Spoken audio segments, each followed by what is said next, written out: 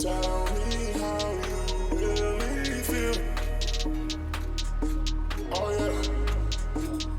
Tell me how you really feel. 'Cause I don't mind. No, I don't mind. Tell me how you really feel.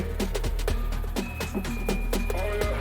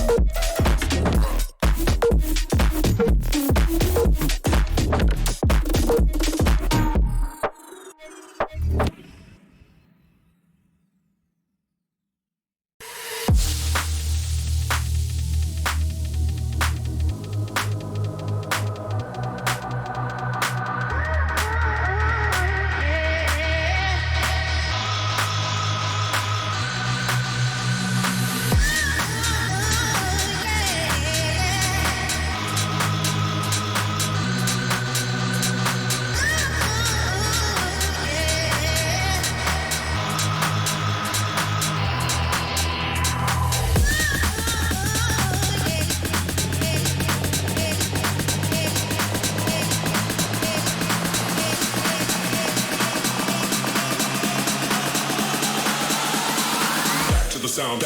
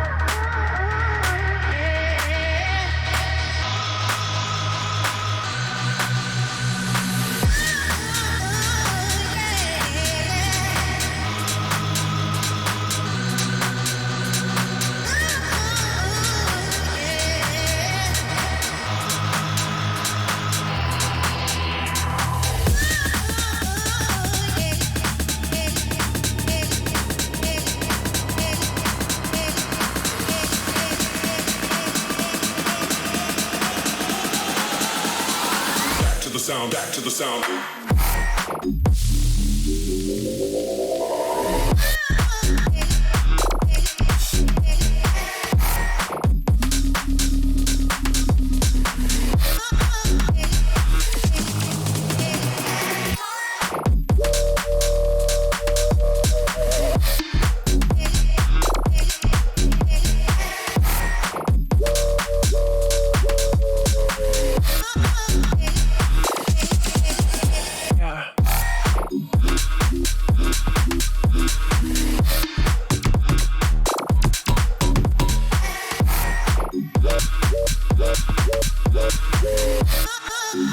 Can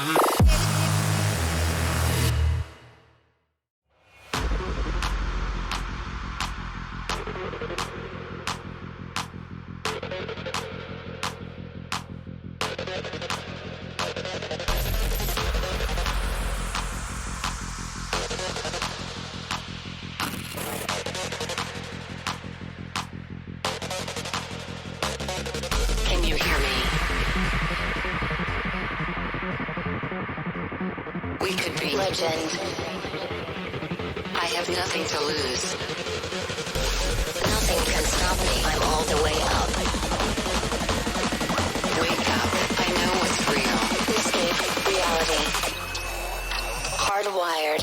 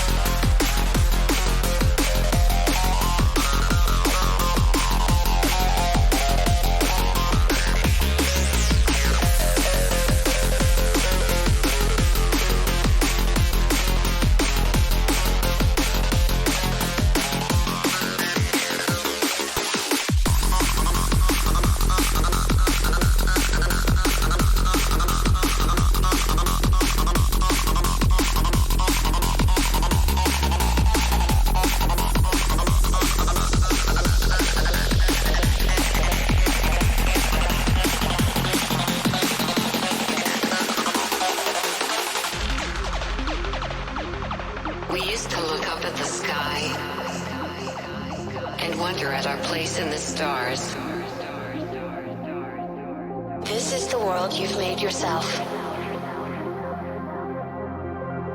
Now you have to live in it. The end is in our sights. The future is already here. No matter how hard we tried, we are doomed. Say your goodbyes.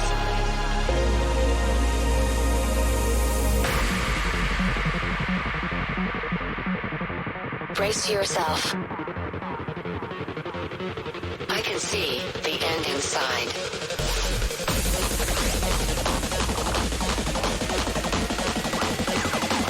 Three, two, one. Hardwired.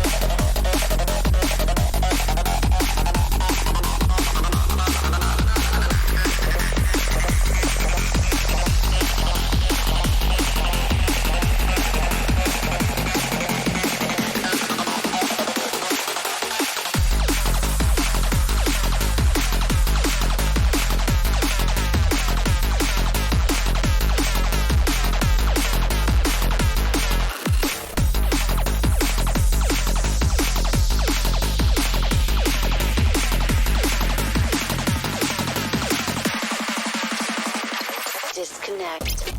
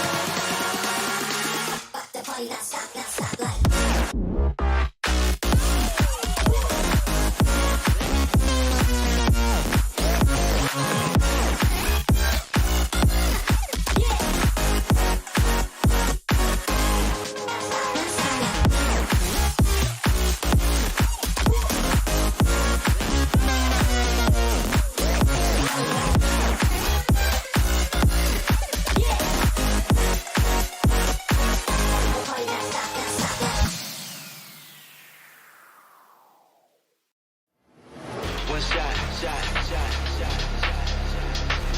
one chance.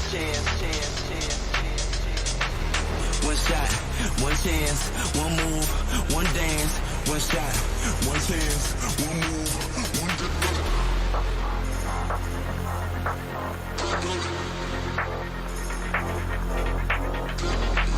One shot, one chance, one move, one dance. One shot. Brace yourself for the Vegas. One shot.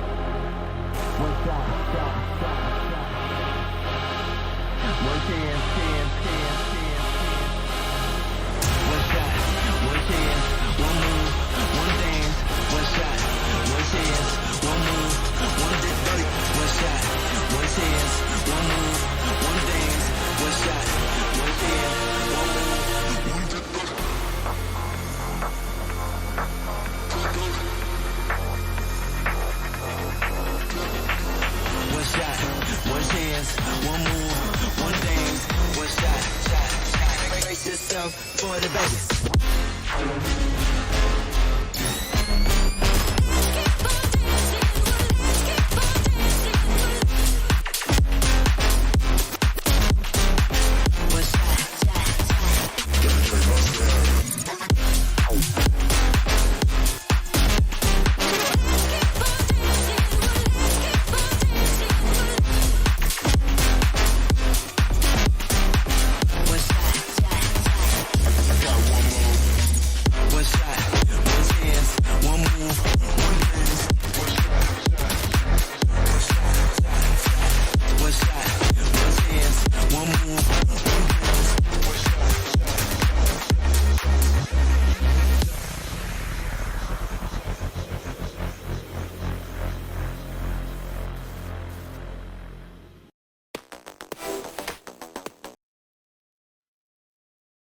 Hello and welcome to the Aurora Series First Light Tournament. Today we'll be bringing you our semifinals, our lower finals, and our grand finals. These teams began their journeys yesterday in a round robin best of one, then moved on to a play-in for the playoffs in a best of one, moved on to best of threes, and then finally at the end of today, we'll see our first full best of five series. There was a trend with a lot of teams selecting bind yesterday. Perhaps that'll change, but in case this is your first day joining us, we could take a quick second to take a look at a video that'll let you know about Aurora series and how this entire tournament series works out so that you have more information and you're more in the loop and up to speed.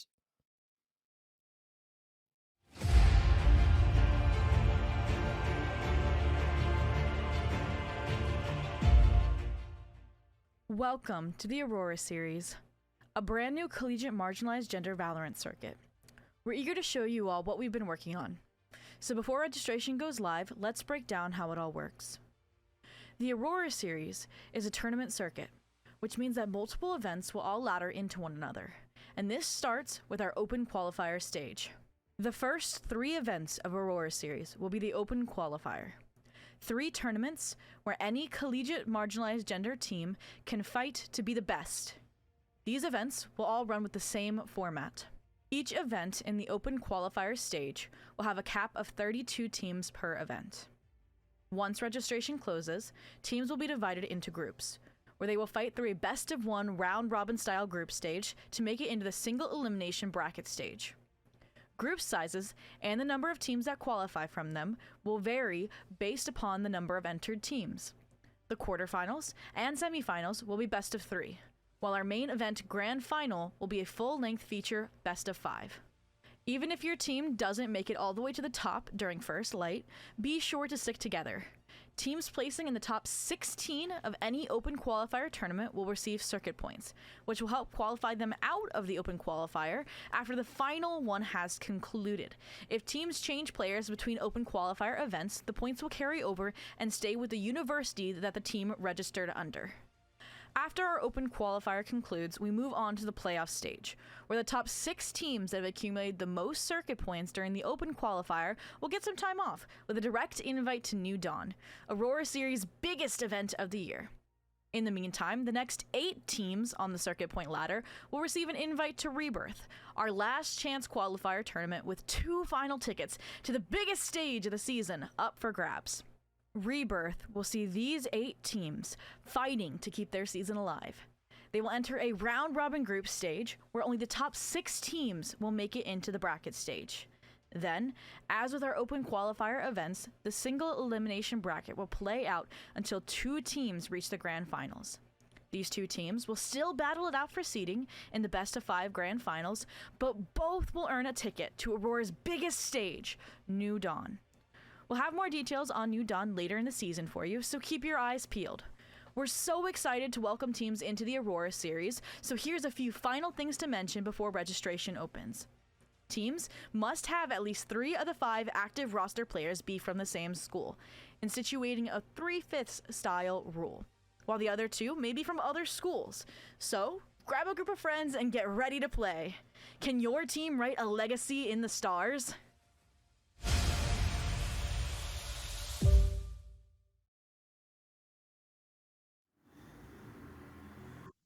So while I am one of the faces that gets to return from yesterday into today, I am joined by 2 new beautiful casters. Zach, I've worked with you, and actually the voice that you heard behind that video is Zuby themselves. So it is fabulous to see both of you. Zach, one of the teams that we're going to be seeing today is Carleton. You and I actually had the ability to cast them together during Padia last year.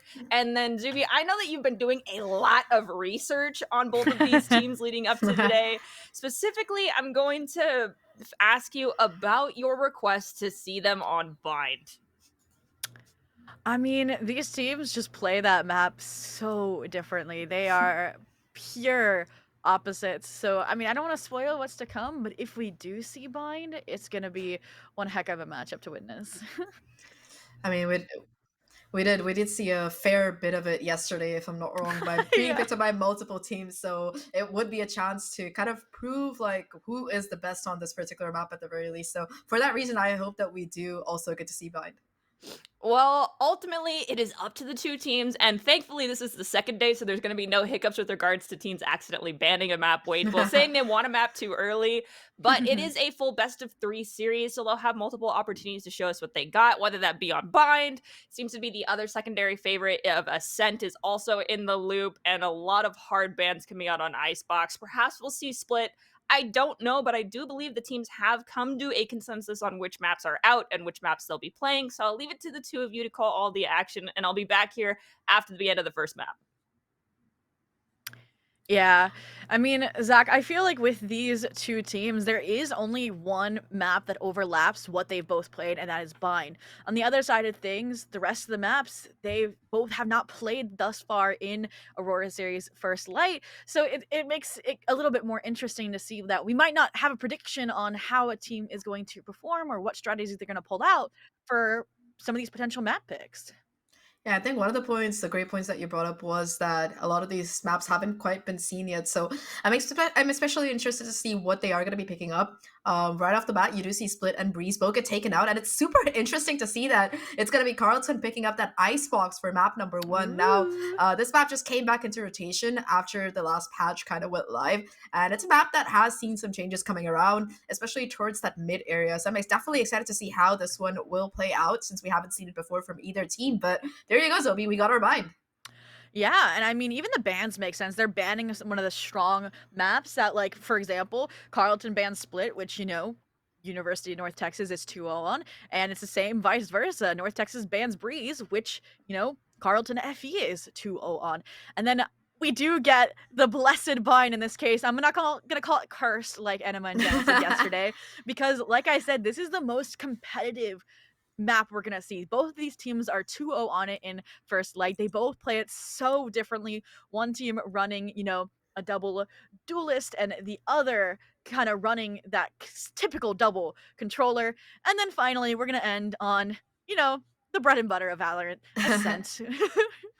Ascent I'm actually kind of curious about to see if team agent comps are going to be kind of changing around here because, Yeah. for the longest time, Ascent's Sentinel of choice was that Killjoy. Literally brought her pick rate up to like such high percentages just because of this one map. But with the recent nerfs that came in that previous patch with, for example, the turret no longer having that FOV of 180 being reduced to like, I think 110 right now. Also, her ult just sense to pick up that Cypher, for instance, who not only has he not been nerfed, having one of the 3 remaining 6-point ults in the game, his tripwires are just such a menace, and they are so good at dealing with the jet dashes that you see so often towards the site. So I think that we might see a little bit of that change around coming through. But that said, with so many new agents coming in, it's going to be interesting to see what Icebox will bring to the notice. Though so far it just seems to be a very default lineup, except for that Harbor I'm seeing. Yeah, and I was gonna bring that up. I mean, we've seen a few harbors on the They few love to- teams that actually brave the ice box changes, and I think it's interesting that this team specifically is looking at replacing the Viper completely with the harbor versus maybe running a double controller, which is what we're more used to seeing whenever Harbor's in the mix with, how long it takes for it to regenerate their abilities. On the other side of things, though, for the University of North Texas, it looks like they are sorry, on the side of Carlton FE, they're actually running exactly what they ran when they started out the group stage in match 1 against Silly Wizard, which they 13-7 in. Yeah, I mean, it's the most meta comp of all meta comps. You can't really go wrong with the Viper Sova Killjoy / Jet Sage thing. I do appreciate the pick of the Sage because even if you look at the changes that did come into Icebox, the B site hasn't really been changed that much. Like, of course, B main, there are those longer line of sights available, possibly geared towards Outlaw, which, by the way, is not going to be allowed in this particular tournament. But that said, that longer line of sight does really lend some scope towards the Marshall and any other sniper rifles / sheriffs that people can bring on board. That said, though, for the B site itself, it's just still such an annoying task to get that plant done without the help of a Sage Wall or perhaps the code from the Harbor. So I think that Harbor pick is also compensating for the fact that this double duelist lineup, along with the double initiator, it kind of denies that little bit of stall potential available from any kind of Sentinel. So that Harbor, that pick is going to be really important in not just exerting control across the map with the help of these cascades, but also just being able to defuse the spike safely. I completely agree. I mean, the fact that they don't have a Sentinel just clues you into the fact that they are going to be playing more aggressive, that they are going to be trying to take those fights early on off of the ground gained by the cascades you mentioned. And it'll be interesting to see if they can stay against Carlton FE's momentum, if they can, try and get ahead of whatever plans that they're cooking, because if memory serves me right, Carlton, they usually are pretty good at fending off these early fights, but we're already in the first pistol round, and it looks like they're just trying to test the waters with a pretty standard A extension forward, while the Sentinels lurking towards the B site, seeing what information they can gather. It's also a little bit of nice adaptation to come out of Carlton's side here because they know that the team comp that's being run by their opponents, it's geared towards that hyper aggression. So they go for a little bit of a default, at least in the middle. Now, though, it seems like they're pivoting towards a push on this A side. 2 players still left around. That concussion from the breach buying a little bit more time here, possibly letting the rotation come in if necessary. The Harbor Wall goes up as well, buying even more time. And suddenly, this attack, whatever nascent attack was brewing up, it's been halted in its tracks. Yeah, and Lilac anchoring on this B site the entire early round, has spotted out the Killjoy, has kind of stayed here because there's an indication that A might not be this team's end goal. Unfortunately, though, this recon bolt sent from, from that defender spawn, not going to ping anybody, so it might be a false indication, and everybody on the side of University of North Texas is just holding their ground, but here comes the pop. 30 seconds. The side sheriff and gets almost a collateral here. The headshot does take down one player, yes, but there's still room to plant off the back of the Sage Wall, and the spike itself should go down for Carlton here. That said, they're a player down, and Lilac's still positioned with the sheriff to try and do as much damage as possible. The Harbor Wall has come back into play as well, having recharged successfully, and you can already see the University taking up so much space here if they look to go forward. Tries to timing the dart, but they're more than aware of the possibility. Trying Tranquil and Helen finding a couple of trades. The defuse it still comes in, almost all the way. Tranquil though, 4K on the round for the Silva. Will get the pistol for Carlton, and it got too close for comfort there. I mean, yes, the Harbor utility can block the sightlines, can gain space for the team like it just did for University of North Texas, but if you can just hit your shots through the water wall, then so be it. And that's exactly what Tranquil just showed us. You can plan a flawless retake attempt, but sometimes RNG, sometimes that crosshair placement is superior to all of that, and it secures Carleton University the first round here in our semi-finals. For now, though, that means this team is going to try and go back to what worked, right? This is a fun fact about Carleton. If it works, they try it at least one more time. So they're going to start with this kind of slow push up to just gather information, make sure they don't donate these more expensive weapons, and then they'll react off of that. Yeah, just gotta be pistols in hand, unfortunately, for University of North Texas here. They do have a sheriff in the hands of one of their players, but aside from that, it's just gonna be a full send by Carlton onto the site. Painshow's gonna try to split off some of these players, but they've already gotten on the site here. Tranquil, once again, being able to find that opening kill, and just like that, the side control, it's been completely taken. 3 players remaining for North Texas here as they try to make some kind of damage happen at the very least, but despite the utility spam, they're just not finding anything for their troubles. A little bit of chip damage being done here by the Harbor, but all these players from Carleton, they're just holding angles, trying to play contact. Yeah, I mean, beautiful sight take, carrying that Viper's snake bite with then the barrier orb to replace it. Gives them sight, and then like you said, just joint attention towards these entry points. They're laying with what utility they had left, now relying on better weapons to hold down in the late round, but these GC Deagles hit once in a while, and that's exactly what Sage is able to do, but only for one, as finally the Bulldog from Levici is going to be able to bite back and secure that pretty clean second round buy-up. Yeah, they did lose one player, but altogether this bonus, especially if they can get into a position to use these guns effectively, could be quite threatening. We know how the Spectre shreds at those closer ranges, and on the opposite side, it's going to be 5 Vandals. So of course, range-wise, definitely Texas, they have the advantage in this full buy, but that said, especially if you look at how this A site is positioned, if Carleton are able to just sneak up and take those close quarter combats on the site, it might be what they need to convert this bonus as well. Yeah, I mean, they did get a job outpacing Bab the Breach here before they could have an impact. Looks like that's why they're playing a little bit more aggro, trying to disrupt this information collecting with that fault line nade combo. Kind of forces an early rotation for Carleton as well, where once again, Lilac is lying and waiting to be that disruptive force. We'll see what they're able to find here, this time with a Vandal in hand, upgrade from that pistol round Deagle. Once again, the reposition, staying alive, trying to find impact, but this jet utility is great for evading any real sticky situations before the team can get ready for the retake.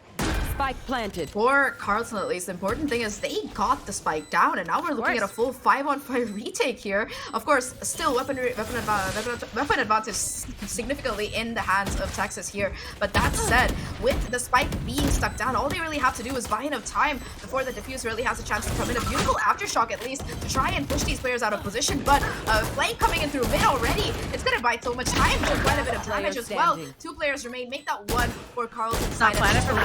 Not planet for them, like you mentioned, just trying to do as much damage as possible, get these weapons out of the hands of these players. She finds 2 already. The 3rd one looking quite low as well, and that's the damage done. Sure, Carlton might not have gotten the round, but they take down 4 players and get the spike plant, so that's a huge economic swing. Yeah, I mean, that's one heck of a bonus, and it is all thanks to that mid lurk from the Killjoy, and that's the issue you come across when you're running this kind of composition. Yes, you have the retake power, the retake, utility, like we saw from that aftershock, forcing them off these post-plant positions, but then some of these common angles, these common avenues are left unchecked. Luckily, Sage will help them in that regard, allowing them to get somebody on the spike, but still, so many weapons lost that this round is going to be really, really rough. You can see most of them now defaulting back to pistols, deagles, you name it. It is going to have to be a thrifty if they want to tie things up. Yeah, they just have that one hero rifle that they managed to save, like you mentioned, Sheriffs. pistols across the rest of the board here. This time, despite that fault line striking true, it does seem like they want to continue to push and aggravate on this A side. And Blink, of course, with the Vandal advantage, just rewarded with not one but two openings to let the team onto site. Once again, the barrier comes down towards the CT angle here. No real way for them to get through, although there is a bit of a gap in the wall that has been instantly marked. Alan should be able to get the spike down, and once again, Carlton, this time, they get the spike down on the site, but with a two-player advantage. Yeah, and now they just begin this kind of procedural post-plant. They try to disrupt it with the orb, but again, it's just Levici with this backstab through mid, left unchecked for the second time in a row to lead the team to a flawless third round.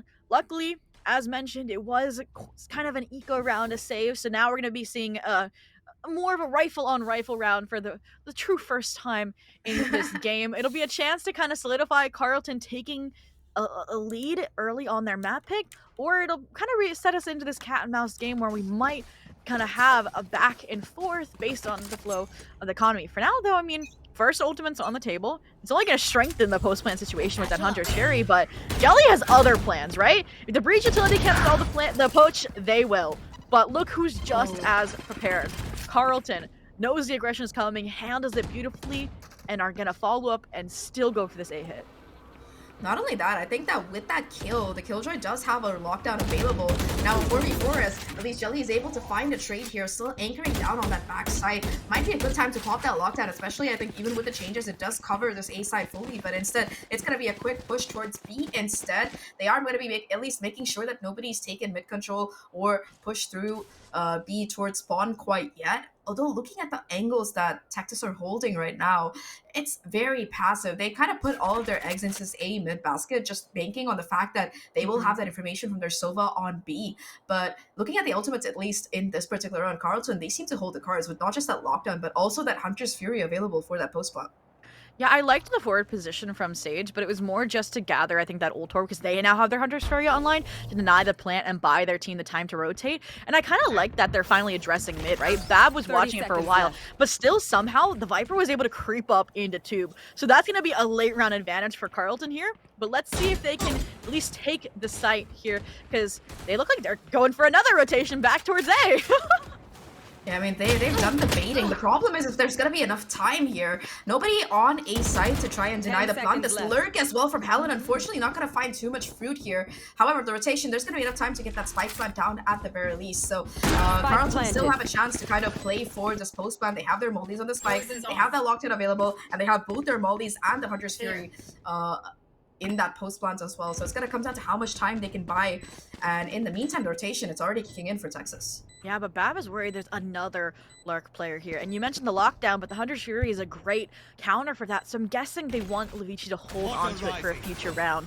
So we'll see if it becomes, like you said, that insurance policy that they have to tap into. But for now, it really looks like this is a little like too late on the side of UNT to do anything. I mean, even then, the Snakebite lineups have landed. The Cove isn't going to allow anybody to even get on the spike. And yeah, the last two members are just forced to save. I'm surprised that we did see this lockdown coming out, especially so late. Yeah, but hey, better safe than sorry. And it does confirm a fourth round for Carlton, who are really starting to build up that momentum and lead on this particular map, with the economy kind of being broken, I believe, by that round for University of North Texas. It's going to be the timeout to come in from them, kind of figuring out what they're doing wrong here. Because looking at the team comp, right, that lack of the Sentinel is just hitting them so hard, not being able to commit one side down to that Cypher or Killjoy or Chamber and play more control towards mid and B, or just play more aggressively in general. It's kind of punishing them. Yeah, and that's something that I'll say that if University of North Texas did their homework, they should know that Carlton FE is a very patient team. They will wait until that aggression fizzles out, until no information is gathered by UNT, and then that's when they finally will strike. And that's exactly what they've been kind of doing, starting here on the A site and then exploring other parts of the map, exploiting the gaps that there are because of this lack of kind of stable information gathering utility, like a trip, like a turret. And it's definitely been affecting them. But if you're Iroh in this situation, I would kind of be saying, all right, you just need like 3 more, you know, because like this composition is definitely going to get the job done on attack, right? I mean, it is just so aggressive, and I just can't see, you know, the composition, even with the double sentinel, being much of a match for if you're stunned and you have a nade on you and you're trying to shoot a recon bolt, like you're gonna have to play retake, and that's something Carlton is not the strongest at.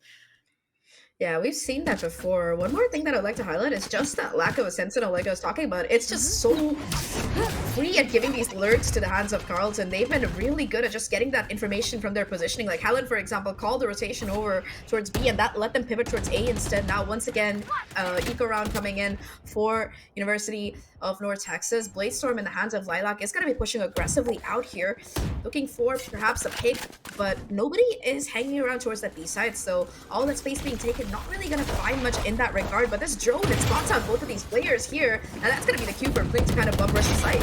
Here. Yeah, Blank has done a great job clearing out backside, but not this round. And Kyo going to be able to take out Tranquil. Information stripped away, but Blink, good for the trade back to even the playing field, back to a solid 4-on-4. But here probably come the retake ultimate. Showstopper, Bladestorm, going to be able to hopefully rear their heads here. But then again, look at who's still on the flank. Spike already being planted, 2 players. I really want to see the Showstopper used as a distraction for these flankers, but then again, look, 2 people are watching it, ready to react as soon as this toxic screen falls. I think positioning is going to be important here. Lavici does spot out the player thanks to the teammates' help, but still, it's going to be a 2-1 for trade. Showstopper now being popped towards the backside, but the Bladestorm connects. It's going to be a 1v1 Jet versus Jet battle. Blink on site, does have the Vandal in hand to try and deal with this Bladestorm, but Lilac gets up too close, up close and personal, finds that final blade in the head, and will get the defuse as well as Thrifty basically materializes for North Texas here. That's going to be the momentum swing that they really need to try and jump back into this. Yeah, I mean, they definitely used the Showstopper as a distraction a little bit later than anticipated. It was more after first contact was made, they realized, oh no, we need to deal with that now too at the same time as the Sova and the Jet. And that gave Lilac the window of opportunity to go ahead and leverage the blades to get the Thrifty. And if I've learned anything about Lilac from their matches yesterday, or even about the first few rounds where they were solo holding B, they thrive when it is them against the world. And now that they have an operator online, this B side hold is going to be that much harder to overcome, which is interesting because Carlton looks like for the first time, that's where they're going right out the gate. And it looks like we've already seen the Jet punished, and so is Hans. Alright, a leg shot and a shot, and the important thing is, like you mentioned, that's a stage that goes down, so no more sustain available to bring the Jet back to fighting shape. Helen able to find a trade towards mid, at least keeping the numbers a little bit more even, but like you mentioned, no wall available for that plant on that B site, and more than that, the Jet being so low, it's going to be entering so much more difficult. It's going to come down to the timing. Lavici does spot out the harbor, but not able to get the kill. Akeo holding on for dear life and moving onto the site. That's huge there. Yeah. Akeo definitely finding their home on this harbor. Struggling a little on the Omen yesterday, but definitely has come alive. Solo holding the site down. And now that the stage wall is gone, as soon as this toxic screen falls, the site control will be essentially eliminated, if they can even get that far. Blink, like you said, low HP, not able to pave the way like they're used to. Leaving Helen in the 1v4. Most until exhausted. I mean, even the fuel level drained to a low. They won Snakebite to get the job done. Spike in no man's land. 30 seconds left. How do they go about isolating these fights? Not much time left on the clock. 25 seconds to try and pull a miracle out of their pocket here. Does have the wall back up, trying to push forward off the back of it, but doesn't have much time, unfortunately. And this first point of contact is going to be this raise. Does find the kill onto Jelly, but now has to get a second one to boot. Three kills down. Does have the ultimate available. Not much HP to work with. Does manage to at least trigger the Hunter's Fury out, so that's going to be one less ult that Carlton needs to worry about. That said, though, Texas, they're back into this big time. Yeah, well, at least now we can say that both teams have successfully kind of drawn out an ultimate a little bit that they didn't need to use. But I'm wondering if, you know, that operator choice was kind of an outcome of that timeout that was taken. I feel like I actually didn't see Lilac use the operator much in the maps that I did watch. And maybe it's because I was watching mainly Bind, where they just were killing everybody on site. But it's refreshing to see that that is in their arsenal as well. And now the next challenge is, how is Carlton going to deal with that? Well, there's a little bit of changing of roles happening around here. The Breach instead pivoted towards his B side, possibly hoping for a little bit more stall potential here. Does get spotted out by Tranquil, so that's a huge bit of information that they have. They're used to seeing only one player kind of pivot around this B site, so them being able to smoke that player out early on does get them a little bit more space to work with. You can see how they're slowly but steadily scaling up towards this long angle. Jet with the updraft in hand will be able to clear out yellow to boot, and with that, the wood is set for them to get onto site. They have the sage wall for the plant, but they also have this Viper spin available, so that's a lot of control that they've established already. Yeah, some util to delay the plant, to allow more time for the retake, which UNT has struggled with thus far. But this is when that operator becomes the double-edged sword. It's going to be harder for Lilac to be a part of this retake battle. And an operator and a Viper spit is quite literally like finding a needle in a haystack. So they have to use this utility to force them off the angle to try and clear space at least towards the spike.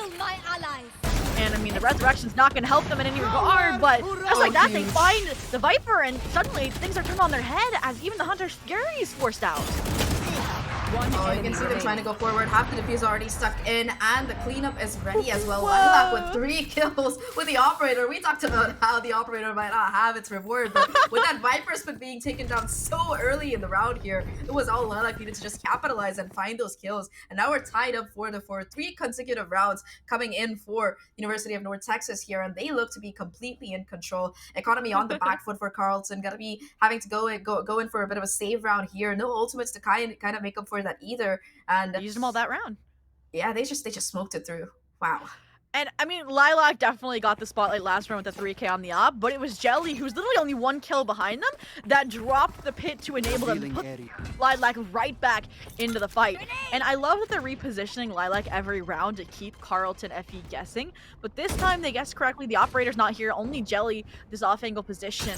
Not going to be rewarded by much, and even forced off the angle by the drone, which Plink happy to take the space rewarded, but they still have to challenge backside, but there's the toughest screen vulnerability to go ahead and add one to their favor. Regardless though, side being taken without much effort, even though it is an eco.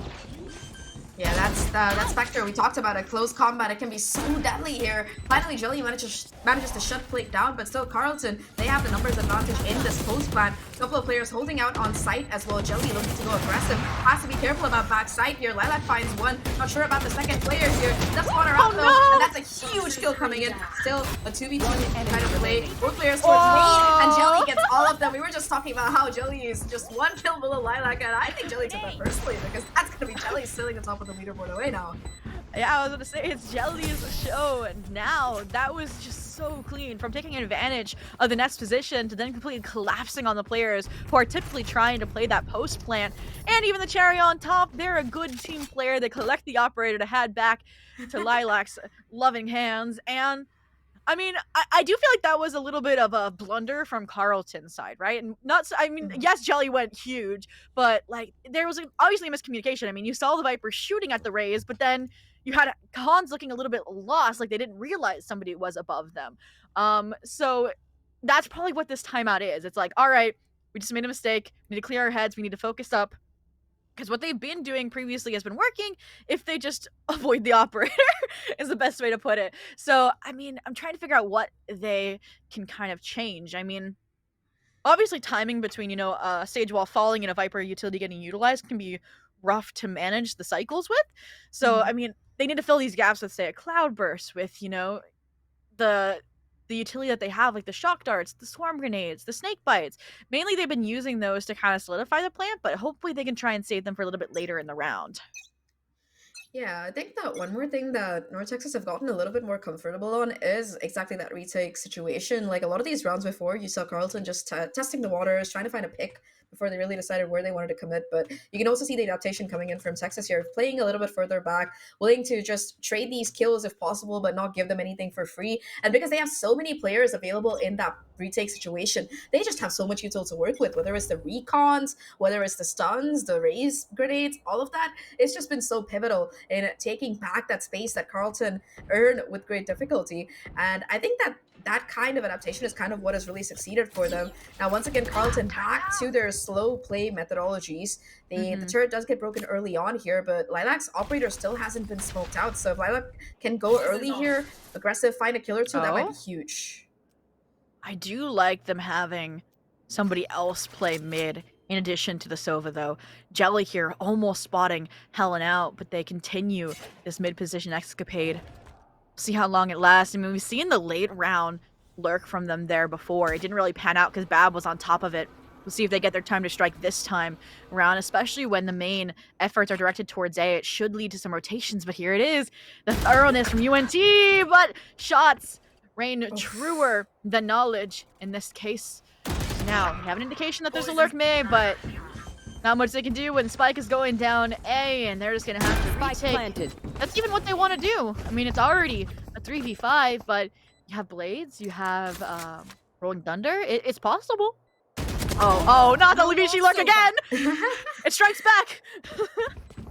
Yeah, first the Viper, now the Killjoy. In a 2v5, it might be better for them to just hold on and do a little bit of damage if possible. They have the Rolling Thunder as well as that Blade Storm like you mentioned, but with the clock having ticked as far as it has, it's not going to be probably worth committing these two major ultimates right now. It's just a question of whether a couple more exits can be found here by both of these players, and the answer to that seems to be no. You can see how far back and passive Carlton are happy to play this. That should get them their 5th round on the board, and for University of North Texas, if they can save these guns, well, they'll have them in the next.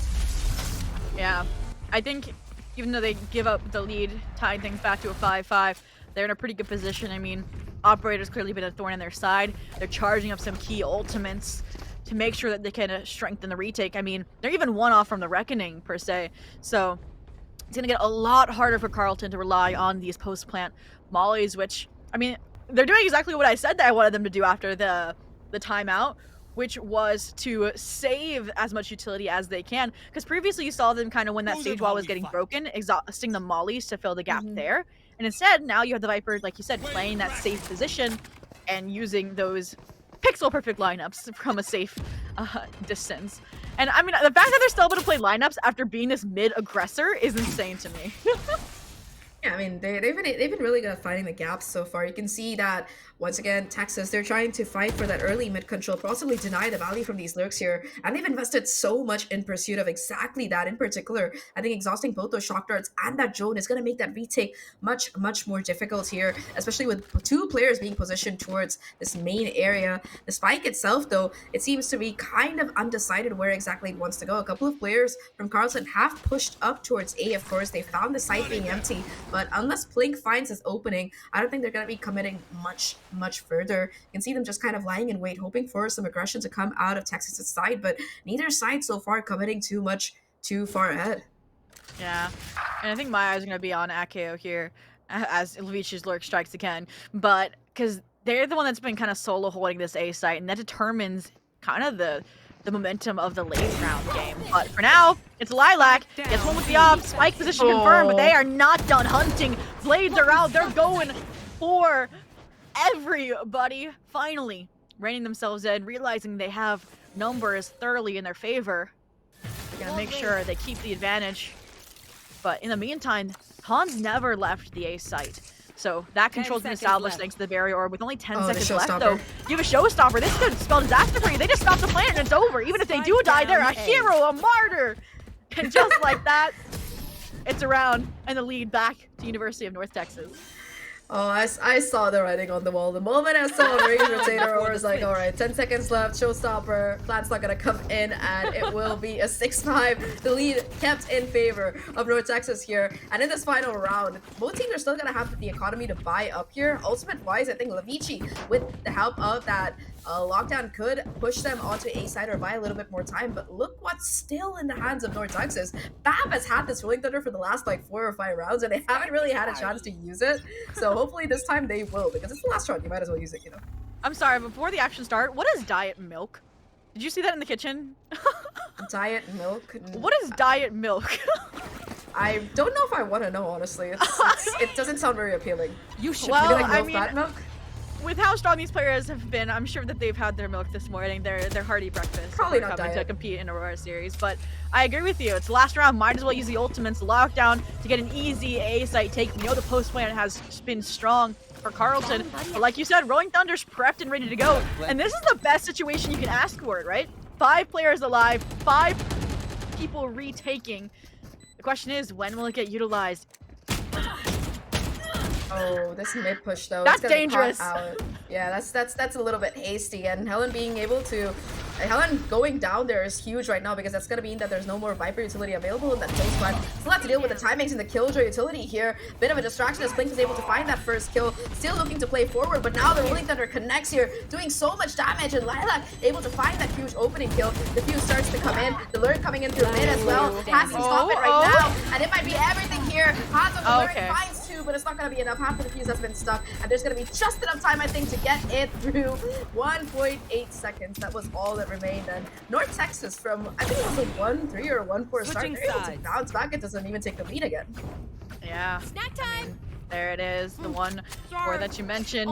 And I mean, I already said that these teams were kind of polar opposites in how they approach, not even just compositions, evident by this match, but even the nature of the strategies. And it being 7-5 is, and this close, is definitely delivering what I was hoping for. And on Carleton's map pick, mind you, a map that we haven't seen out of University of North Texas just yet.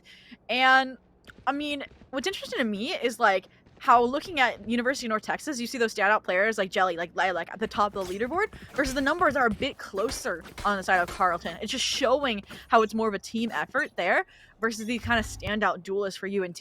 But the thing is, Zach, duelists just shine on the attack.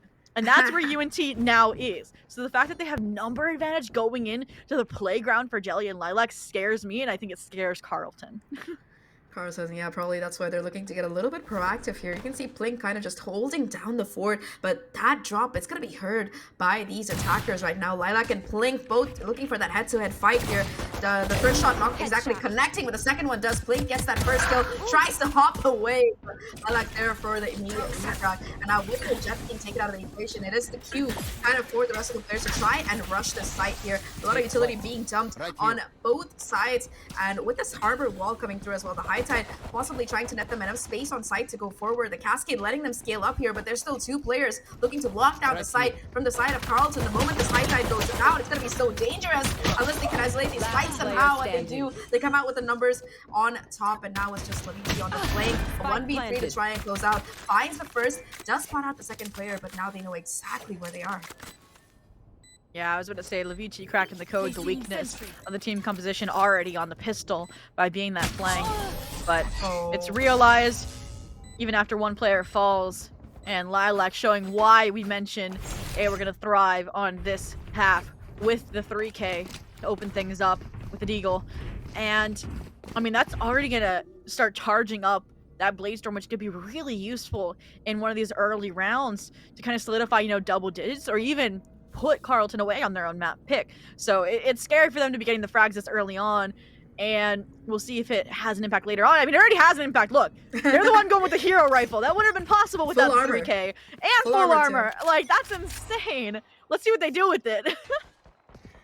Yeah, I mean, exactly what you want to see from your Jet player. Lilac has just been so impactful throughout this map. We saw the Operator come out multiple times clutch on defense. And now the Marshal as well. A 4-player mid-push looking to do some damage from Carleton. They get a 1-for-1 trade so far. And because of that, it's just going to be a quick pivot over towards that A side. They know that with such a heavy mid presence, they have it for free, and they do indeed. Still going to have the Sova lurking around mid. Guardian and Han looking to do some damage, but instead they will choose to just eventually fall back as that spike goes down and sets Carleton up for a 4v4 retake. The problem is that even though they dropped a player, they weren't really able to retrieve that gun. And now all of this information towards the flank as well is going to be heard. It's going to come down to the timing of these fights. If they can kind of choke out Tranquil here, as Tranquil's position, it's going to be Levici to find the opener, though they did manage to pick up the Bulldog. However, on site, the fights, they're going the way of Texas here. A little bit of damage being done. Helen able to find one kill, but now it's just a 1v2. Guardian in hand has to find the taps here. Not going to quite connect, and it's going to be Jelly and the Jet to come out on top and bring Texas to a night. Yeah, not as clean of a bonus as they probably were hoping for with as heavy of an investment as they did, but it looked like they weren't really expecting that surprise play to come out from Carleton, a team that's normally as patient as they are. But I think that's exactly what they need to go for, because like I said, Carleton kind of struggles with the retake a little bit. That's been evident, like on maps like Bind, like we're gonna see in map 2. And I think by doing a little bit more of these plays, prodding the weaker parts of the map, because you know that this team that UNT is going to be focused on these site takes, is a correct strategy. It's just they had weaker weapons. So I don't want them to lose hope of that idea too soon, but we'll come back to that in a few rounds when they try it again.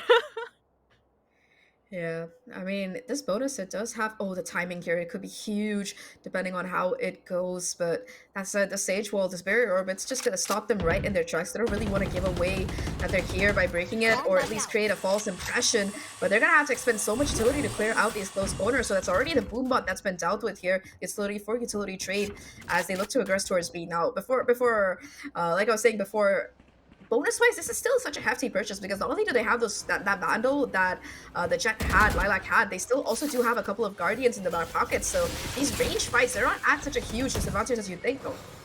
Yeah. And this is something that I noted that Carlton has to do if they want to retake, which is an early rotation. And they have almost all 5 members now already on site before Spike is even planted. And I think that's why we're seeing this full rotation. I don't know what indication gave it to them, what fifth sense makes them realize that many players for Carlton are present, but it's the correct reaction nonetheless.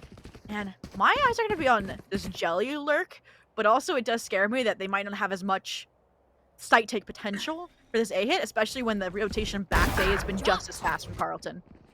Oh, that's a huge kill, though, with Hans going down. No more stage to try and work with. They just have to get that spike down, and well, that Cove, it does protect them long enough. It does the job quite well. Triangle able to find 2 kills to trade, but now we're back in a 3v3 here. Triangle with the 3rd kill to boot, and now it's all down to Hale. Does have the Guardian in hand, but it's not going to be enough. Tranquil, huge round from the Sova. We saw them on the pistol with the 4K, and now when Carlton needs them the most, they're bouncing back in action with yet another. The defuse comes in, and the bleeding stops for Carlton as they get closer to closing in that gap, 6-9.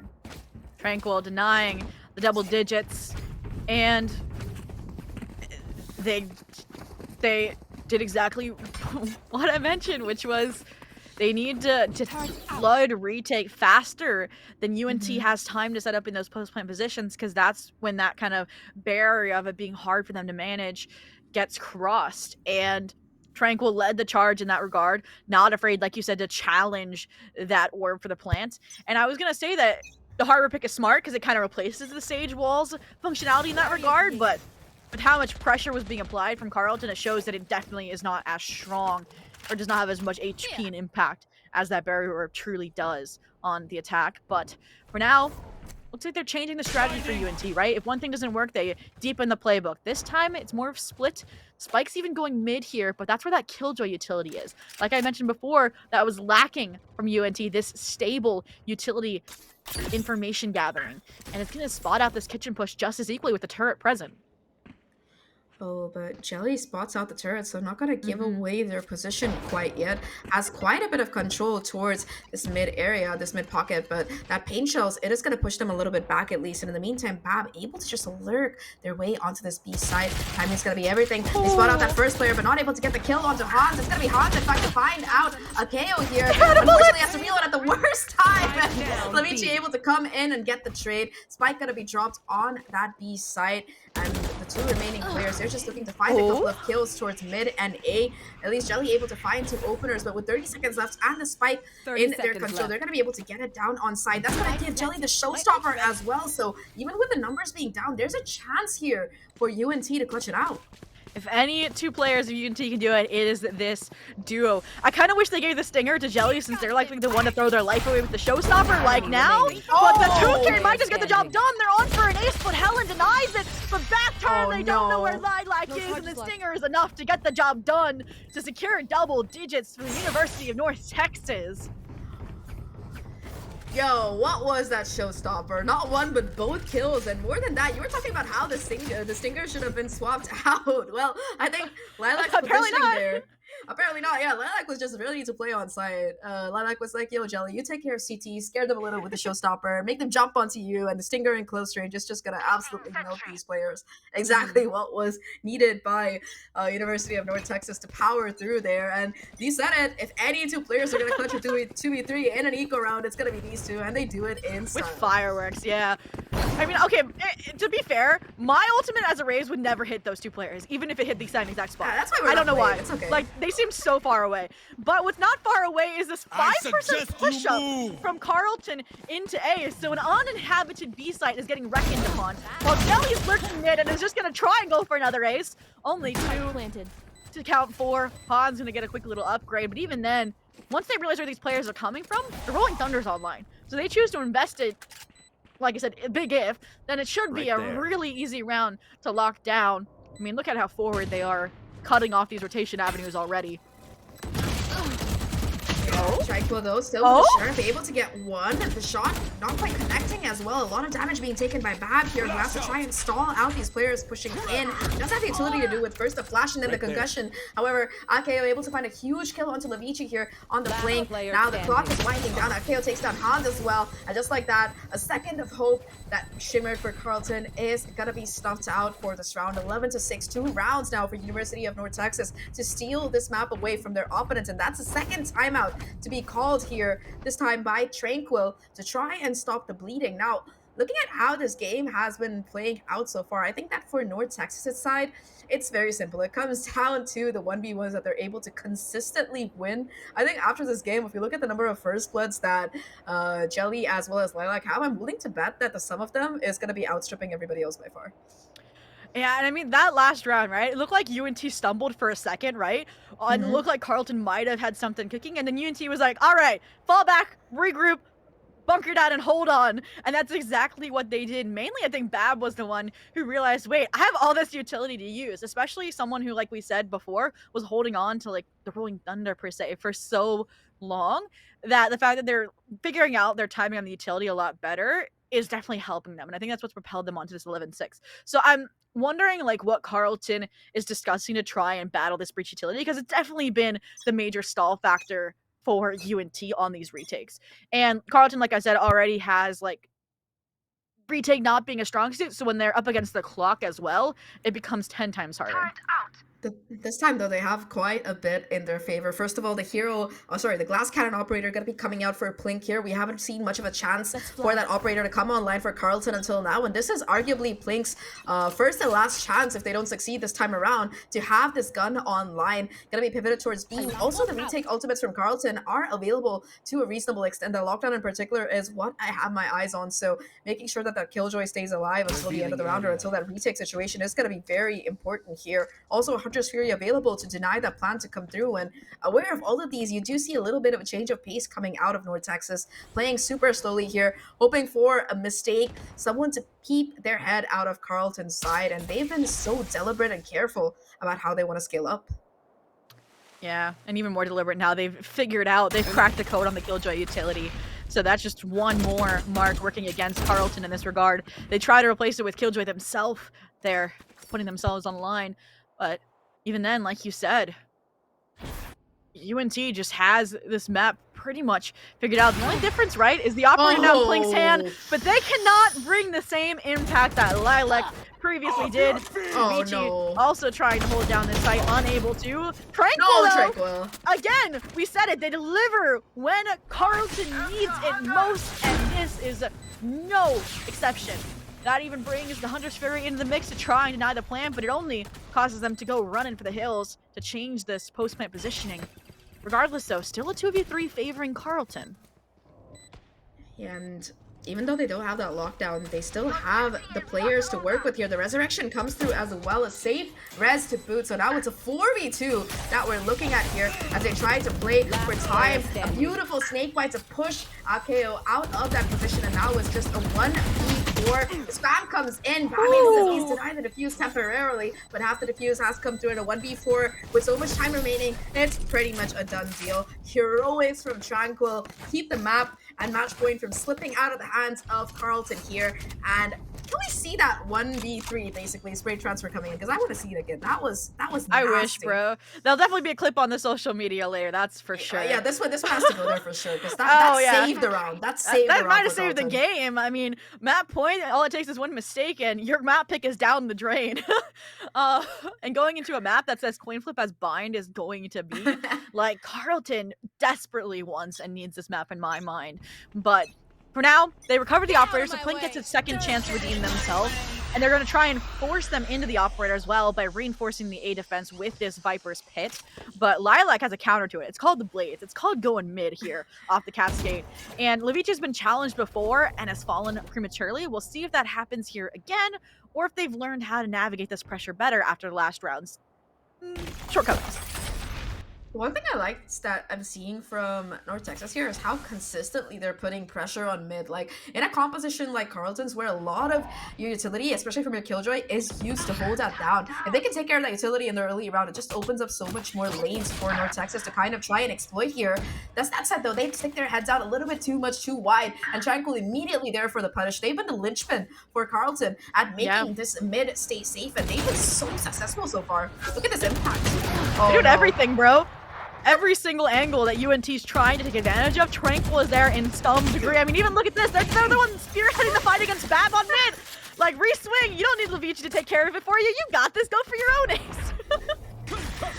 I mean, they're already on track for it. Not this round, at least. Blink managed to take care of two of those players. That's a huge kill, though, from Helen. Not only taking down the Harbor here, making it a 1v5, but also getting control of the spike. So this just seems to be a round that's pretty much done at this point for Texas. Bab, 20 HP, just trying to hold on to this Vandal, maybe do a little bit more damage if possible. But economy, I think, still there, 10 seconds at least left. for one more round for North Texas. But Carlton, at least 11-8, they're definitely narrowing the gap. And it seems like they've managed to figure out how to deal with this mid-pressure from North Texas. And this is what I'm going to ask you this, Zach, because I feel like a psychic sometimes. Is I personally would love to see the timeout from UNT now. Like you said, it's the last one they can buy if they're fully forcing up. There. Versus if they lose this, then it's probably going to be like an 11-11 when they finally take the timeout, and that could be too late. That could be a C in OT. And it looks like they're not going to take my advice here, which is scary in my mind. Because sometimes these timeouts can be the difference maker. I mean, we saw it for Carlton, right? They had not lost a round since that timeout, if memory serves me correct. They just won the 2 off of it. And now that they, like you said, have some ultimates to work with, paired with this operator, it makes me think that they're set up for success to kind of ride the tracks from 11-11. And that first blood just helps them even more. Really, really nice read to come out of Blink. They've been doing this every round. Like you talked about how that shock dart has been used to break that alarm bot for so many rounds in a row, and Blink quick to adapt and find a huge kill off the back of it. Helen as well chiming in with one of their own on this A side. The Molly as well to cut off the lane and put a little bit of pressure towards the attackers here on this A side. It looks like Texas still want to scale up here. They know for a fact that there's only 1 or 2 players positioned around unless the rotation has come in, but Helen still maintaining kind of a crossfire here in this angle, despite the Aftershock not able to find that kill, and now the backup has arrived. Yeah, I mean, now high-low established here. You can test, but Bab still doing his job navigating around the orb to find at least one more. Nonetheless, though, 3v1, a KO against the world. Able to almost double no screens. Not able to deliver, and that is going to be another point favoring Carlton in their stride for a comeback. And a team ace on top of that to secure their 9th. And suddenly now 2 rounds separating them on the first map of the semifinals. Well, we're gonna be seeing that timeout finally coming in. Yes, so a little bit. Let's one round late. All right, I'm almost there. I'm still tuning the psychic perfectly abilities. Psychic. Yeah, be careful. Zobie's got the read all the time. But that said, here this timeout, it could still be in time to deny this overtime or possible reverse sweep to come out of the Carlton side. Now, for North Texas, a couple of things that they've been really struggling with is that post-plant positioning here. Even in the rounds that they're able to get that spike down, Carlton, they've been incredibly quick in swarming the side for those retakes, just not letting North Texas find any kind of footing on site. And I think that has been incredibly impactful. So that's one of the things that they're really gonna have to figure out. And the second thing is that mid pressure, it's no longer gonna be working. Like, it's been 3 rounds that we've been seeing it just collapsing so far like a house of cards. So where else do you go? I mean, I kind of just want to see, like, everybody go B main. I mean, I feel like we haven't seen that in a while. Every time they've gone B, it's been this kind of B main mid-split, right? After they take advantage of that space once the Killjoy utility's been destroyed. I mean, they have the Reckoning. I think the one side time they did go B was when there was nobody there. And it was the full, it was that full A 5-person rush. Which, I mean, they use the Reckoning when nobody was home. So if they use it when somebody's home, it might be a solid site take. Then again, I mean, you have the lockdown for retake, but then you also have the Hunter's Fury, right, to counter that. So it really is going to be, I think, like you mentioned, a matter of if UNT can improve that post-plant scenario. So maybe, you know, you save the Reckoning for the post-plant and completely throw that idea out of mind. But once again, Blink is in the right place at the right time. Somehow, that shot does not hit. Luckily for Lilac. I do not know how that was a miss there, but that's going to be the window of opportunity that UNT need to get their way onto site. They managed to push forward all the way here. The Aftershock as well to buy a little bit more space. And look at where they're changing up the spike plant. KO putting it up towards that box here, a little bit of window to try and play around it. They're quick to get off site. That said, though, no flank watcher available. Helen has to find the impact here. It's going to come down to the timing, whether Lilac spots these players or not. Is able to find the first one at the very least. Brings off the back of the flash, but it's a 1-for-1 trade. A KO there for the backup, and now numbers in favor of North Texas. The lockdown comes in, but the Hunter Screen is there to counter it perfectly. And just like that, we're back to ground zero once again. Yeah, but time in favor of UNT this time. At least somebody's on. It's almost half as well. Not many lineups, but still the shots align. Bazooka's in. They want this map point. They're gonna get it. No time for Plink. I'd say be getting out of dodge at this point if you want that operator to live another day, but Sally's there to put you in the ground. And while 2 will fall to the spike, they get the map point they've been trying so hard for. And like I said, you take a timeout, you get a point on the round. That's kind of how it works in these lobbies, I'm not gonna lie. And better late than never. I'll be honest though, if Plink hadn't missed that first shot, it could have been an entirely different round. But you saw how quick they were to charge. And of course, the second thing that I really gotta commend North Texas on was the awareness of that flank. When you're playing a comp without a sentinel in your pocket, you always have to be aware of the timings. And just Lilac being able to set themselves up for success and having the wherewithal to peek off the back of that beach flash and getting those advantageous trades just takes off so much pressure for North Texas because they know where the other players are going to be coming from at that point. Yeah. I mean, I think that's something they've learned, right? I think they've been caught off guard a few times by those planks, especially from Levici, and they're like, all right, we gotta keep an eye on it. They're trying to take advantage of it. And it works out. Now, they're trying to repeat the success they found on the A site, but all this utility being invested, specifically from the Viper, to hold it down, to buy enough time at least for one player to rotate over to reinforce the site hold. And now it's just kind of silence, right? They're trying to feign pressure. It looks like they even expected a potential push-up from mid, but nobody's home just yet. Oh, that's a beautiful cascade as well to cut off this mid angle. That's going to deny so much information here for the side of Carlton. They don't know if there's going to be a pivot over towards B or if they're still going to be looking at mid. The operator's still positioned at this angle. Blink is going to have to go huge here. But once again, it's a KO to shut them down. And with that first pick coming in, it does seem to be a pivot back towards this A side. The rotation, it's going to be drawn away. Just going to be Helen tucked away onto the side itself. But Helen will hear the sound cue here. They know that A is going to be where that final push is coming, and now that they're finally able to make their way onto site, it's gonna come down to whether IKEA can get this plan down or not, and they do it in style. 4v5 situation on the retake here in Carlton. They're gonna have to be quick to go forward. There it is! Reckoning comes in to try and push them, try and keep the retake from flooding in, and it's working so far. I mean, I mentioned it like I think 3 or 4 rounds back. I'm like, if they save this Reckoning for the post plant, they can stall out this flood retake just long enough, and it might just get the job done here to put map 1 away in their favor, and it does in flawless fashion. Map 1, 13-9 of the semifinals going in favor of University of North Texas, stealing away Carlton's map pick. Yeah, I think that throughout that game, it just seemed like North Texas were a step or two ahead. We did see a little bit of nice adaptation coming in from Carlton. You saw how they were able to switch it up, going for those quick retakes. But I think overall, throughout that game, I think that it just comes down to the entries coming in from the side of North Texas. Both of these players, Lilac as well as Jelly, just so impactful on the duelist role. And with them being able to consistently find those multi-frags, find those openings on site, it really made the job of the rest of North Texas easier. Like, okay, we get the spike down, we have a lot of utility for that post plan, we get a couple of kills as well, we keep the advantage in our favor, and they played that card through perfection throughout that entire game. Yeah, and I think for me personally, like everything that I expected to happen from both of these teams did happen. It I literally have written down word for word. Like, let me read this really fast to you because it's really, really funny. Retake not their strong suit at all unless they rotate early. That was what I had for Carlton. And every single round that they were successful on those retakes, they had 4 people at minimum already there when Spike was getting planted. And like you mentioned, it took a few rounds for UNT to adjust to those flood retake styles, but they figured out how to kind of swap over the flow of utility from early on the site take to later in the post plant, kind of like Carlton was doing on their own attack. And that's kind of what finally got those last few rounds needed to get the first map on the board.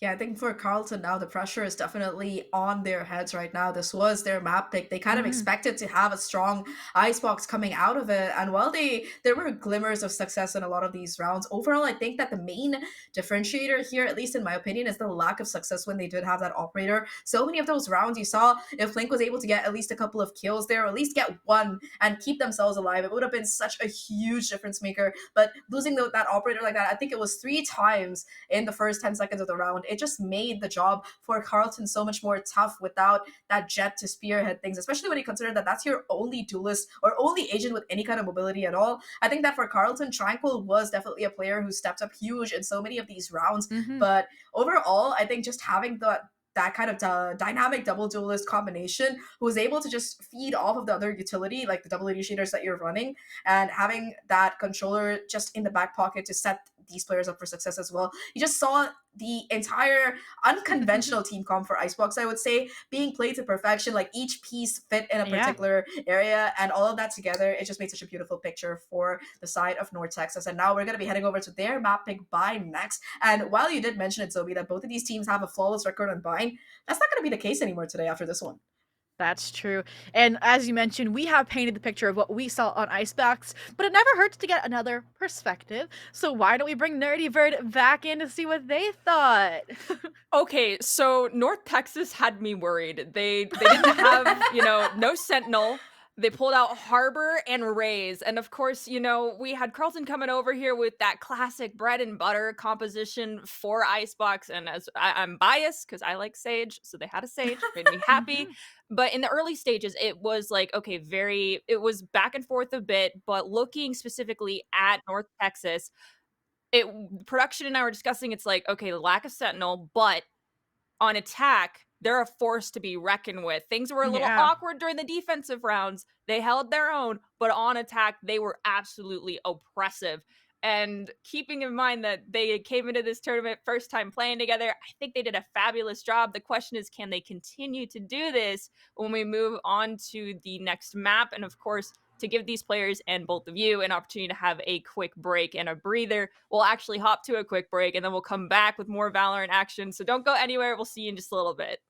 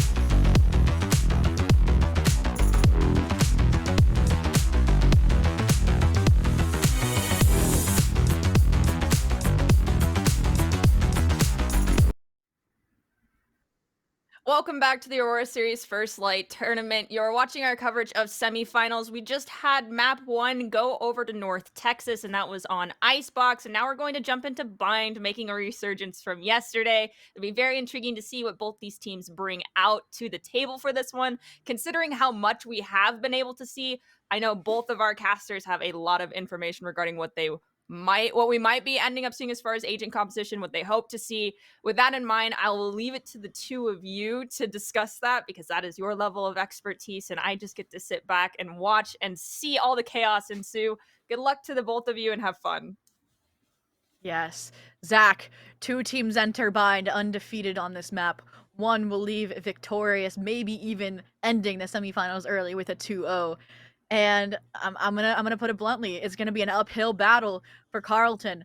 Not only did they lose their map pick, but the map pick after this has been 13-0'd in the group stage by University of North Texas. So what do they have to do to get back on track?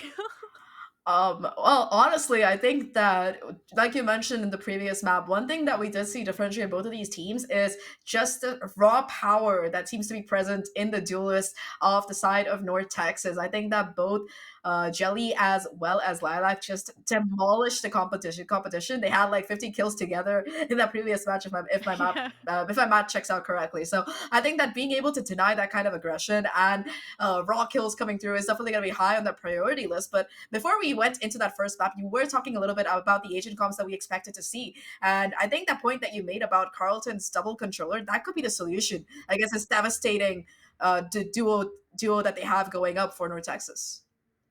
Yeah, I mean, in my mind, number one, we'll see if the agent select represents what we were predicting, and they'll keep what works for them the same, which I'm expecting. But it's gonna be very similar in my mind to Icebox. We're gonna have this more aggressive composition with the double duelist, that Raze Jet combo, making its reprise as dominant as it was, versus, Plink's memeing us, I'm pretty sure. I don't know how a Neon would factor into this. It's probably gonna be the Rays, but it's just gonna be another nature of how Carleton, in my mind, is gonna adjust to that aggression and that differing play style that University of North Texas has, especially in my mind, how differently both of these teams approach the defense on Bind. Obviously, defense on Icebox can be a little iffy because there's so many avenues to exploit.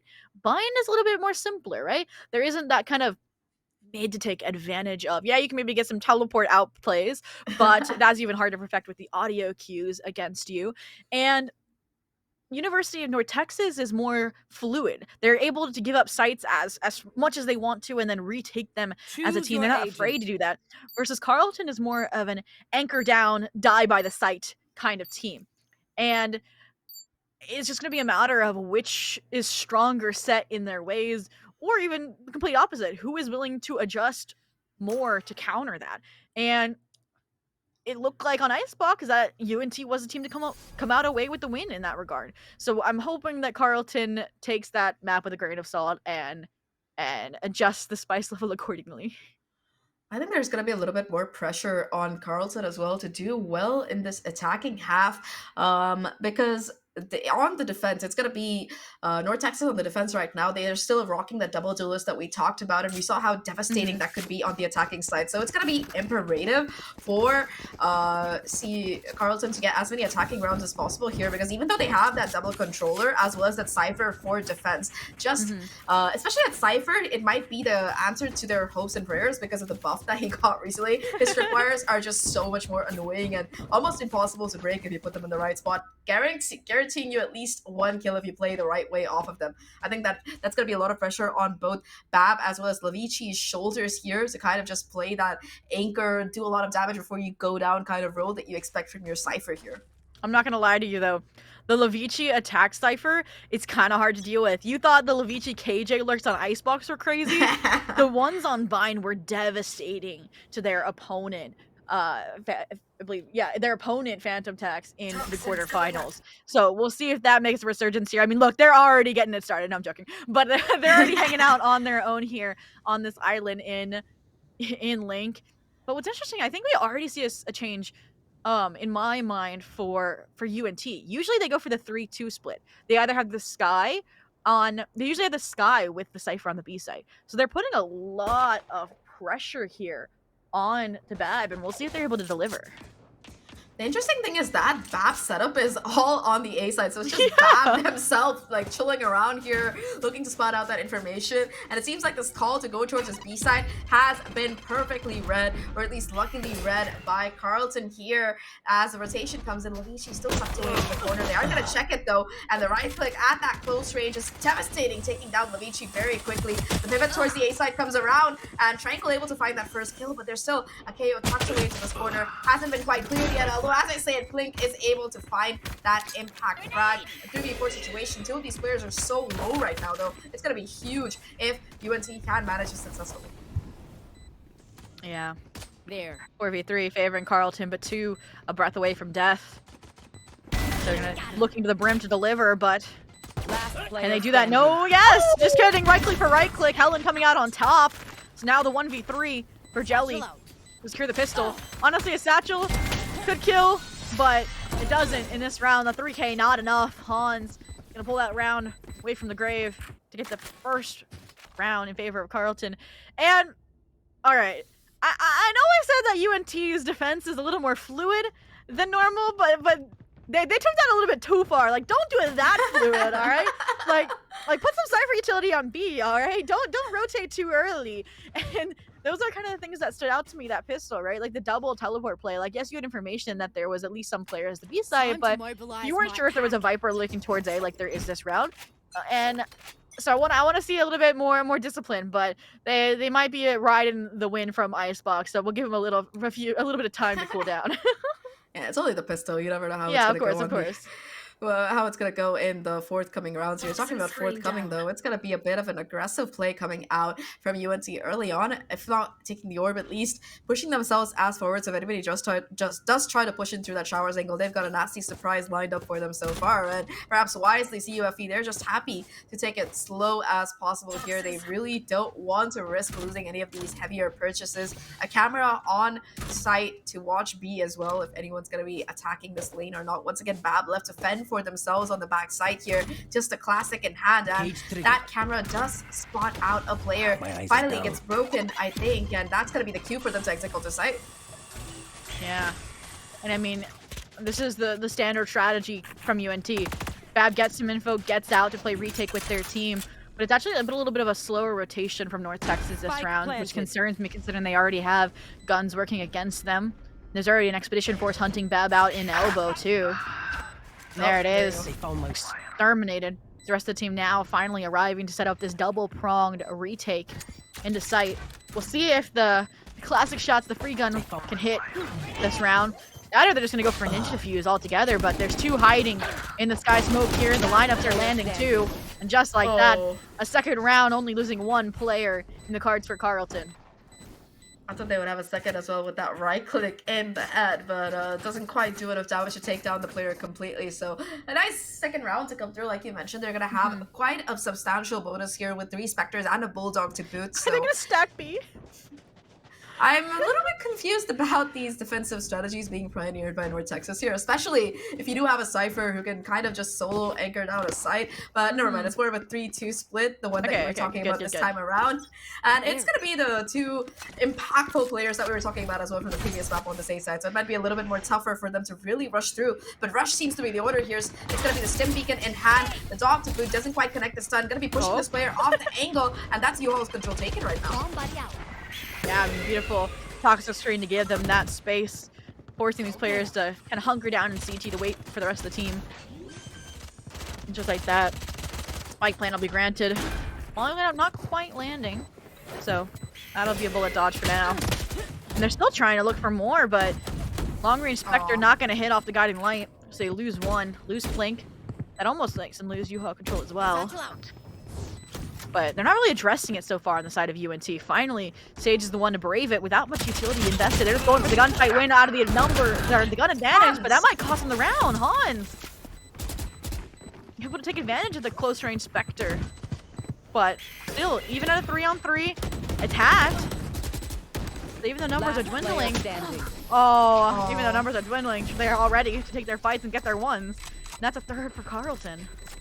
A huge round as well. Hans just holding down the fort inside U-Haul, getting those 2 kills with the Spectre and a 3rd as well on the diffuser there. Just absolute damage being done by the side on their hands, and that's exactly the dangers of a map like Vine, right? When you have so many of these close angle fights that Spectre really shines in, you can't let your opponents take up that much space for free. I think also positioning wise, North Texas looked a little bit awkward.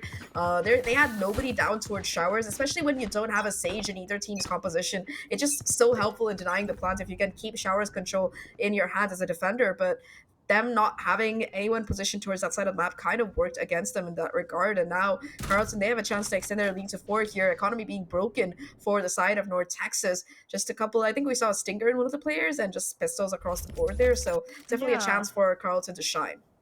I feel like UNT is like proactively trying to adjust the strategies that were working on Bind yesterday, and I don't like it. Oh. Not gonna lie. Like this time the surprise play works out, at least to take Tranquil, that lurk player, out. But even then, they don't have information on what's unfolding here on the B side other than what Bab can hear beyond the smoke. Luckily, Hans might not check their corner, so this could be a gun upgrade from the Stinger, yeah. So as rotations will come through from the teleporter. Map's kind of been flipped, actually. Yeah, it's gonna be a Defender's cosplay coming out of the side of North Texas. Helen able to find a kill though, bringing it down to a 2v2 here, and both Akeo as well as their teammate looking to push towards the backside. It's a CT plant as well, so they know that both these players are positioned towards the side of the map. Akeo pushes through, Stinger in hand though, in that close range, still not able to find a favorable fight here. It's all down to Lilac. We've seen them go huge so far in the past, but doesn't know the exact positioning of both of these players here, and off the back of that, it will be playing to make the wraparound through elbow and find that final kill. CUFE get to 4 here, extending their lead, but UNT, this is their chance to really bounce back into this, especially with that operator that we saw so much damage coming from through on Icebox being in the hands of Lilac once again. This is a completely different UNT than what I saw yesterday. I'm not gonna lie to you, Zach. I mean, I'm glad they finally have Sky back belong with the Cypher, because that's what they were doing yesterday. They had them get that early information fountain, and then either rotate to A off of it, or help out Babs on B. The other thing I want to see is that you mentioned they're not taking showers control. Yesterday, we literally had Lilac there just holding it down, them against the world, and fragging out while doing it. They were confident on their own, like I mentioned on Icebox, and they capitalized on that here to keep that A roll from happening. Neither of these things are happening, other than maybe Sky getting this early information, so maybe this will be the first round. I'm crossing my fingers here.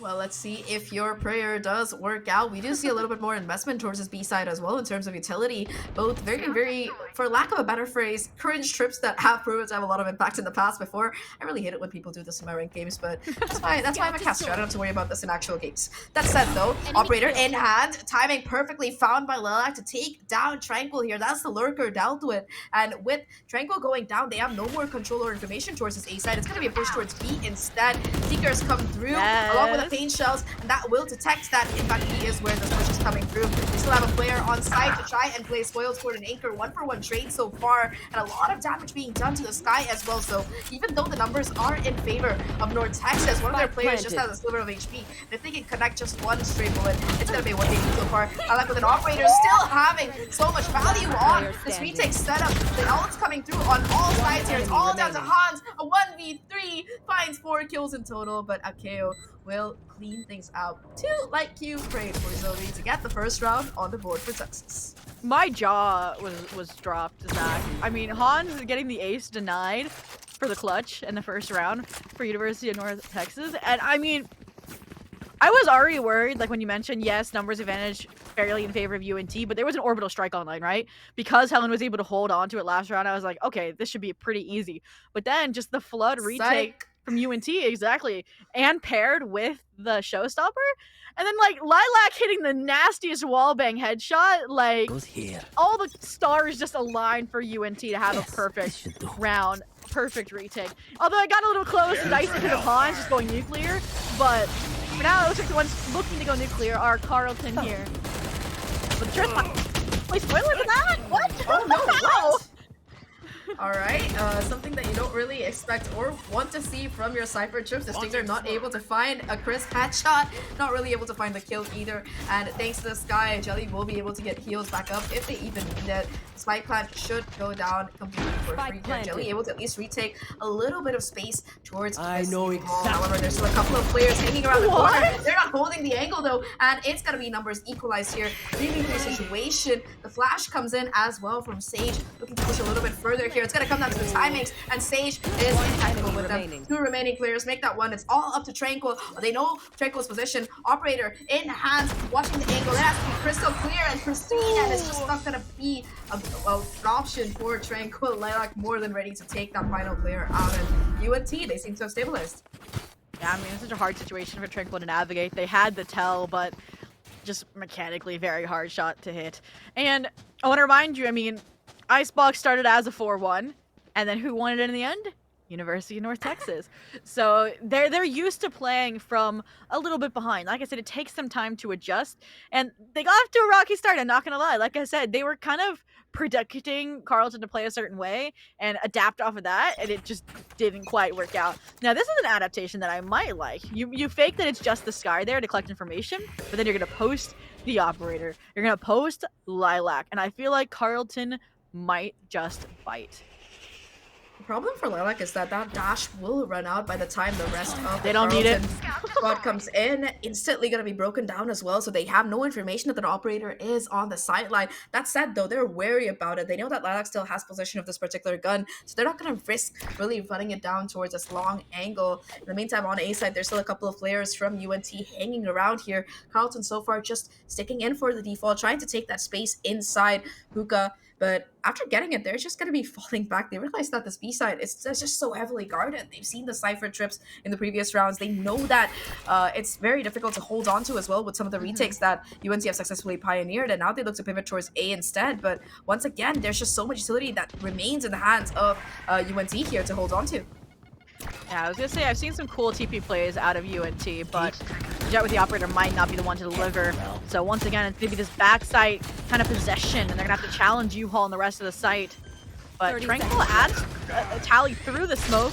Orbital Strike gonna try and be the answer to throw chaos into the wind of these post-plant scenarios. And you can see Fab struggling to find a body to collect information. Spike not even getting planted. So Jet anchored this entire time. Lilac, with only 12 seconds left, might just be what is needed. The spoiler this round. Oh no, 2v2. They just have to get Spike down. They get into 2. They get off. Why do you get off?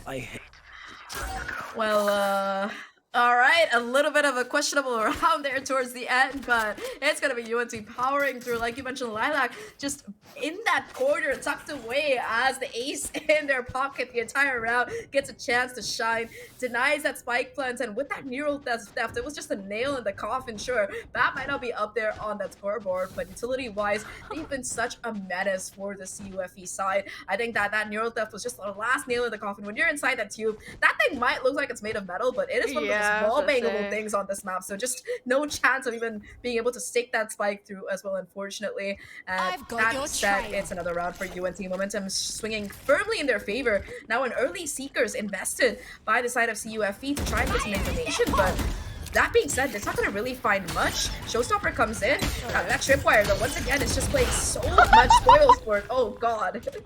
Oh, and the Showstopper comes up empty. They've used every ultimate, 3 on the round, to try and secure this bonus, but it's gonna be a 5-person retake for UNT. They're already denying the spike getting planted too. On top of that, Trailblazer, the concussed staging allow this plant to just completely be stalled out, and there's still trips that have to be paddy-footed around by Carlton here. It's a minefield being navigated beautifully by UNT. I think that Jelly's positioning is just so pivotal here, up there. Like, if they can spot a player with a camera, or like we saw in one of those kills coming in, that Trailblazer just finding so much damage, being able to spam them out, this is so impactful. Hard able to find one with the tripwire, that catches the Viper here, and that will be the last nail in the coffin. Now Hans, in a 1v3, has a Spectre in hand, has so much impact to find, especially with them being caught out by that camera to boot. You can see that with 20 seconds left, there's just almost no chance left They pick up the spike, but Bab's timing on the swing is impeccable, and that will leave things tied up 4-4 here. UNT just coming back, swinging in, fighting, and it's just such a difficult situation, especially like you mentioned there. That was the Viper's Pit, that was the Seekers, that was the Showstopper, all of that, and they couldn't even get the spike down. I'm starting to think that UNT just has a thing against Viper. They didn't pick her on Icebox. They didn't pick her on Vine. If we ever see Split, I wonder if they'll pick her. But for now, let's turn to this timeout, right? The last time we saw Carlton take a timeout on Icebox, actually both times per se, they had a good solid turnaround of at least 2 rounds secured following that. I'm hoping that's what's going to happen here. But I mean, I don't want to say they've necessarily done anything wrong, other than just maybe not destroying as much Cypher utility as they could, right? I mean, if you're a Viper and if you're a team with a Viper on it and you, like, Viper a site, you're like, all right, we have pretty good control over this site.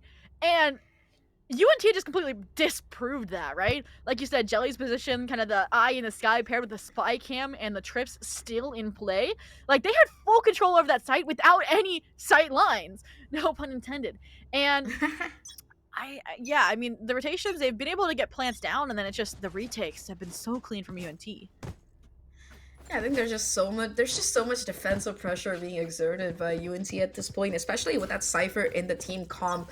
I think that we talked about a little before about how those Cypher tripwires with the buff that they got are just such a menace for these Jet and Raze players. Like, you can't satchel in anymore, you can't dash through them, you're just gonna be caught in the air, awkwardly suspended until somebody shoots you down. Already the Lilac with the operator in hand, able to once again find a crucial first blood on Tranquil, who has been exerting this lurk pressure in so many of these rounds so far, with them going down. So once again, the Q to just rush into sight here. However, both players pushing towards Puka. They get spammed through though, and that's gonna be the Seekers taken offline. Bab still hanging around in the corner here, but it's gonna be a 4-on-4 retake if the spike goes down. Yeah. Like we said, this is where UNT's been thriving. So we'll see. This round is the exception. They even have kind of a double-pronged retake set up thanks to the positioning from Bab. Showstopper as well to lead the charge. Somehow, that's what my ult's doing, Comp, alright? Excuse me? I can feel your pain, but still, even on a 3-on-3, they're able to get the tap onto the spike, trying to waste up some of this utility, trying to waste the magazine away from the CUFE, and it's working just like that. The trades come in, and Akeo is the one to remain among the carnage with enough time to get the defuse to keep UNT on the forefront after CUFE's timeout. Yeah, they steal the lead back here. And not only that, the icing on the cake, Akeo also picks up the off again. So Lilac not gonna have to heavily reinvest in purchasing that particular weapon. A huge round for UNT to be able to find the defuse here. Because if I'm not wrong, that's once again gonna break the economy or put it in a very dire spot at the very least. You can see them kind of deciding if they want to force up a couple of players with half armor in their pockets. No real ultimates to work with the exception of Helen, who could pick up an orb and get that orbital strike online. That said, though, for the side of UNT, they still have all the cards in their pocket, in particular this operator that's been so consistent at finding this early round value here in the hands of Lilac. That said, once again, it's going to be just these 2 players towards hookah position, and if it hasn't stopped working, you don't need to stop doing it. And that's going to be the orbital strike taken online thanks to Helen's picking up that ult orb. I mean, UNT just went back to what I was seeing yesterday, and it's now working. So I'm glad they took that advice of putting Sage back on the B site. For now, though, their first obstacle is going to be Levici here outside of Hookah, especially when there's 2 present. I think you're probably expecting 1 if you're CUFE. I don't know if you'll expect 2 here. So I really want to see Sage go more undetected, but looks like they might take my advice. Only concern is the sheer presence outside of Garden with only the raised elbow test. Orbital Strike's gonna get invested really early, actually. Not a post-plan option, instead a site take option. But they waited so long. I believe the Sky good. Made here soon, but I mean, they're just gonna pressure it nonetheless. So we're even to a 3-on-3, weapons still favoring for UNT, and they're just gonna dip. With most resources expended on the B site. Is it a fake? Is it not? It's like, who knows?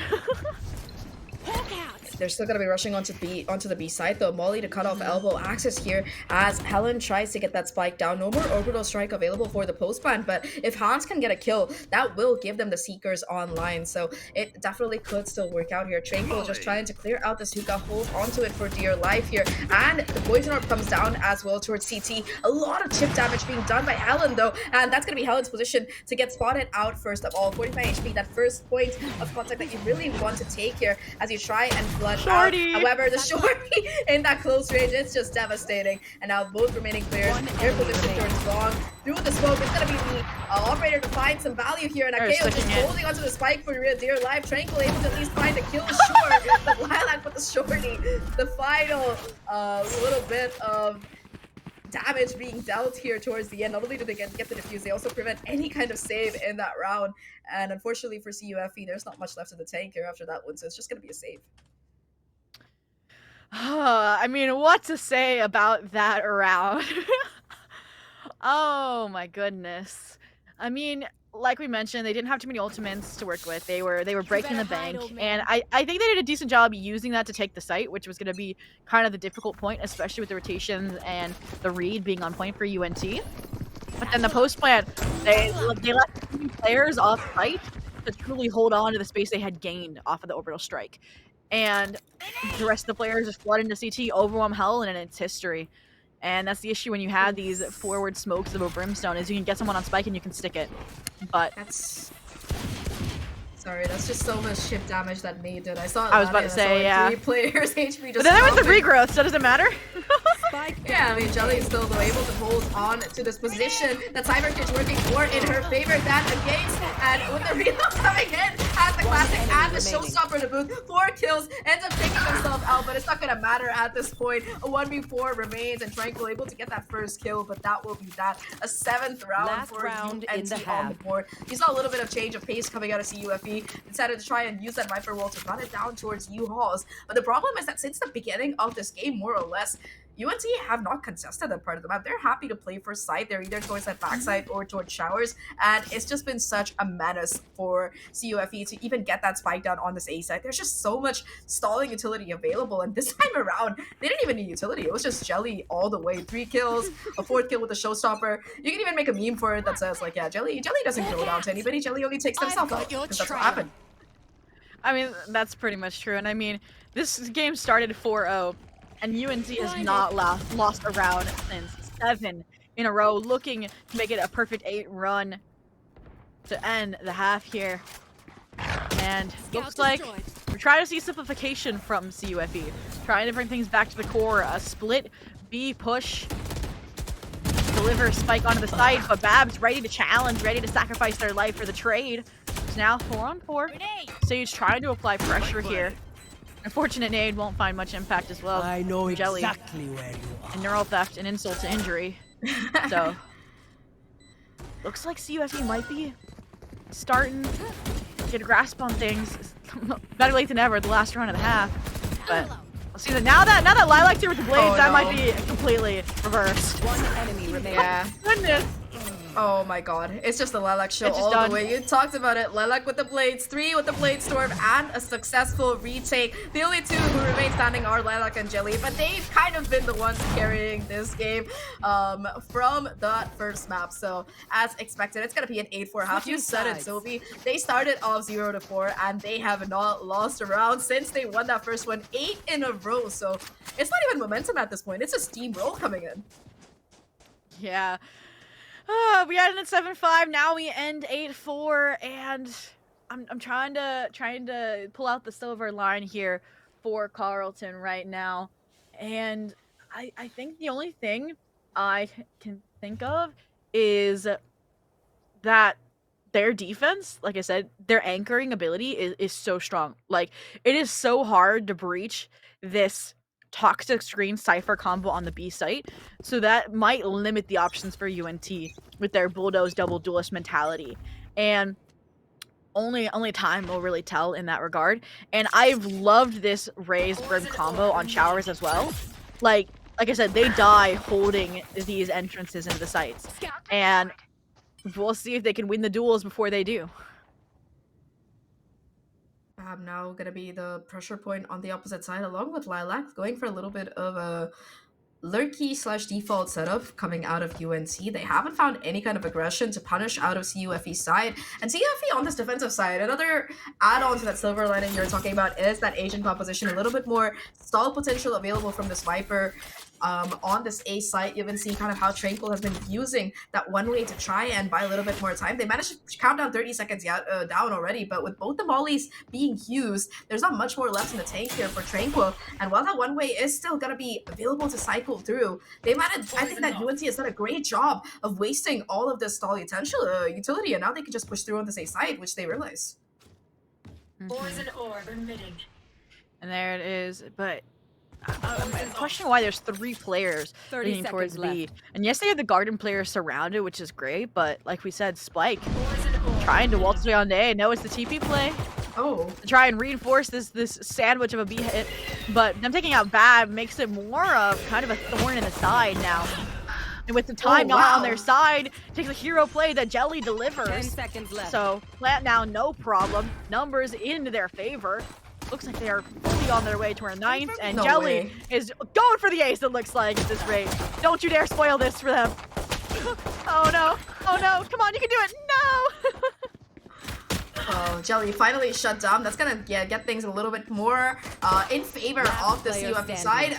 Unless, of course, Akeo has something to say about it. Gets that first kill. It's all down to this Tranquil. We've seen them go insane before, but not this time as Lilac shuts them down. 9-4, UNT take the pistol, and suddenly seems like CUFE, they're running out of chances to break down that round, right? For a second, it looked like CUFE had the control because they hadn't rotated off that B side, and they got that first pick, but Jelly with the right click, she made that thing, they made that thing look like a judge. That's the best way I can describe the impact of just having 3 consecutive right clicks land perfect damage. 1, 2, 3, and suddenly the round, it was turned on its head. Now that I think about it, I don't think we've seen, like, a shotgun other than the Lilac Shorty this entire series. That's It's kind of wild. I kind of want to see a Jelly on split, but for now, it looks like this is the Carlton. I call this the surprise eco play. They do like this eco play while Levici solos B, but then again, it is a gamble, right? You hope that they're there to contest you head on. If not, you flood retake onto the opposing side. But Jelly, again, is just so ready to control this hookah space. And the rest of the team is there to back them up. Yeah, all 4 players from Carlton have to jump in through hookah, and there's an entire firing squad trained up to take them out here. Their best play here might just be doing as much damage as possible and avoiding giving more ult orbs to this UNT squad already. Jelly up close and personal. Han's at least able to find that first opening kill, which is great, but they still have to go down, and everybody's so low. The crossfire just immaculate from UNT's side. There's just no place left for them to hide, and Sage will be the one to clean house here. Double digits for UNC, and a very, very nice bonus shaping up as well, because they kept 4 of their players alive. I mean, on Icebox, we saw that it ended the 7-5, and then after, you know, there was a 6th round. That really was all that CUFE was able to get for a while, and then that timeout, and then they found their footing, and then that's when UNT closed. So we're kind of repeating, it feels like, in my mind, at least the point structure, minus that rogue 8 rounds in a row. We don't look at that. Ignore that. Ignore that. Now 10 technically, yes, but I'm talking about last half. But it makes me give hope to Carlton that if they take a timeout, maybe next round, that they can get a few on the board. So they just need to hold on, it feels like. And the fact that we're bonusing for UFE, it means that it gives the UFE a chance to get around on the board. But then again, you're up against a showstopper, so let's see how you react to that. Oh, 1-for-1 trade, not too bad, and that's also some valuable information as well, that there's still a Viper hanging around towards his back side. They managed to clear outside quite well though, and that Cyber Cage will let that plant go down as well as a kill come through. Bad now, watching for the push, will be able to take down Blink, and now CUFE, they're in a 3v4 situation. Tranquil having to find as much impact as possible, able to swing out and find the first at least. Levici pinstering these players in, the second as well, and now it's all down to Bab, finds another, but still in that 3v4, it will be CUFE to come out on top. The post plant positioning not quite the greatest, and that beautiful pincer maneuver towards U-Haul will be what clinches CUFE their first round in a long while. Finally breaking that 10 round win streak that we saw coming in. a little pricey round considering it was UNT's bonus, but a round desperately needed in my eyes, not just for the sake of the scoreboard, but also for morale and mental. I mean, to lose your map pick and then lose 10 rounds in a row, it's gotta hurt. And I think it just shows the mental fortitude this team has thus far. And if they can keep things up, I mean, the buy is pretty decent considering they did lose as many rifles as they did. So they need to figure out how to replicate that, which was kind of give the space away, but maintain a backside position, kind of like UNT was doing last half.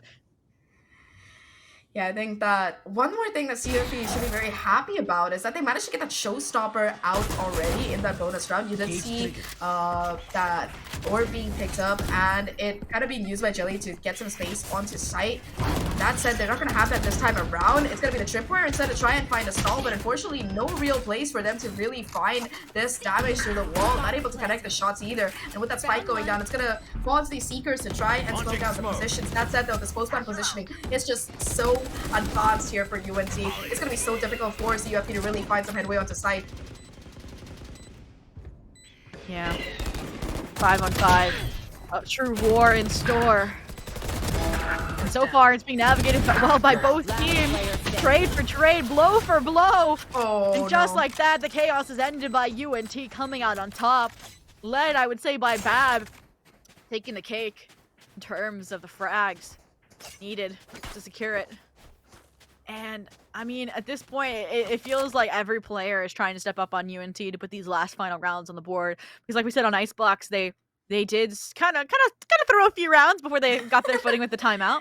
So we'll see. The 11 is like the magic number, right? Where you can just taste the map point, but you still give that kind of opportunity for the opposing team, for Carleton, to make up lost ground. So once that threshold's reached, you kind of get over the mental hurdle. So we'll see how long it takes this time around, but a change of strategy from Carleton. A very stark one. I've never seen a B-long push from them, and this Guardian from Bab is making quick work of it. Just keep serving them up silver platter. Serves them up the ace. One bullet from the Eagle hunts them down to deny that prospect. In the meantime, though, the other thing served up on a silver platter is the A plant. And they're going to take that in stride, take that as maybe a map point, series point, I should say, unless we see Helen Levici have anything to say about it. Yeah, it's pretty much map point, I think, unless we do see some miracle come out of CUFE's side. They're just so far behind. Look at how much space has been taken already here. It's gonna be Lilac spraying through, taking out Helen already. 34 HP left on the second player. At least Levici able to find one with the Sheriff. Does go in for the reload, and it's a question of how much more can this player really find. The flash on point. That's get dodged, and Levici actually makes it viable here. Just has to get the last headshot, but the Jelly not giving in. Map and series point come through for UNT. The thing is though, that was an eco round. A very brave call from CUFE to go for an eco on the verge of series point here. But now they are looking at an almost impossible task. 7 rounds in a row to keep themselves alive in the semifinal. What do you think, Sophie? What are the chances? I mean, first, I just want to praise Levici there. That was such a valiant effort. And the fact that they bring at least another tool into the toolbox to try and start this 7-round streak that they need to stay alive in Aurora Series First Light. But, like you mentioned, not only did they save, but even the buy is still a little rough. And it looks like it just might be the beginning of the end. I mean, their one gimme all was that Viper's pit to try and hold down the site, and that's fallen. Hans is fallen, your top frag is gone. I mean, Jolly is online, already satcheling into CT where both players are trying to rotate through. I mean, at this point, don't plan. Have all 5 of your players just push spawn, and I feel like everything will be okay. Yeah, 2v5 CUFP, they're gonna have to pull off some kind of a miracle to make this work. At least one kill comes in, but it is just a Jelly show all the way. A 3k to close out the map, and a 2-0 for North Texas as they move on to the grand finals. Like you mentioned, there's will be a valiant effort to come through from Carleton, but overall today, I think in terms of raw firepower as well as tactics, it was just UNT shining through, especially on that map too. I think Jelly just served a masterclass as to how exactly to circumvent that Cypher Viper combo. Just get kills, click heads, easy. Yeah, no, I agree. I think I was trying to battle in my mind before this series, like when I was doing notes yesterday about who was gonna win, and like my heart was saying like Carleton, right? Because they looked like such a stable and composed team. They were patient. They had all the right signs of a team that takes the time to learn about the team and then uses that to clamp down. But then out of left field, while watching the VODs for University of North Texas, I'm like, this team, they're weird in a great way. And Carlton just wasn't able to pinpoint fast enough how to overcome the strategies that are a little off meta, especially on Icebox, that were being brought. And it's what's allowed UNT to punch their ticket into the grand finals, that best of 5 for our first inaugural event, First Light. Yeah, I think that just to point something out that's pretty cool. UNT have not lost a map yet, I think, in this particular tournament. So That's definitely true. steamrolling their way through that grand final. And well, Carlson, the same could be said for them. Not anymore, because it was just UNT powering through. We were excited about Bind, but Icebox in particular, one thing that really impressed me agree. was how they use that Harbor. I think that Viper, 99% of the teams do go for that Viper. If they do pair it with the Omen sometimes, or rarely you see just the Omen coming up. I don't think I've ever really seen just a pure Harbor come out and work on Icebox. So I think that kudos to them, in particular how they use those cascades to not just scale up on defense, but also while crossing mid, while exerting pressure. I think that Harbor really did shine through as a pick for them, and they were able to use it to its full potential, especially that Reckoning to slow down these pushes, to kind of catch players off guard while Jelly charged through. It was a lot of pieces of the puzzle that really worked for the side of UNT. Even if you look at that scoreboard, it was Jelly and Lilac on top. You cannot understate the amount of utility used by the rest of the squad that really made it possible for Jelly or Lilac to just perform on that high level that we saw coming in from them today. Yeah, and I'm not gonna lie, UNT scared me for a second on Bind, right? That rough 4-round start. I was like, what is this team doing? They're changing everything that worked yesterday, and for no reason. And then once they switched it back, everything just fell into place. And I was like, this is the team that I wanted to see, that I knew Carlton could have issues with. But regardless of our analysis of the game, I'm sure Nerdy Bird is not expecting to be back this early, but nonetheless, here you are after that Let's quick drag them in. 2-0. So, what did you think? I was not anticipating being back this early. That is for sure. Honestly, at the start of Bind, those first couple rounds, as you were talking about, I was like, oh, okay, we're probably gonna see Ascent.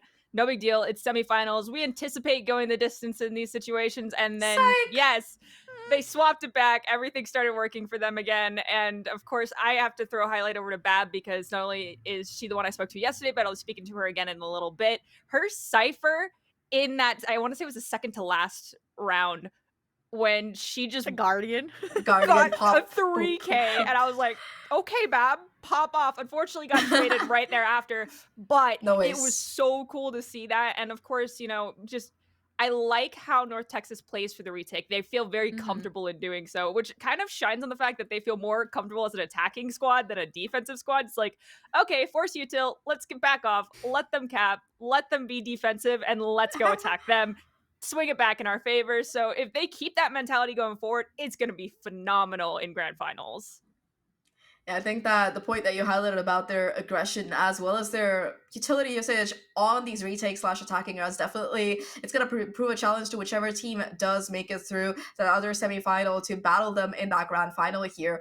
But that said, there were a couple of flaws as well for UNC. Like you mentioned, I think, Zoe, they are a little bit slow to start off. On both of these maps, you did see that they had to take that timeout in the Icebox, and after those 4 rounds, I think they took another one here as well. So they are a little bit slow on the uptake, but they are very, very good at adapting, and that seems to be their biggest strength so far. Not just their raw firepower, multi-frag, netix, duelist, but also just the fact that they're able to take a step back from the game if they're losing, and not just reassess tactics, but also not let that kind of early loss kind of derail them or demotivate them. I think that's kind of huge when you look at it mentality-wise.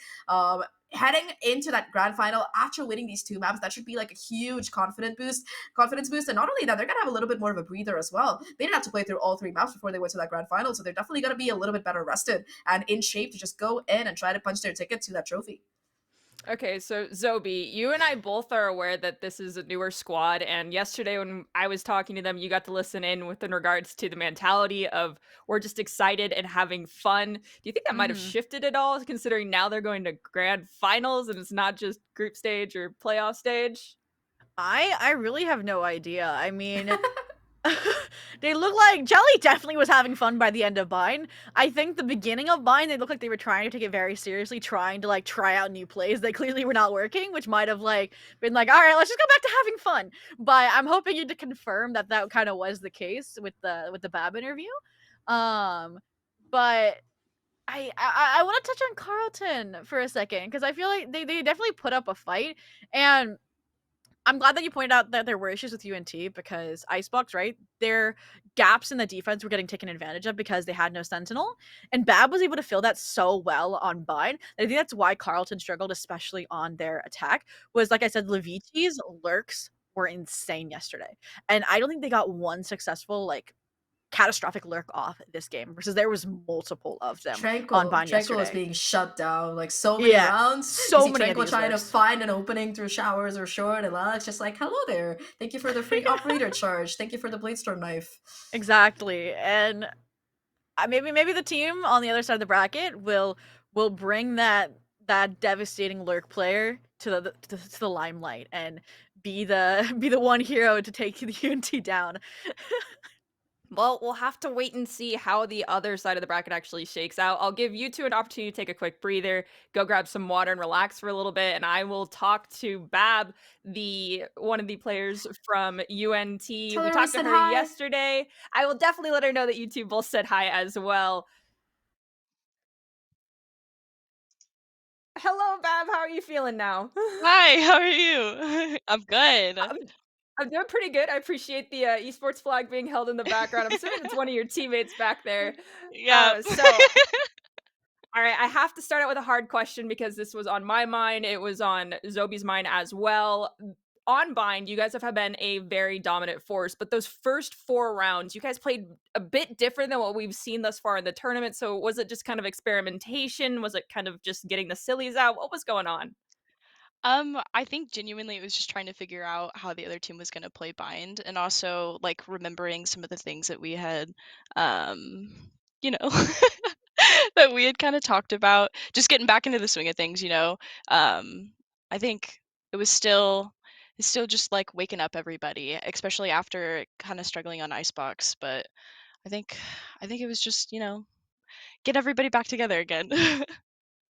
That is completely valid. And I more of a question for you on Bind in particular. You had this one moment near the end of the game where you took down 3 players. What was going through your mind at that moment? Was that like the oh yeah, I just popped off. This is an Instagram reel moment, or is this just like a I pray I get the trade here, or at least get some util out for my squad? There was 2 things that was going through my mind. One, it was like, "Why can't I hit a headshot?" And 2, it was no way that they're still peeking me.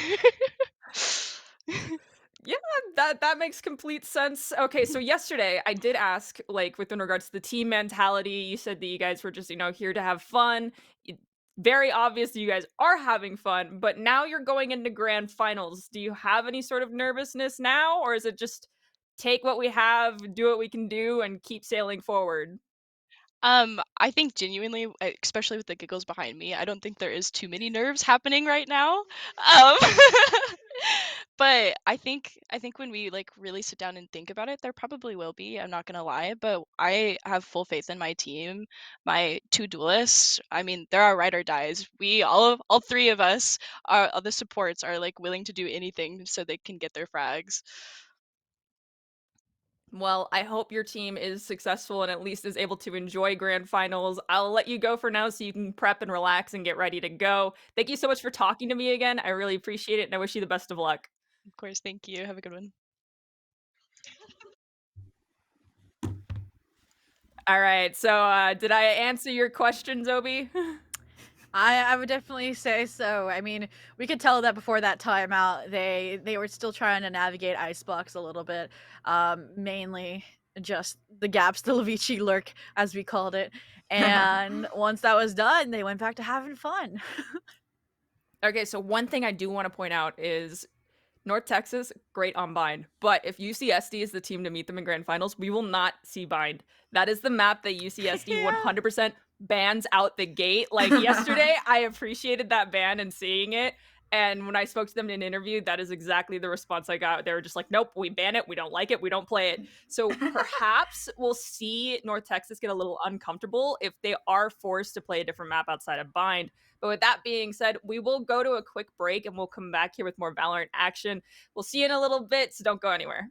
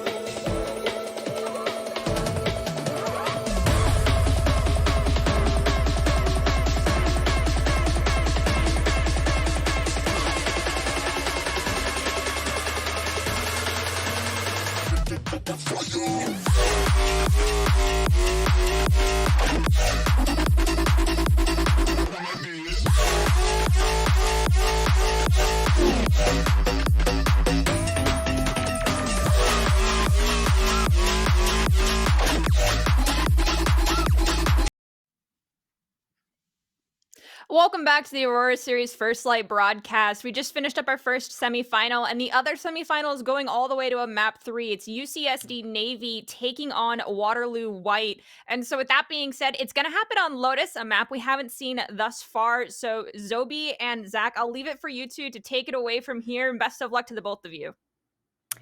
Yes, as you mentioned, University of North Texas is the only now undefeated team never dropping a map in this event before grand finals. Now we just have to see which team is going to join them. But Zach, what did the first two maps look like in this series? And now let us to map 3. Well, I do believe that looking at this map veto, of course, like we talked about while we were waiting for this map 3 to start, UCSD, predictable ban coming through on this bind here. They have banned it throughout the entire tournament. They're not going to start unbanning it now. And I wouldn't be surprised if they do make it to the final to see this ban come through at least one more time. That said, though, the first map of play was Ascent, where we did see UCSD choose, and I think that's because of kind of like the agent comps they've run, kind of like how they like to play. And that being said, I think that they were fairly successful on that particular map, if I'm not wrong. On map 2, though, it was picked by their opponents. It was Breeze that came up, and I think that again, like each team being able to lock up their own map pick, it kind of bodes well for what this final really hosts for us. Yeah, no, I completely agree. Like, both teams got their powerhouse map. Both teams are undefeated on the map picks that they just won, now being 3-0 on Ascent for UCSD and 3-0 on Breeze for University of Waterloo White, and then now Lotus remains. We have no record of UCSD in First Light playing on Lotus, but for University of Waterloo, they did have one win in the group stage against TMU White, but it was very close. It was a 13-11 victory. So this really could be anybody's game, right? You have the element of the unknown versus, at least maybe a composition to go off of and counter strat against if you are UCSD. So I'm excited just to jump into the game. Like we said, UNT, probably if you're in chat, hello, you get some time to prep against this team, I guess, whoever is going to be your opponent. But I mean, we haven't gotten to cover Lotus, and it's new Lotus. I am so excited to see new Lotus.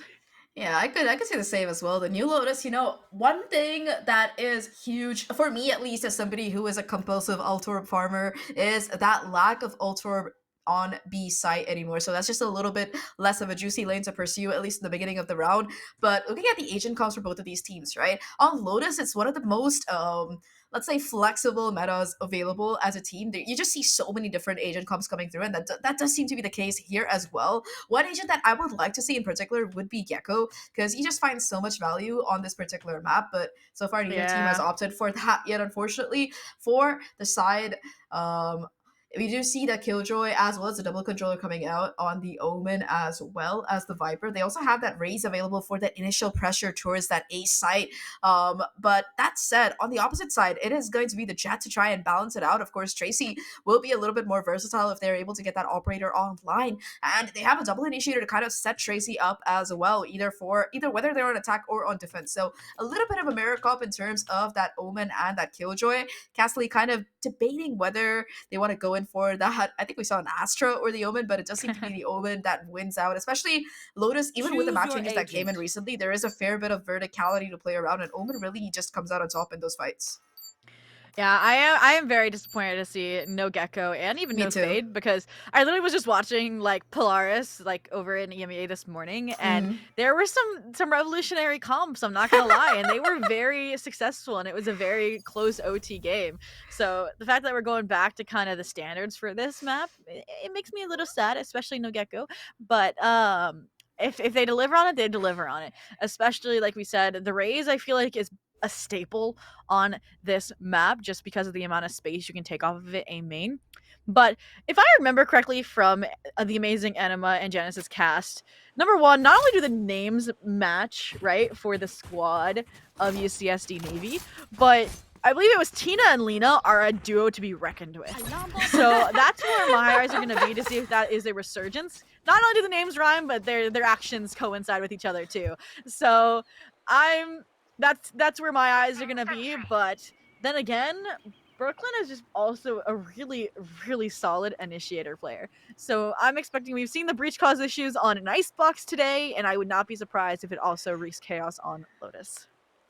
Yeah, I think that Breach, well, a little bit unmeta I would say, on most of the maps these days. It's just very, very good nevertheless. Even with the nerfs that Breach got recently, with that ult being pushed to a 9, I think that Breach can still have quite a great deal of impact, especially on a map with longer sight lines like Lotus, especially with that change that came in last patch towards the C site, with it being a longer line of sight and just less corners to kind of hang around. I think that the Breach could definitely find some impact. That said, though, it's going to be an early push, a little bit of a bait coming in from Brooklyn here, letting Tracy find out the angle, not able to find the value, though. Unfortunately, shoots a little bit too early here, and it will be the kills chiming in for UCSD, not even able to deny the plant from coming in here, as the White Wing does not take that player down, and now it's just going to be Myriads versus the world, at least able to find a decent amount of damage and a kill onto the first player, but now it is just Myriads versus the world. Skydog, at least a bit of a distraction, and Lina will swoop in to find that final kill on the lurk, surrounded on all sides. It's UCSD with a strong pistol to come out on top. Not even just a strong pistol, but a steamroll of a B site take to set the momentum correctly, to be like, yes, we might have struggled to close on Breeze, but we are coming to Lotus with, you know, a reckoning vendetta to make sure that we close out this series and go to the grand finals. And I mean, I was expecting for which team to have a more aggressive play style, maybe because it's a Breach, I would say, you know, University of Waterloo. But then again, this Raze and the double satchels, like, if you're not careful, they are on top of you in a split second, just like last round. And now they have weapons in hand. It looks like they're just trying to replicate the success they found on the B site. And I mean, why not? You have better weapons this time, right? For sure, they managed to already make their way in here, and this time around you can see that their opponents are playing a little bit further back. Waterloo not really wanting to give away players early on like last time, just opting to go in for that 5v5 retake, but with the weapon disadvantage, it's just such a difficult ask here. Lina still with the paint shells in hand, waiting to try and stall out this utility. Off the back of that shot, will be throwing it towards CT instead, and you can see Lina kind of looking to charge up this ultimate. Two players lying in wait though, and Myriad's able to find the trade successfully. Yeah, so as the dust settles, 4-on-4, Tracy on a really quick flank off of that concuss. That's not going to find much there. W on the edge of their seat. So is the rest of the team now starting to deliver. And once again, it's Myriad against the world. This time, no result change, even with the Collected Spectre upgrade. So 2-0 favoring UCSD. Yeah, well, that was a bonus round. They do lose a couple of players in the process. But that said, right, UCSD, they're still opting to play for this bonus. They have those Spectres as well as that Bulldog on board, but they're not really investing too much into it, just opting to do what damage they can, it seems like. For their opponents, they're finally going to have their fullback kicking in. No ultimates really charged up on either side quite yet. Although, that point that you made, Sophie, about Tina and Lina being the players to watch out for, they've certainly put up a show so far. Both of them are on top of that leaderboard. Aggression coming in now, though, towards this A side. Tracy pushing all the way forward towards this rubble area. Does have a teammate to watch as well, and that will force this poison orb to come down all the way towards spawn instead. I mean, not even just the poison orb, but already a snake bite too, just to make sure Tracy didn't get any more forward positioning. And I talked about how they might not be able to take that space because they don't have a raise nade, but you saw it. I mean, the fault line does the job just as successfully paired with that tailwind. And so now you have to see UCSD exploring elsewhere on the map, minus the Ruchi lurk here, trying to challenge past this toxic screen. Guiding like confirms the presence, but they don't know how deep. So look at this. They see both, but that just spells out their death, you know, preemptively. So numbers advantage now in favor of Waterloo. Even the regrowth healing back up that jet. So they'll be fully equipped for a retake here on at this C site, which is where Spike is now headed. Paranoid doesn't quite connect, but the swing is good from Castley as they are able to find both of these players are stuck up onto site. Now a 2v5 situation for UCSD. This was their bonus round, but at least they expected or wanted to do a little bit of damage here. The Spike cut off on site as well. And just these phantoms holding down the angle. At least Lina able to find Castley in the process, but it will still be 4 rifles carried forward by Waterloo in their next round here. They're going to be feeling very, very happy about that. A clean hold, and just across the map, there was just no avenue available for UCSD to really exploit. No mistakes being made. Yeah, and finally, I will say a on par rifle versus rifle round. We're missing these a little bit in our other semifinals, I feel like, with the very creative strategies and flow of the scoreboard. So it's refreshing to the eye, nonetheless, and we'll see which team can kind of take it. If we're going to even things pretty early on, or if UCSD is finally going to take the lead a step further. Looks like they want to go for a C hit out of the near success they had with the late round rotation, but the KJ is ready here, and so is the Omen of Paranoia this attempt, but nobody's pushing in just yet. They're waiting for the Alarmbot contact, and there it is, the swing as well, the spray connecting, and the rest of the team is scared away back towards Mound. Just the devastation of the Phantom to kick in and deny the push forward, and also this position being held by Brooklyn here. That's going to get the information if they do try to pivot back towards A. All Brooklyn has to do is stay alive here, not even needing to get a kill. It does seem like they want to push in towards B, and Brooklyn has the information here, spots out the rotation, and that will be the cue for Tracy to try and pop off an aggressive forward position here. However, nobody really there available to trade. The breach is in position though for the concussion. It's all a question of timing. How much damage can Tracy really do here? With the flash, able to convert and find the follow through as well, thanks to the Sky who has snuck up. And once again, UCSD, they're on the back foot so overwhelmingly. 2v5, 30 seconds left on the clock, and they have to work some magic to try and drag this round out from its depths of loss. I mean, that was beautiful rotation from both initiator players over to the A side to get Tracy out of that prickly situation. So now they're back in the den that they found themselves in at the start of the round, but with a different outcome potentially this time. Yes, Rucci is alone, but they at least will get the plant. Money secured unless Wallbangs have something to say about it, and they're going to challenge past the Thundering Pulse, past the Toxic Screen, to maybe have a chance, and not even one will be granted them. So we are now going to tie things up here early, 2-2 in the third map of the semifinals. I think that one of the points that we did talk about was how Waterloo has experience on this map compared to UCSD, and it definitely shows in their playstyle. Like, the positioning that they've been holding so proactively in these rounds is pretty phenomenal. Like, for example, on that C side, there's just the Omen being able to find these nutty kills, but also just spying so much denial for rotation off the back of their utility. And of course on A, we saw 2 rounds now, the aggression coming out of the Sky and the Jet to just take up so much space and deny UCSD from even making a kind of play towards its side, despite them putting down that early Viper wall. So definitely very, very difficult for the attackers to find some headway onto site. They found some success on B initially, but they haven't been able to do anything since those first couple of rounds. I think that they really have to take a little bit of a breather, take a step back, and figure out how they want to attack. They seem to be going back to what worked for them, which is this B site right now. But the problem with B is that it's just so easy to retake, even if you let it go. Not only that, but I feel like the initiators have changed their position on the side of the Waterloo Warriors. Like, usually you had just one, like, top site where that Omen has just now smoked off, but now they're playing down below. And although it might not matter this round, since UCSD did not fully commit to the B site, it shows that there are adjustments already being made to the defensive strategy from University of Waterloo Warriors White. And it's kind of looking like UCSD has lost this round, right? They're kind of patty-footing around every single site, trying to navigate to which one is the best decision. And looks like C is where their mind seems to stray to Myriads, to this Omen contact. And looks like they have a way to challenge it differently this time. Oh, that's still a beautiful paranoia, though. Ghastly able to find 2 on the spray. Almost a third here. Finally, Rookie able to jump through and find that crucial trade. 3v3 situation still here, as the spike will go down successfully. But there is going to be the weapon advantage still considerably in favor of this University of Waterloo squad here. They are a couple of Phantoms. I think a Phantom did get picked up on site, but still a couple of players hanging out with Stingers and Classics and stuff like that. It's going to make it a little bit more difficult. This Poison Orb position could be everything. A beautiful flash connects, pushes them off the angle, and now everyone looking to play on site. You do see Brooklyn taking a lot of damage, but there still is Sky available. Doesn't even need to heal up the teammate. It's just everyone from the side of Waterloo winning their gunfights across the board here to get them the lead. And UCSD, for the first time this entire tournament, they look a little bit lost. Yeah, I mean, I liked the idea to challenge through their own poison orb there. Like you said, only one of them having a weapon in that case, so it's better to take the fights in numbers.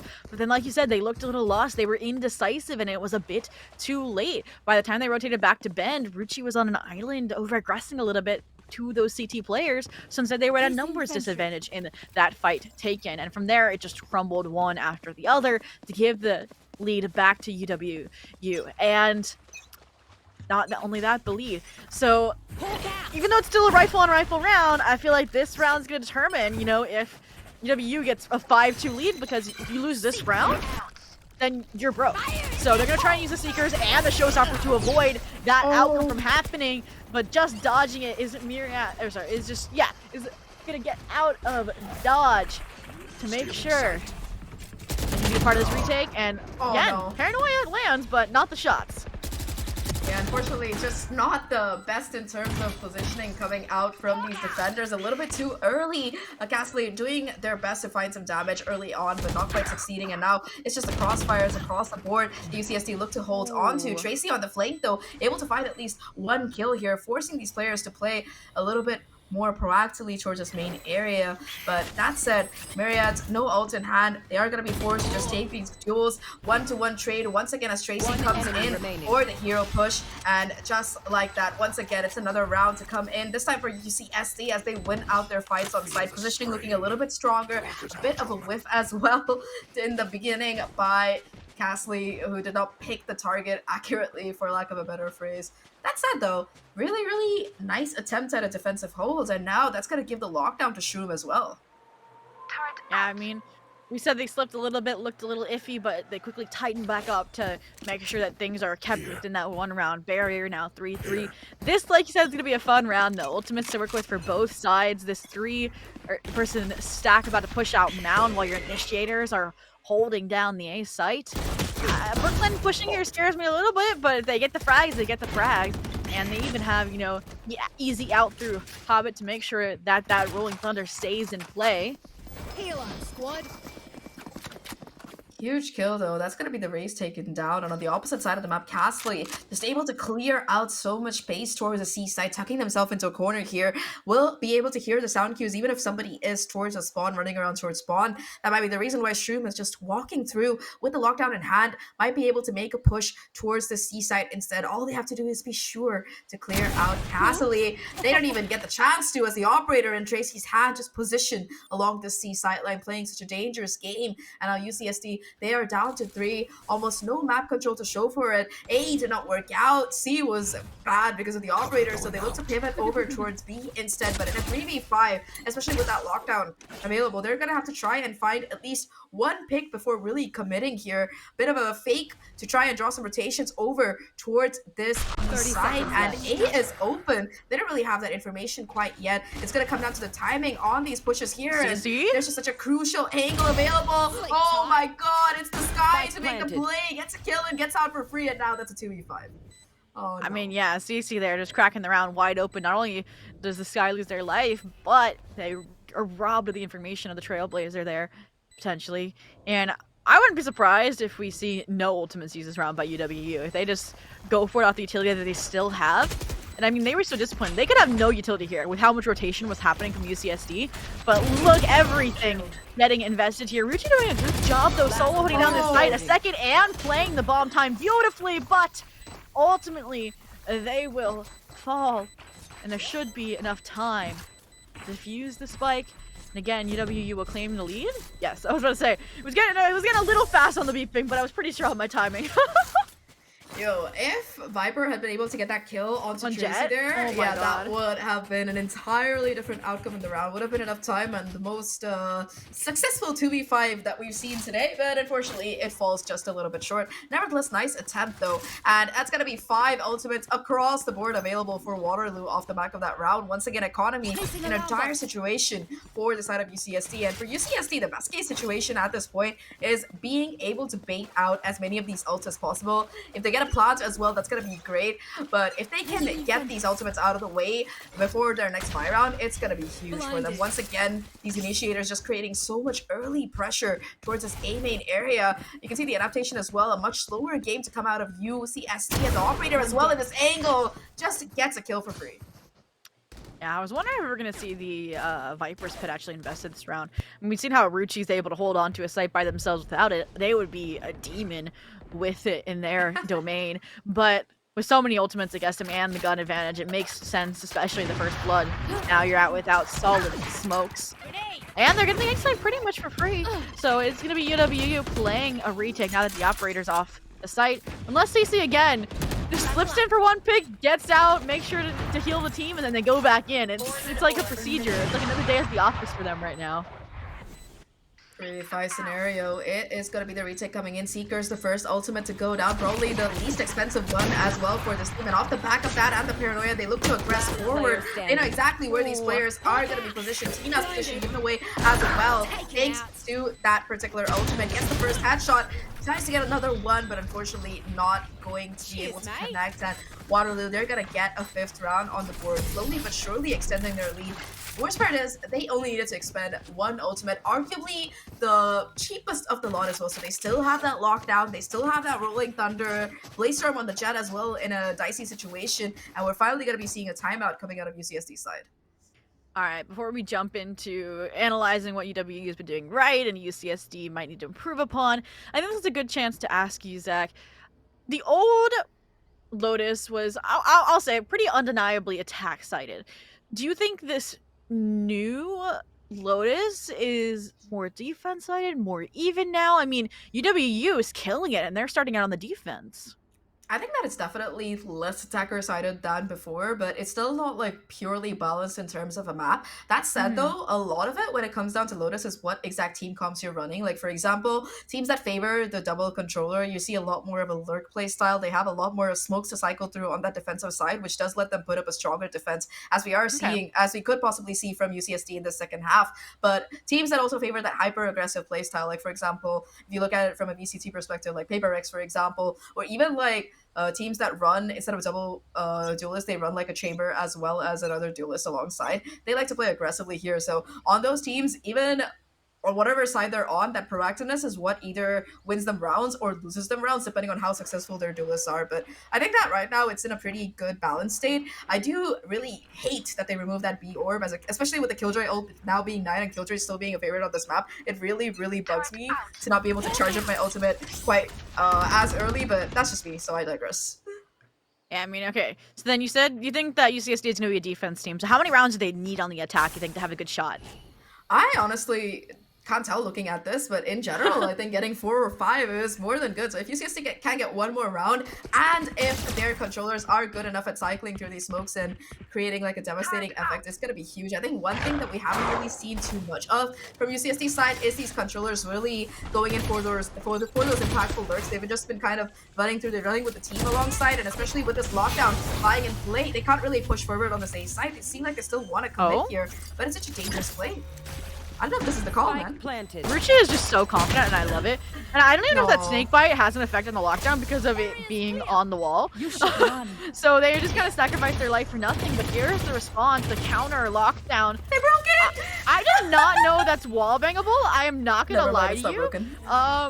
But it still works out. So time's gonna be bought nonetheless. And now here comes the 5-person retake. Here comes all of the ultimates. Rolling Thunder, Blaze-Storm to follow through.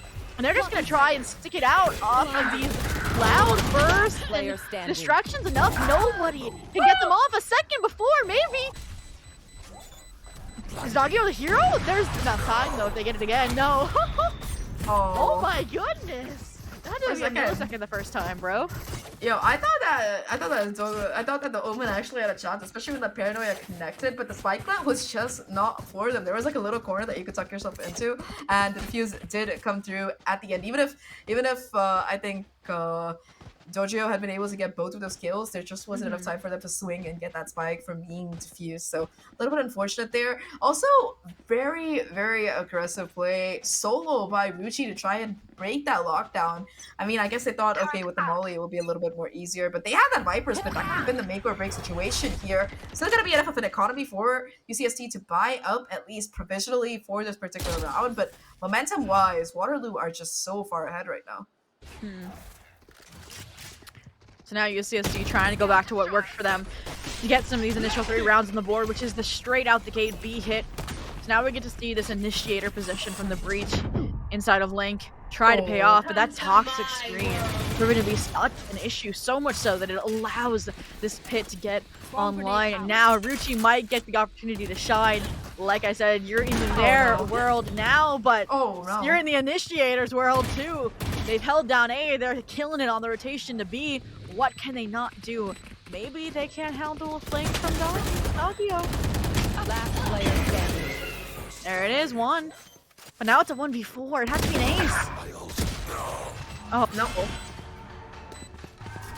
I like these little details though as well that Waterloo do so well. There's always some kind of smoke on whoever's defusing the spike. They really just don't cut corners, even in a 1v5. They are so careful about how they play, and I really appreciate that kind of meticulousness coming out of a team. You didn't talk about the initiators though. They've just been so incredible throughout this map, whether it's letting Tracy get that aggressive position early on or just being able to spam through the smoke like we saw in that previous round. They've been doing a phenomenal job of setting up their teammates to find success on those kills, and that was a very quick execute that we saw come out of UCSD, and you kind of see how Waterloo are kind of playing around the playstyle as well. They get to play aggressive on A and C, happy to kind of just let B side go up for grabs because they know for a fact that they have the utility with which to retake pretty easily. Yeah, no, I completely agree. And I'm curious if UWU does advance, have it a clash against the amount of util that we know UNT likes, but we'll cross that bridge when we get there, especially when Tracy's again looking for the first blood, but Muria's gonna steal that away. Talked about how they're passive on the B side, but nah, the KJ is taking the first blood and taking out their duelist. Yeah, I mean, it's just such a horrible way to try and get into B-side. Like, Killjoy's just holding a crossfire with their own turret, so it's just so difficult for them to find some space here. Talking about space, so it's gonna be Castley tucked away to the corner. Trigger Discipline to come in. 2 kills, a third on the board as well. Castley just going absolutely insane on the C-side, and now it's just Shroom in a 1v5. Peeks around. Met by Tracy's operator, not the welcome you expect on the side, but for Waterloo, they are dominating in this half so far, 8-3.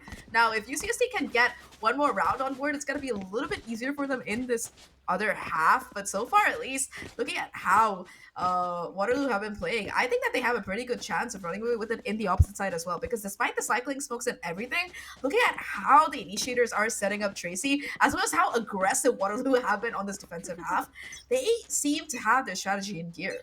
A double operator now, alright. I mean, why not? You're about to hit the 9-3. I personally, if you're UW, you're in a great spot. You either avoid the 9-3 curse and you lose the round, or you win, you know, a round. So I think it's a great option. And they have plenty of weapons to swap to if the situation calls for it. But I like how the breach after using the bot lane is trying to lay low with their positioning. But I agree with you. Like, UWU's been killing it. Like, Kasley not only is the top frag right now, but like you said, their support from every point on the map has been insane. These paranoias, these positionings are wild, but are they prepared for the Shroom? Maybe not. Indeed, and that's going to open up this B side. Also, the Seekers come through from the side of these attackers to get them even more information. They know that there's one more player towards this A side and the other is towards C, so B is completely open here. Castley has to find some impact, has to find some damage, but won't be able to. It's all down to Tracy here. 1v5 and not even able to find that first one. UCSC finally get another round on the board. And while Waterloo would have been happy to win that 9th round, we can just call it a tactical throw, you know, avoiding the magic 9-3 number. It's just a tactical throw, guys. It's fine. Yeah, of course. That's always what I say, especially when it's a 9-3 getting avoided. But you said it. You wanted 4 to 5 rounds from UCSD. They barely got the threshold in the last round. So and they broke the 5-round streak that UWU was building. So it was a better time than ever to get that round on the board. And now we get to see the fruits of their labor, the fruits of the effort. Hopefully these controllers come to bail them out on this defensive Lotus on their last opportunity to punch the ticket to the grand finals to face off against the University of North Texas. Yeah, I think that at least now Waterloo can kind of have a little bit of an advantage here. Beautiful paint shells though, almost getting that first kill by itself thanks to Tina's positioning. But now 3 players looking to kind of just hold down this crossfire here.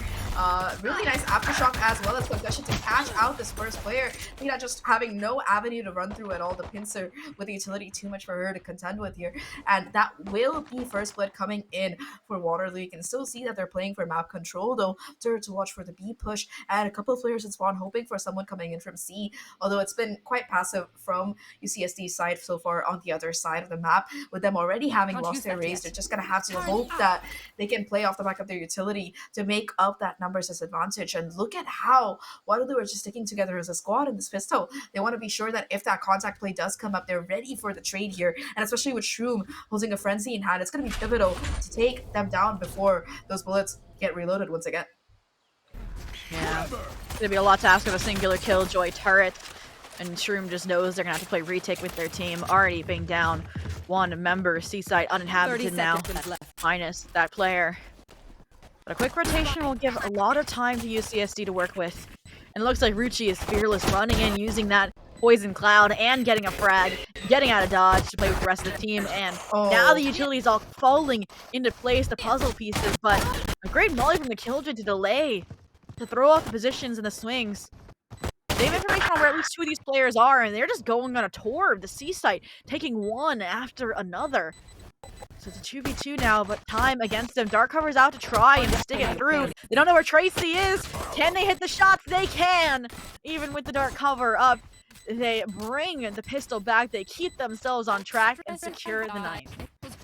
That was a round that I think was a necessary win con for UCSD. They still have a chance of bringing it back, but it's just gotten so much harder here, the road, especially with Waterloo getting the plant, getting that pistol as well. So 9-4 right now.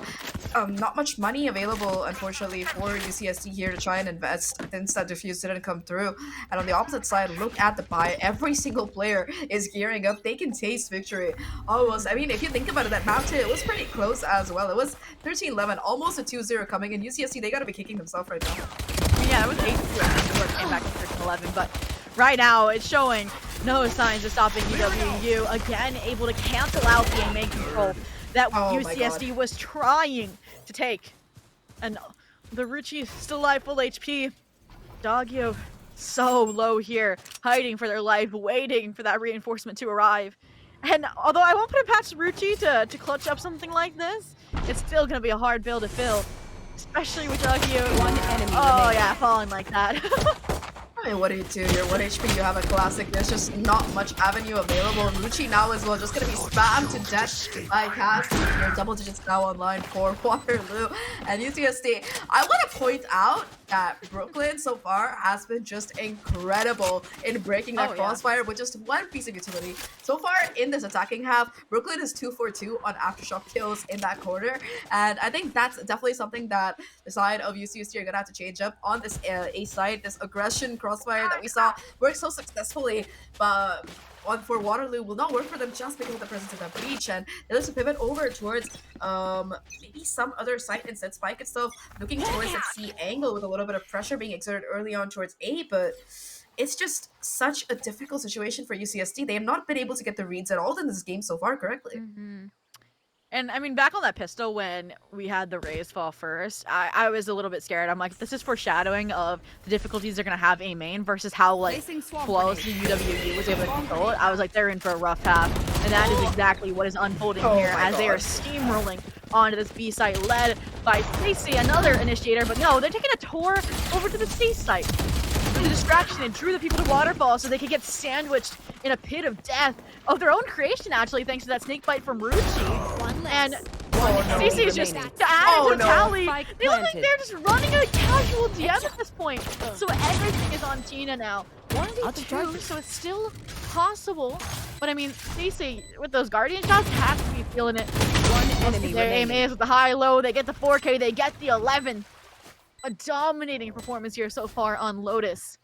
That's gonna have to break UCSD's heart there because they really needed that round. That was their buy. That was their chance to derail the momentum of Waterloo. But with that going down, it's gonna be a timeout called. I just feel like this might be a little bit too late here. So trying to slap a bandage on where you really need a tourniquet. And I think that for UCSD, right? We talked about Waterloo's attack before about their initiators and how impactful they are, but overall, right? So many of these times you see UCSD losing that player early on and leaving the rest of the team in a 4v5 on the retake, missing that one key bit of utility. Like in the first round, you brought it up, it was the Rays. In this round as well, you did see that they lost a player early on, and so far it's been kind of a pattern here for the UCSD side. Their aggression, it's just being read and shut down so early on by Waterloo, and Waterloo, they're quick to hammer in that advantage when they do get it. 11-4 right now, 2 rounds away from locking in their spot in that grand final against Texas, and I think they can basically taste the victory at this point. I can. I'm trying to look at the results for Breeze, all right? Like, it was 8-2. Somehow they brought it back to the 8-12 and then pulled it, to that 13-11. So I feel like once they hit map point, then maybe this is going to be a lot harder for UCSD. But I feel like until that threshold is breached, I do not want to count them out. All right? I mean, we've seen signs of life. So we've seen Ruchi, for example, killing it, bro. Like, they are such a solid solo player, and they are fearless in the fights they're taking as a Viper, mind you. I want to see Tina starting to get unlocked. And the issue is every place they try to challenge, like you mentioned, Brooklyn is there with a fault line to completely stunt them. So it's not even at this point that their reads are wrong like we predicted before.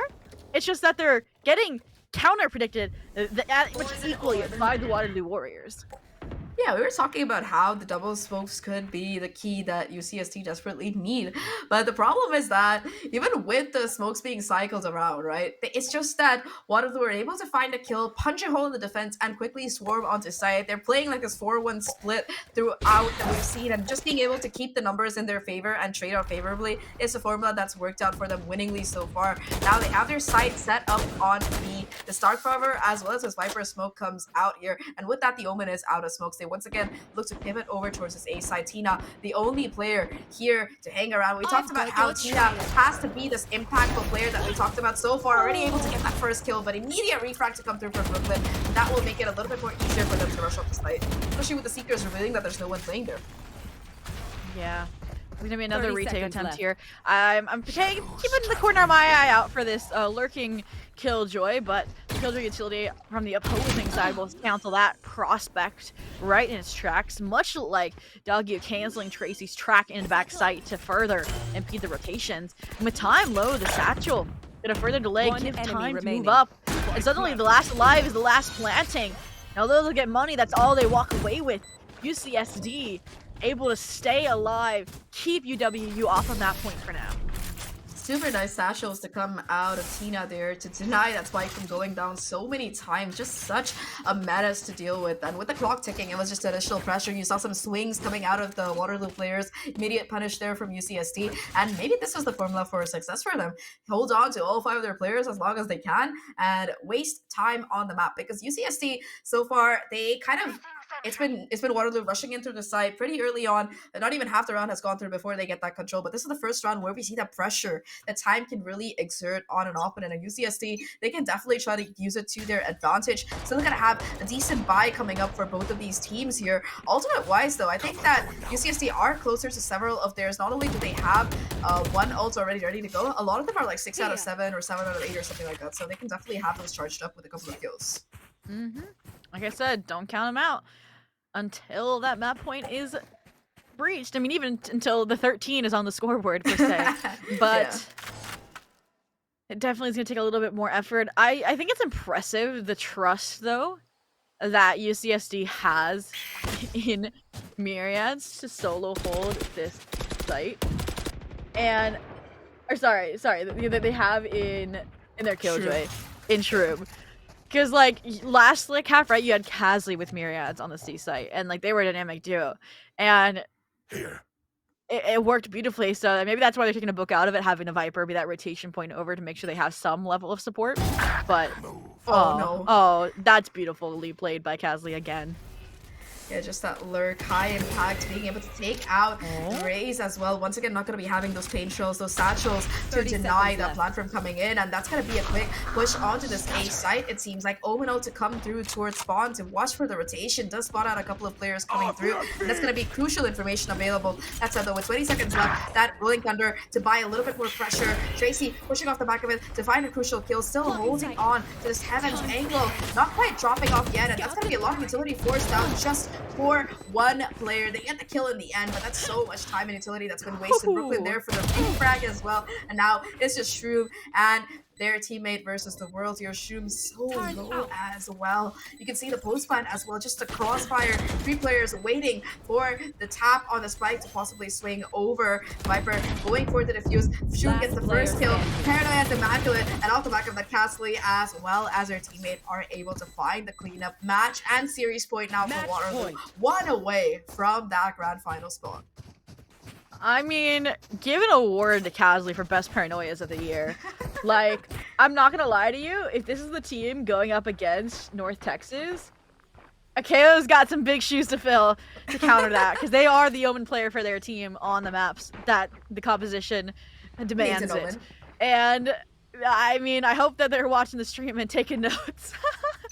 But, for now, there's the ultimates you wanted to see for UCSD. Let's see if they can use them to stay alive, because that map point threshold has been crossed. No more mistakes can be made at this point unless they want to send themselves into that third place matchup against Carleton FE.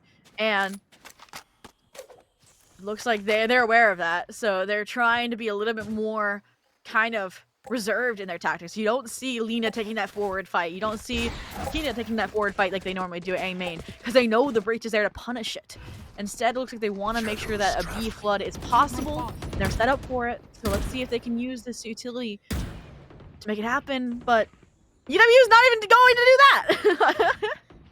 The problem here is not just that they don't want to get aggressive and get punished by Brooklyn's utility, it's also that they don't really have the weaponry. Like, I'm pretty sure that Tina only has a Marshall in hand. I think that their Killjoy was playing with a Stinger, which by itself isn't a horrible gun, but definitely against Phantoms and Vandals leaves much to be desired. So I think firepower-wise, definitely already you have UCSD at a significant disadvantage. Now, a default standard execute comes in on this A-side paranoia immaculate. Players tucked away in the corner. The Lena might be the difference maker, but it's just going to be a 1-for-1 trade. Showstopper comes in as well. And Sky able to just go past it. Lena finds the punish though, but still it's the numbers going in favor of UCSD. They put down the lockdown, but they don't even need it as they hold on for dear life, getting a round number 6 on the board. 12-6 right now. They need 6 more in a row to push us to overtime, and at least they are able to keep some of their weapons. I think they were able to hold on to 2 rifles, so it's not entirely bad. My heart when Tracy made it past that showstopper, like, it dropped. I was like, is this it? And then just, like you said, like a flip of a switch, UCSD starts winning the fights, making sure that every player's back is covered. And it allows them to get this 12-6. And we know that this is a squad that does not go down without a fight. We literally saw it in Breeze, or heard about it. And, well, like, this point, it looks like UW is kind of hitting a lull. And I'm wondering when that timeout's going to come out from them, and if UCSD is going to have anything to say about it. Oh.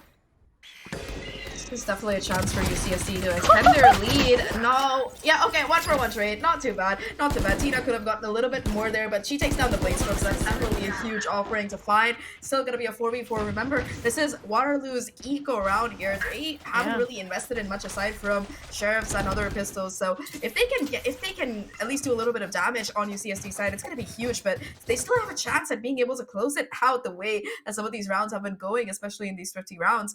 On the A side, it is just going to be one player left alone to anchor, and perhaps they have the read, because once again, they're back in spawn looking to pivot. Yes, I was say, like UCSD was drawn by a magnet to the C site. It's like the A site with UWU, but looks like this time they're trying to head in that B site, trying to take the closer range fights maybe there. But 30 seconds left. Rucci still has that toxic screen that's proven troublesome before for this team. Like you mentioned, a defensive force that has probably been an element in propelling them this far, but they're trying to get proactive. They're trying to challenge and get these weapon upgrades, the Classic will do just that for CC. Good trade, though. We'll keep that out of harm's way. So still even on a 3-on-3. And I don't want to say to use these ultimates because it's an eco, but it could be the last round, so I respect the decision here. I think the Seekers were exactly what they needed. That's going to point out the positioning of these players exactly. Lena finds that first one, looking for a little bit more, gets a second as well, and now it's all down to Castley, who has been the most impactful player so far at the very least, but not even able to find the first, unfortunately, as it will be the defuse to come through for UCSD, and they hang on for another round. 12-7. The thing is that you do know how the momentum can quickly shift, and if UCSD can win this next round, they, I think, have a chance at making it to overtime, because not only will they have more ultimate economy with Shroom's ult as well as Lena's ult charging up, I think that also will be more pressure on the side of Waterloo, because so far, at least Waterloo, they've had a pretty chill game. They, apart from those first couple of rounds, they've been kind of stomping through, so they need to kind of feel that pressure as well. And UCSD winning this and the next round, it's going to be everything they need. Yeah. I mean, like I said, the fact that they even had to use the Seekers there really rough. Like, it definitely saved their game in my eyes. I agree with that sentiment because it guided Lena to the correct frags. But now, I mean, it's hard to use a pit defensively on a retake. And with a steamroll of aggression coming after, they might not even get that opportunity. UWU looking to close things out here and now already getting the first blood. Plus a trade now in their favor as time's already gonna be against UCSD. Oh my god, Cass. Dropping like flies. Despite the paranoia, able to get one more kill. However, Luna and Dodgy are doing desperately what they can to make this work out. A beautiful satchel to dislodge Brooklyn, and now it's just a 1v2 position not known. It's just up to the sky here. Has to jump down. Not able to get the kill though. And just like that, we have another defuse to come in. UCSD, they get the 8th round on the board. For a second, I thought that UC was going to be able to hold that clutch through, but UCSD, they were more than aware there. That's a huge round to come in, because once again, that's the economy shift in UCSD's favor firmly. I mean, I was just seeing through the dark cover, right? The lineup of Tina and Doggy, and I was terrified. If they sprayed through that, they both would have been wrecked, and that's how this map would have ended. Now, on the other side of things, if this goes all the way to OT, we were considering not even jumping over to this matchup. So that would have been such a long break to have to wait for, which is insane. So kudos to these teams for duking it out this hard to secure that place in the grand finals, no matter what happens. But with the Ultimates charging up the way they have, the University of Waterloo Warriors White, I think we're headed towards the grand finale. Yeah, I think that they have a pretty good chance of locking it in as well, despite this eco round that they probably just are holding on to. They like we talked about, I think Myriads in particular will have that lockdown for the next round, irrespective of whether they get a kill or not, just by falling. So definitely UCSD, they I think that for Waterloo, they are going to be able to charge up a lot of these crucial ultimates to try and close it out in the next round. That's on the UCSD. 12-6, it looks pretty bad. 12-8 and a possible 12-9. It makes it look much, much less dangerous, and they definitely have a chance of bringing it back if they need. They kind of weren't able to do it on that map number 2, which is why they're in this position. But hey, if you don't do it the first time, try again. That seems to be the call here, and with so much utility available on the C side from this Killjoy and this Viper that we talked about, it's going to be very difficult for them to really push forward. Unless, of course, they're able to just circumvent it entirely, which does seem to be the call. I love this play. I feel like UW hasn't done something like this. They haven't like completely cut noise and utility. They usually have somebody trying to fake a different site, like the Lurking Omen. But no, it looks like they're going to try and explode into this site with utility, and very late at that, which is the only concern here, especially with Ruchi home. But if they can get this plant down, it's going to be dangerous. And no, it's not even going to happen. Like I said, Ruchi's dangerous. That is their site, and Casley is too far away to have an impact. It's only a deagle. And is this ace gonna get robbed away? That's so sad. Well, Shroom happy to clean up that final kill, and Casley probably breathing a sigh of relief as well, because you really don't want to be left alive in an eco round with the Sheriff in hand. You're not going to be able to buy up with the rest of your team. So it's finally going to be a timeout to be called by Waterloo here. I think that for their side, even though they've been able to kind of dominate in this match so far, these last couple of rounds have been UCSD reclaiming that control and that momentum. So this time out, definitely good to kind of break that through. But more than that, they just gotta kind of strategize on how exactly they want to close it out. They finally have their guns online, and more than that, they have a lockdown to try and take space. Like both on B and C, it's just basically a free site available since there's no counter available to break it. And more than that, since UCSD's Killjoy doesn't have their own lockdown for the retake, it's just going to be very easy for them to set up for a successful post ban, considering the ancient comp that they're running. They have the Viper Mollies, they have they have the Killjoy Nanoswarms, they have the Breach Aftershock, just so much utility available to stall things out if they could just take that site. And that just might be the best call, to just run onto site with the Killjoy lockdown and play post ban. Yeah, I feel like UCSD is just kind of running off of adrenaline at this point, right? Like, UWU is trying a new play every round, and UCSD is somehow, like, in the wind, in the moment, countering it or hitting their shots perfectly. The pressure is against them, and they are thriving in it, specifically Ruchi.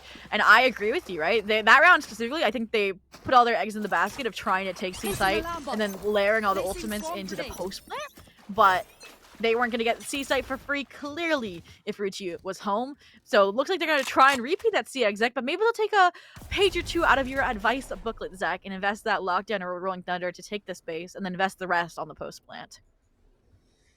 Let's see if that's going to be the case. The call is to go towards C, and with the lockdown in their arsenal, it should be free, but instead it's going to be the Rolling Thunder that they come in to rush their way onto site. Judging Utility still buying a little bit of time, but they've already managed to make their way onto site here, and that's huge right now. Despite the DK, despite the damage that these players are taking, they have site control completely in their favor. Seeker's now invested as well to try and push forward off the back of a beautiful flash. Sets Tracy up for that first blood, and with Shroom going down, it's suddenly much more difficult for them to try and manage to successfully retake. Dojo, they're able to find a trade, although Myriads gets one of their own 3v3 situation right now, and Myriads with the lockdown might be able to close this one out, buying a little bit more time. They just have to make sure that the switch doesn't come in. The swing is perfect, and now it's all down to Tina. Has to break the lockdown. It does succeed in that aspect, but now a 1v3 to take UCSD in this. It's such a hard ask here, especially if you consider how far back these players are playing. Waterloo not wanting to leave anything to chance. They're just sticking in for the post plan. They know they have time on the mollies. They know that Lina can't take all of them down. The way that this is going, they have to stick to spike, and there's just so much pressure. No chance left. Waterloo, they close it out 13-9. It took a while. It may have been a couple of rounds that UCSD gave themselves hope for, but in the end, it is Waterloo who are your second grand finalists for today. Wow. I mean, before we jumped over to cover map 3, the University of Waterloo Warriors were a mystery, a question mark to me, other than the compositions that they were running. We hadn't streamed them yet, and I can see why. I mean, they definitely are a dark horse of the event in that regard. I mean, they have two of the best support players I have seen right now. I mean, even that last round, did you see Brooklyn? They went from planting Spike to helping Tracy flash for the CT aggression, to going back to planting, to then, I believe, flashing another player, and it was just like, so, I need to hear the communication. I need to hear the comms that team was having. And then you take Casley, who not only was an insane lurk player, but was still able to provide support when needed on the first half. Like, that could be the counter that we need to have a chance against UNT. Yeah, I think that the point that you really made is huge, because both teams, they've had this pair of really incredible players in our finalists so far. We talked about the duelists, highlighted them quite heavily for our first finalist here in North Texas. But like you mentioned, for this team, even if Tracy is not as high up in the entries as the other pair, I think that overall, just the synergy between the rest of the team and their initiators, as well as just the raw damage being done here by the Sky and the Breach in this match, it's a testament to how good they are at working around this Asian comp. And I think that, like you said, I really hope that North Texas have been making notes, because our grand finals, it should be a banger of a game. Well, I do know that a certain birdie did get to see UCSD play yesterday, and I want to get their thoughts on seeing if they think this was a different team or what led to to the University of Waterloo Warriors taking the dub.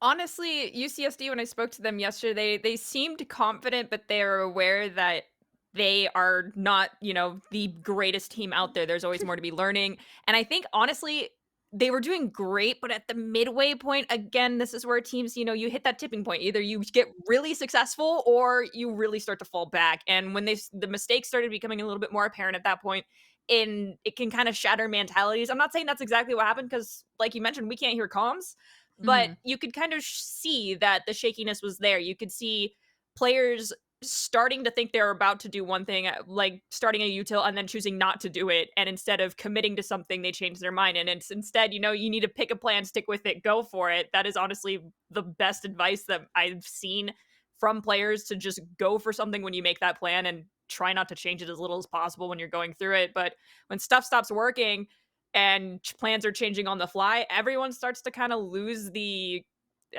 grease between the wheels that they had that made them run so smoothly yesterday. But unfortunately, this is the end of the road for them in First Light. However, they still get circuit points. They can still continue to play throughout the next tournament that we'll have. But for now, they get to relax. They can watch Waterloo, cheer on Waterloo nonetheless. Because if you lose to someone who's in Grand Championship, it's like, you better win, so you can say you lost to the best, right? They also have a third place I'm matchup. not that nice. Third place is match true. against Carlton. That is true. Oh, okay, Zach. Okay. I'm sorry, I'm not that I nice. cheer on the team that kicked my butt. With I that do being too, I s- think. Yeah. With that being said, we'll let everyone take a quick break and we'll get ready for our grand finals, which is going to be Waterloo taking on North Texas. North Texas is the only team that's undefeated in this entire tournament. Will it stay that way or will they drop a map? This is going to be a full best of 5, so everyone better buckle up, but we'll see you back here in just a little bit.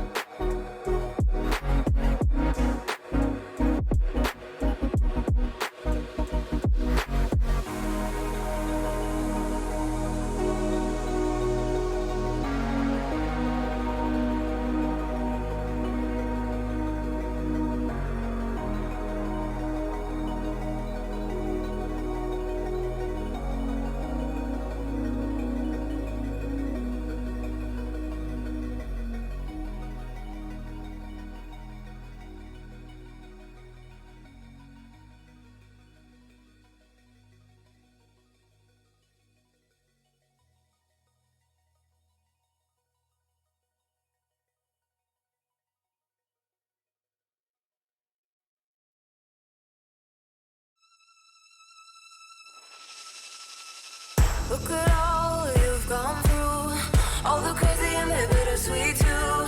All the while your heart's on fire, keeping off to your own desire. Look at all you've endured, heartaches that have crushed your worth. All the while your mind's at war, you keep coming back for more. Why do you keep coming back for more? Why do you keep coming back for more? Why do you keep coming back for more?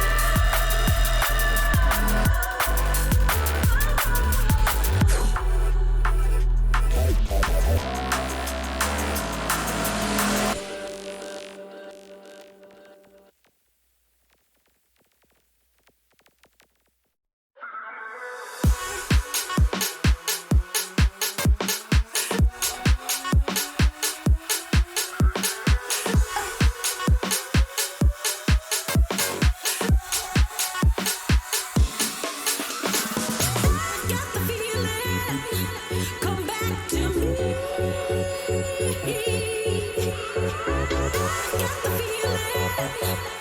back to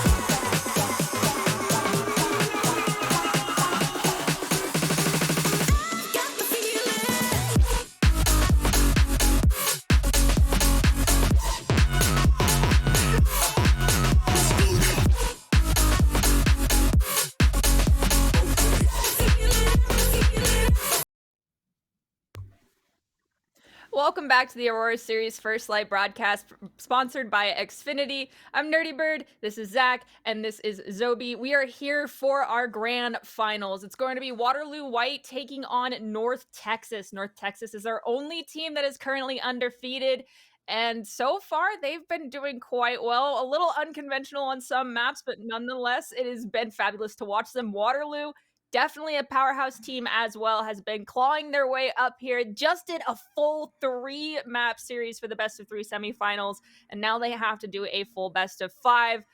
Honestly, I want to see all 5 maps, but that's a lot to ask from any teams. But if it's grand finals, like, let's go the distance. We just did it for semis. Let's do it for grands. At the end of the day, though, it's going to be up to the players' skill level and what they bring to the table for the first map of our grand finals. With that being said, I will bow out and leave the rest to you two. Best of luck.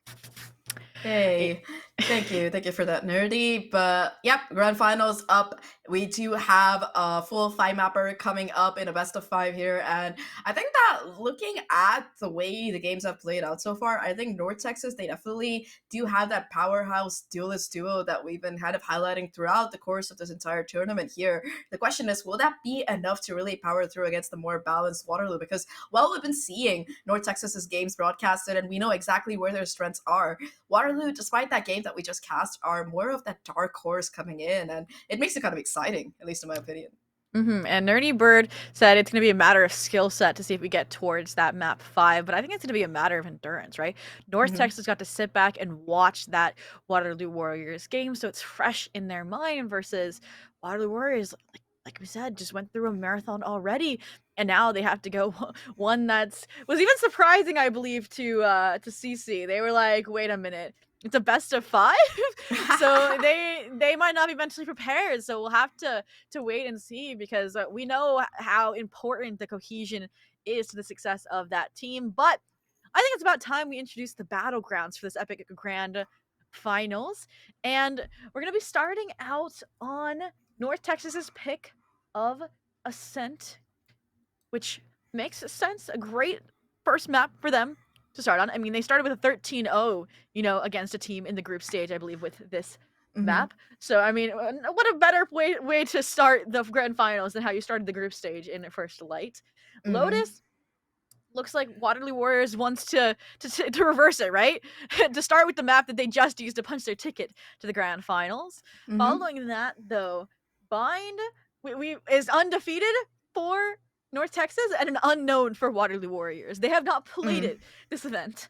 So once we get towards the back end of the pool, it kind of becomes more unknowns for both of these teams. But what do you think of this? I mean, Breeze split obviously out. I'm okay with that, to be honest. But I kind of miss Split. I like Split, but that's just me personally. I think you did highlight about Ascent and Lotus, why these are comfortable maps for both of the teams that picked them. Bind, of course, North Texas, they did pick it. I think that should be a pretty convincing win for them, looking at how they played not just today, but over the course of this entire tournament. They're undefeated for a reason. Icebox as well, right? We saw North Texas do quite a good job on it with the agent comp. So definitely something that I would at least, if not outright say it's in Texas's favor, would mention that it's a little bit more challenging for the side of Waterloo. And the decider, again, a complete unknown Sunset, the newest map that's been introduced to Valorant. Still a bit of flexibility around the agent comps, around the playstyle here. I think that if it does come up in this best of 5, mid control will be a huge factor.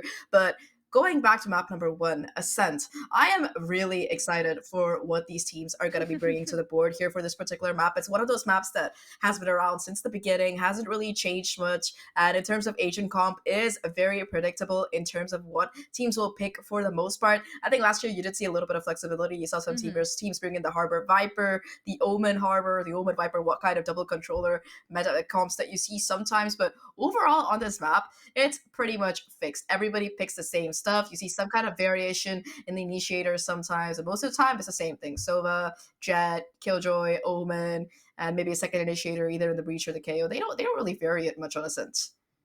Now, Zach, you say that you were going to see the mirror comps because that's what we expect, but I have some news for you as we head into Agent Select. If my predictions are correct, and I'm, of course, an unbiased caster, but I like to favor the team that goes against the default.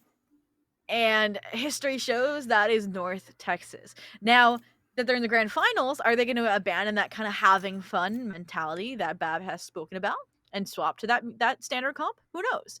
I mean, we were questioning. I was brought up that this was the only map we don't see the Jet Raze combo typically, but that's what they've been confident on. That's what they've been running every other map, and it looks like they might be going back to that, going back to what works.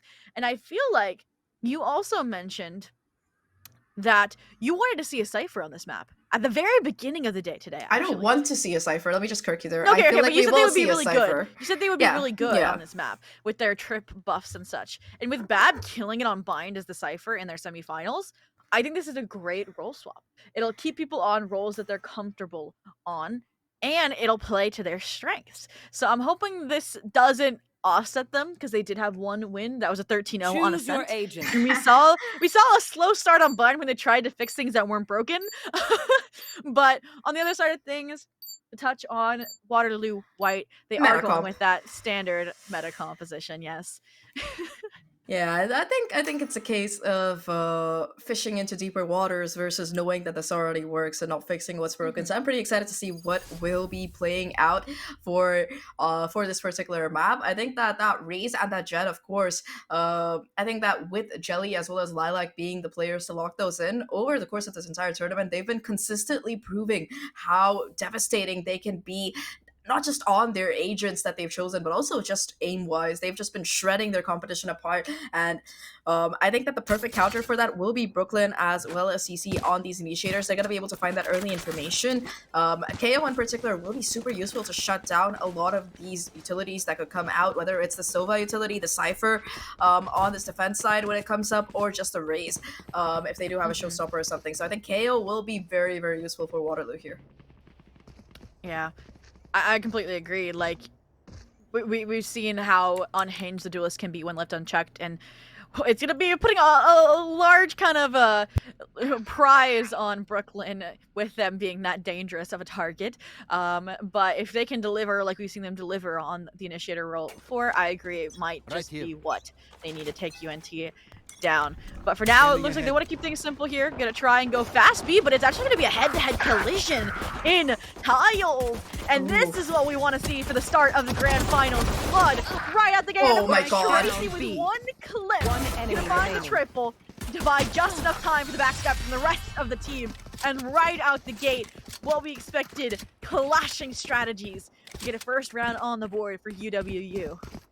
Yeah, they might have the default comp, but that's not the default play you expect. And North Texas, they were just caught completely off guard by that pincer. Tracy in particular, not just being able to take down 2 players, but also get a headshot on the 3rd. That's just overkill here, and exactly what you want to see from your Jet. Now, off the back of that round, able to buy up very comfortably here is the team, in particular Tracy, investing heavily in this Vandal. That, however, could be a double-edged sword, just especially with how aggressive this team has been playing. Tracy got to be the person to take that first contact. KO Knife not really spotting anybody out, which could be a bit deceptive because all these players are just lying in wait here outside of A. Recon does spot out one player towards short, and this paranoia from a KO, it could be everything if the timing is correct, does connect with Tracy here, but the crossfire is still immaculate, a counter paranoia as well, and now it's gonna be the kills coming through. However, that Sheriff, it connects perfectly with Tracy. Now, the paint shows as well to smoke them out. They managed to pick up the Vandal though, and with that, this breakdown, it's perfect. Numbers stay in advantage of Waterloo. I have this fight. Yeah, I mean, I laid this out before Waterloo Warriors had qualified to the grand finals. It's going to be an Omen versus Omen action. And I've got to say, Kazli's Paranoia definitely had a bigger impact there when paired with Brooklyn's Flashpoint. Although Tracy did fall, they got the numbers advantage in their favor, and they forced the rotation, the hand of UNT now into this B side, into the Killjoy utility, where even Myriads is ready to try and hold down these spaces, these rotations. But I like Sage's patience too. 30 seconds left. Oh, Sage, they're still able to stay alive. That's huge right now. So much damage being done here. If they can get a kill, it's going to be enough, but instead it's going to be Brooklyn with 3 kills on the board already. However, look at the HP of these players on Waterloo. It might be a 2v4, but Jelly has picked up that Spectre that was dropped towards A main, and they have the spike down as well. So all the objectives that Texas needed to achieve in this round have already been successful here. Now it's just a question of how much more economic damage they can do. Jelly already able to find the first here is huge, but now it's just all up to Jelly. The ace coming in for Brooklyn will get them high up on the board and very close to having this null come out here, but it was such an expensive round for Waterloo. They came in with 3 Spectres and a Vandal, and they're going to be only walking out with a Vandal and a Spectre, so this bonus, it's suddenly looking very, very difficult for them. Yeah, I mean, an amazing way to start out. We already placed them on a pedestal, right? Where we wanted them to deliver these grandiose expectations, and they have delivered them in one of the best ways possible. I mean, they started out support for Tracy, then they took the limelight, and they just went on a world tour. I mean, they got to pick, like we said, A main, and they got to pick mid, then they got to pick speed. Like everywhere on this map, they just were checking boxes left and right, and it's interesting. I believe in the last series when they had a little bit rougher of a bonus, you would see kind of a Guardian buy up or something, but instead it's going to be the full bonus with the weapons, like you said, only that big rifle to work with and the Spectre. So we'll see if they can get anything, if they can try and start a streak early on. It's going to be very difficult for them to convert this bonus, but this aggression, it's going to be coming out towards A. They do have a player kind of lying in wait as well. So Tracy, if Tracy can find this impact frag onto the Cypher here, Bab, that's going to be huge. They check the corner. However, it's going to be Bab to find not one, but both of those kills. Huge openers there for the side of North Texas. And with that, they know that this A side suddenly looking a little bit more juicy here for the taking. Only going to have 1 player remaining right now. Castle caught between a rock and a hard place. That's put a dark cover on site for them to play around, but there's only so much time that this will buy. Spike itself, it gets faked out. Neural Theft to come through as well, and with that ult coming in, Castley still fighting for life, only able to find 1 more, and that will be the site cleared out. 2v4 situation, and it does seem like UNC, they hold all the cards here. Yeah, I mean, Castley so confident in that Omen, able to hold on for a little while to allow the rotation on their team to come through, but with these better weapons, it's not going to have much impact in the end. CC trying to find what they can with the Ghost, but now it's just a search party being sent out. No mistakes being made to clear the corner. Lilac adding 1 to the tally, moving forward to try and get the ship righted here before any leaks of spring.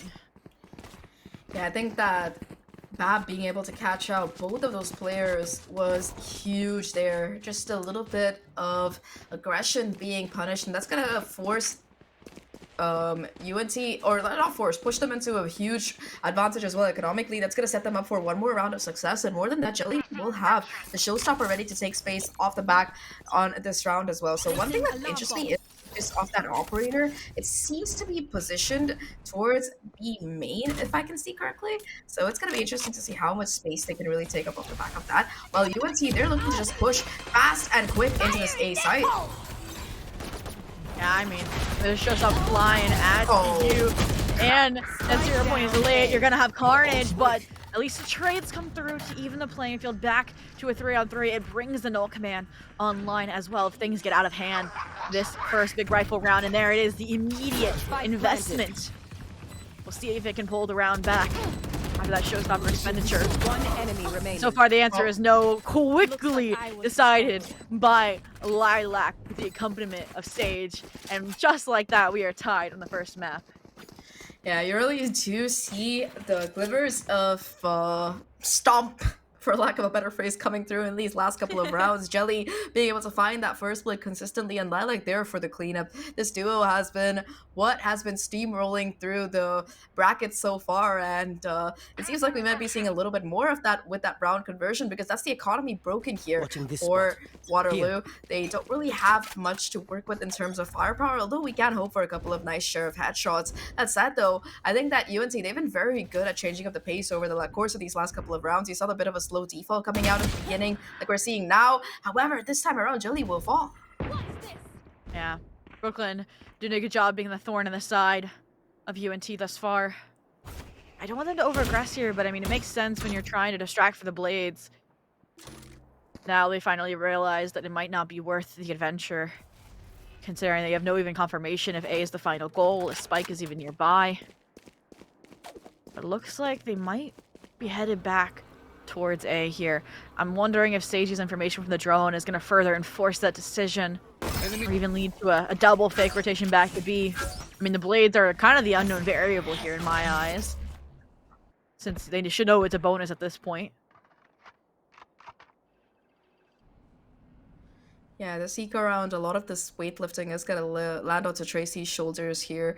No 0 points available for the side of North Texas. Tracy is going to be able to keep these blades for the round and not just to tuck themselves into the generator angle. If Tracy can find these crucial kills, it's going to be really good. Another beautiful smoke switch for Tracy to try and play around and try to stay alive. Oh my god! TC able to find two with the Sheriff before being shut down, and just the crossfires across the site will help this Thrifty take shape for the side of Waterloo. A round that they really had no business winning, but they make it work. And my god, not only do they keep 3 players alive, they get all of the guns too, so huge economic boost there. I mean, what did I say? Fear the blades. Or the frenzy, I guess. The Sheriff, man, the Sheriff. I fear the pistols is what we're getting. But just fear uwu. No, I'm joking. I had to say it once. I love that acronym, bro. But regardless, they take the lead, they get a chance to get the economy righted off the Thrifty. And now it's going to be Lilac's turn to strike with the blade. Fortunately, they're still going to have to challenge KJ Utility with the rest of their team. It's hunting down. You know, hunting down Jelly, but it's fine. And now, kind of see an early rotation coming out from Waterloo, but it's correct in this regard, and they're almost surrounding UNT since they're all funneling into stairs. With these 2 players backside, they might not even get the sight. If Taz doesn't even say about it, the one's still alive and still fighting. Look at that trick from Bab. That was pretty good for a double. Yeah, still gonna be a 3v3 situation. However, that's a huge kill. Dropping the spike there, third as well. DC has just been so impactful throughout today, and now it's all down to Sage. 1v3 to try and clutch out. The one thing is that Jet is quite low here, so that's a kill that Sage could definitely grab, but with the crossfire being held, it's all gonna come down to the question of timing here. Does manage to tuck themselves away by the switch, and it seems like nobody is really gonna be pushing on UNT's side, so it's just a question of timing and who finds the kill versus who doesn't. Spike itself on site, so definitely a viable round that Sage can try to clutch up here, but it's gonna have to be these fights isolated to perfection. With the clock ticking, 20 seconds left, the Spike will have to go down, and it is gonna be stuck off the back of that recon, but that leaves almost no utility available for this post plan. It's all gonna come down to gunfights here. Oh no. I mean, you have a flash on one side, a recon bolt on the other. What do you do if you're Sage in that situation? A rough one to be asked to deliver upon. And just like that, the gap will widen to 2. And I think it was just that early rotation and not challenging UNT's taking of the mid space either. They kind of just like let it happen and realized it wouldn't influence the outcome of the round.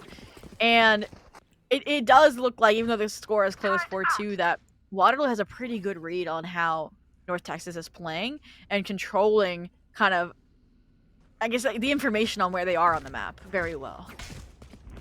Yeah, they've also been really good at these rotations, just them being exactly where they need to be, way ahead of time. So I think that has definitely helped out Waterloo in regard of finding that control and preventing North Texas from running away with it. But now North Texas, they're back to what worked for them fine, which are these super aggressive takes. The 0 point does catch out 4 players, but it doesn't do anything to stop North Texas from just running in.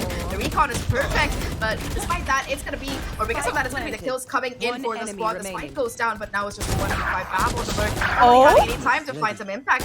2 kills on the round already, though. Possible third to come in. Tracy just trying to take the spike, but the cross is being held by Myriad, and there's just no hope for North Texas to draw that back.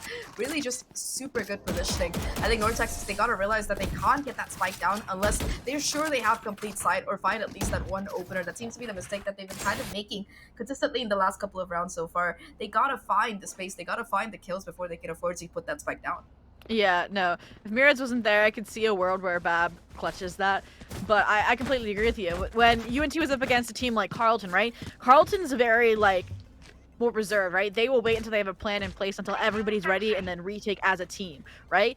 And it clearly is not the case here with UA. They're just so ingrained with each other that, like, a duo can be catastrophic. Like, 2 players versus your 5, you still can lose that pretty easily. And the sooner that UNT figures it out, the sooner they will have success here. But now, I don't know if success is in the form of challenging operator mid with only deagles, but maybe I'm wrong. They'll prove me wrong here shortly, maybe. I mean, they've taken up the space, they've pushed the operator off the angle. The problem is that they know there's at least 2 players still on this angle, apart, including the Jet. They have the KO as well, and there's a third backup on the Omen. So Silva drones saying hello to each other, ships passing each other. Nobody's gonna spot out anything, so they know that mid is still open for concession. That's South of Brooklyn on the off angle, the double peak ready to come through, as well as the operator towards main. There's just so much pressure that these players from North Texas will have to somehow get through. 0 point as well for the information. Catches out everybody that remains. The spray down just devastating for the side of North Texas, and they come out much lower in the stakes after that. Yeah, and some guns now collected. Only 2 HP though for the Jet, for Lilac, so they're not going to be able to wreak havoc like they normally do. Range in a little bit. They got to be more careful. Looks like the decision's going to be to try and think that they would have rotated off, but once again it's Casley ready to swing with the rest of the team off of a paranoia, and they didn't even need the information. Won't do them any good if they're dead. 6-2, the gap widening for the University of Waterloo on University of North Texas's map pick. So I think this timeout is desperately needed. I mean, we did see them come swinging back in after timeout, so let's hope that Texas can work some of that same magic. But looking at how this map has been playing so far, you can see exactly why this is the Metacom for Ascent. Whether it's that early information from the Silva and the KO, just being able to, if you can get your Jet set up with an operator that's basically an entire lane being held down by just one agent, and of course that Killjoy, just such a pesky agent to try and get through. You see that Texas, they haven't even tried consisting B main. They've been just going for A and mid takes. The only round where they try to hit B is through mid.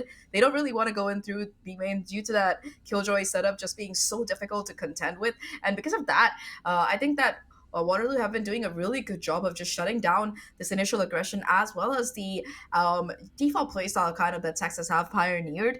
I think that in particular, Texas's quick rushes, they've been countered very well by Waterloo. We saw them being able to win one round, but immediately the adaptation was there to just go in, kind of play for the retake, use your utility to find and take these fights with an advantage. Like so many of these rounds, you see these beautiful recons coming in from CC, just highlighting players through a smoke, just free kills available without too much damage. And I think that's the kind of play that really just sets up a team for success. It's not just running the meta comp, it's also knowing how to use it. And Waterloo, they are perfect so far on this map. Yeah, I completely agree. Brooklyn, right, because they were providing so much support on Lotus, on the Breach, the KDA was a little bit lower, but here, it's like the best of both worlds on this KO. And I think it's definitely helping propel them a little bit here. I mean, you don't need a duelist to swing A main when Brooklyn is the one swinging it and getting frags. But for now, UNT, like we said, took their common timeout that has dug them out of holes before. We've said this before as well, that UNT is known for their slow starts. It happened against Carleton. We'll see if that's exactly what's happening here, but only time will tell. Especially when you have an operator posted this close. Oh, no. Jelly is going to take advantage of it and lock down as much as they can, but CC, ready for the trade, ready to make sure they can't bare their fangs. Look at this. Every point of the map getting stalled out by a single player. Single effort. Well, that's the second null command that we're seeing coming out of Waterloo's side to shut down the push on A this time around. Might be a little bit preemptive though, especially considering how low Brooklyn is. But with the clock running down, it's going to be 30 seconds left, and it seems to be a pivot towards his B side instead. They know that the Killjoy isn't there anymore. They probably heard the utility towards A when they were standing around there, and now they're looking to just go towards the side instead. However, you do still have the Sova with their ultimate, I was going to say, but unfortunately CC gets taken down. That's going to open up the B side, and finally, North Texas, they not just have the numbers advantage, they also have the site for themselves, so they should be able to get the plant. Yeah, I mean, a solid rebound after they kind of knocked upon a few doors and they were turned away. So, numbers advantage in their favor too, with Brooklyn, the current top frag of the lobby, on a lifeline. Should make things a little bit more difficult for you to get back into things. I want to see maybe like one person go for this, and if they get a pick or two, then the rest of them follow in. Because I mean, an operator's down, you're up a few rounds, and no, I mean, the paranoia hits, so they just go for it. They should know that two are there, but see a little bit of a miscommunication leads to the team ace. Oh no! And 6-3 once again, a round one following a North Texas timeout. And usually when this happens, trademark. I know, right? Well, if it happens and they win, then definitely going for it in Aurora series, it will be. But, I mean, look at this. Even after that round, there's so many ultimates streamlined to come online for UNT. I mean, you have 3 away from the Blades, and you'll be able to use, hopefully, Jellies this round or the next to make sure that this trend continues. But with the padded wallets of UW, it's going to take more than one round to start closing this gap. Oh, that's the Odin as well to come in for Waterloo here to pivot over to the defensive side. So B-side suddenly looking a little bit more threatening if that's where they want to attack. You can also see the adaptation. They realized that the Killjoy being on B was kind of what locked down that side, and with how difficult B-side is to retake, compared to A, I think they're just going to try to position the Killjoy, keep the Killjoy over there, so as to speak. But doing that will mean that this A looks a little bit more vulnerable. Once again, that early drone to kind of just try and push out towards main, I think, hasn't really found any value, although they've taken control of A lobby at the very least. Shock dart as well towards short to try and clear it out, but Tracy's still positioned on the angle. And this time around, Tracy will not miss. That's Bab taken out, so no more lurk available. A second kill could possibly come through, but unfortunately, Castley goes down, and that's going to mean no more delaying smokes available on site. Brooklyn still, though, on Heaven, able to provide a little bit of backup here, and oh, that's so sad for Castley. 147, that would make me mauled. Me too, bro. I've hit, I think, 149.4 or something, and it said 150, and I was like, huh? What the? So I can definitely feel their pain. But 4v4 still, so as long as the team wins the round for them, I think they'll live. But the showstopper's trying to make that not the case here. Paves the way to the site. At least a Molly. We'll put the numbers in their favor here, and time on their side too. Another plus in the right direction. Spike though on a site. I'm iffy about how spread out these players are, but caught off guard with Hunter's Fury trying to deny the plant. It might open the door for Jelly. Get another round in UNT's favor. Stagey as well. What I just laid out could be a disaster. Them playing so far away from the Omen. Is there a recipe for success, Zach? I think the recipe for success was just Jelly being able to find the gap, push into CT, not only finding that opening pick, but also just being able to fire off and get those 2 kills and deny that Hunter's Fury value with the clock ticking so low. That was really, really unfortunate timing for the Sova on the side of Waterloo there. Did not expect Jelly to be tucked into the corner, and just no defense with Tracy going down that early as well. So I think we're going to be seeing a little bit of a reversal in not just lobby, but also momentum here as North Texas slowly but surely are climbing their way back. I think that Jelly has finally found their footing on this particular map, and we know what happens when Jelly starts to pop off. There's just no stopping them. So this could be Waterloo's chance to kind of prevent North Texas from running away. We've seen how effective these timeouts can be. So will this be the one that Waterloo need to extend their lead? Because if you look at this team comp, North Texas, they might have 2 Dillas, but they also have a Cypher and a Silva. So it's not exactly going to be a piece of cake to get into the site for free. Yeah, I mean, not only are they probably talking about how to shut down Jelly, but just the timeout in itself does, right? And, I mean, I want to praise Brooklyn for taking the timeout here, because most teams, like, take them when it's, like, it's just tied or they've just lost the lead or something's going wrong. And I mean, yes, the gap's starting to close, but it's only been 2 rounds. So they're trying to stay ahead of things. They're trying to stay ahead of the curve and make sure these adaptations come earlier rather than later. And I highly, highly respect that. I mean, they had padded walls. They're slowly starting to dwindle, but they're still okay. Like, they could buy next round if they need to. And that careful pre-planning is what could help them out, especially considering this is UNT's map. Yeah, I think that they've proven that they were able to kind of just keep their mental strong, whether or not they're in the lead. So I think that UNC definitely shouldn't be too flustered here. It's just going to come down to timing. Tracy able to dodge that first shot guard. Has to find the timing, though, on the swing. And with the help of the flash, will be able to not just get the kill, but also get back safely. A beautiful paranoia as well to keep Castley alive and in this. The dark cover coming down as well for some additional pressure. Definitely things going in favor of the side of Waterloo here to find that opening kill. Boomba does spot out a player, forcing out the pain shells, but Castley's still going to be able to tuck themselves into the corner. It's going to be cleared out manually though by Lilac, so that's going to bring things back with numbers still in favor of Waterloo, but Texas at least have control of the site. The problem is the spike here, and look where Brooklyn is, just watching over with an eagle eye towards it. I mean, we said it, if Jelly gets online, they're hard to deal with, and that tree fight, I think, highlighted the fact that they are, in fact, trying to heat up here. But now, 30 seconds overextension left. from Lilac puts them in a little bit worse of a situation. I mean, Spike's still being occupied here by UWU. Jelly being the one to try go on an expedition collective, but there it is. They're heating up. They're feeling jittery. Can they deal with the high-low though? No, so bad. Could be the next to brave the frontier, but that opportunity stripped away by Myriad's quick timing out of heaven. Just like that, 7-4. Lead grows. They've established at least a lead before the sides swap.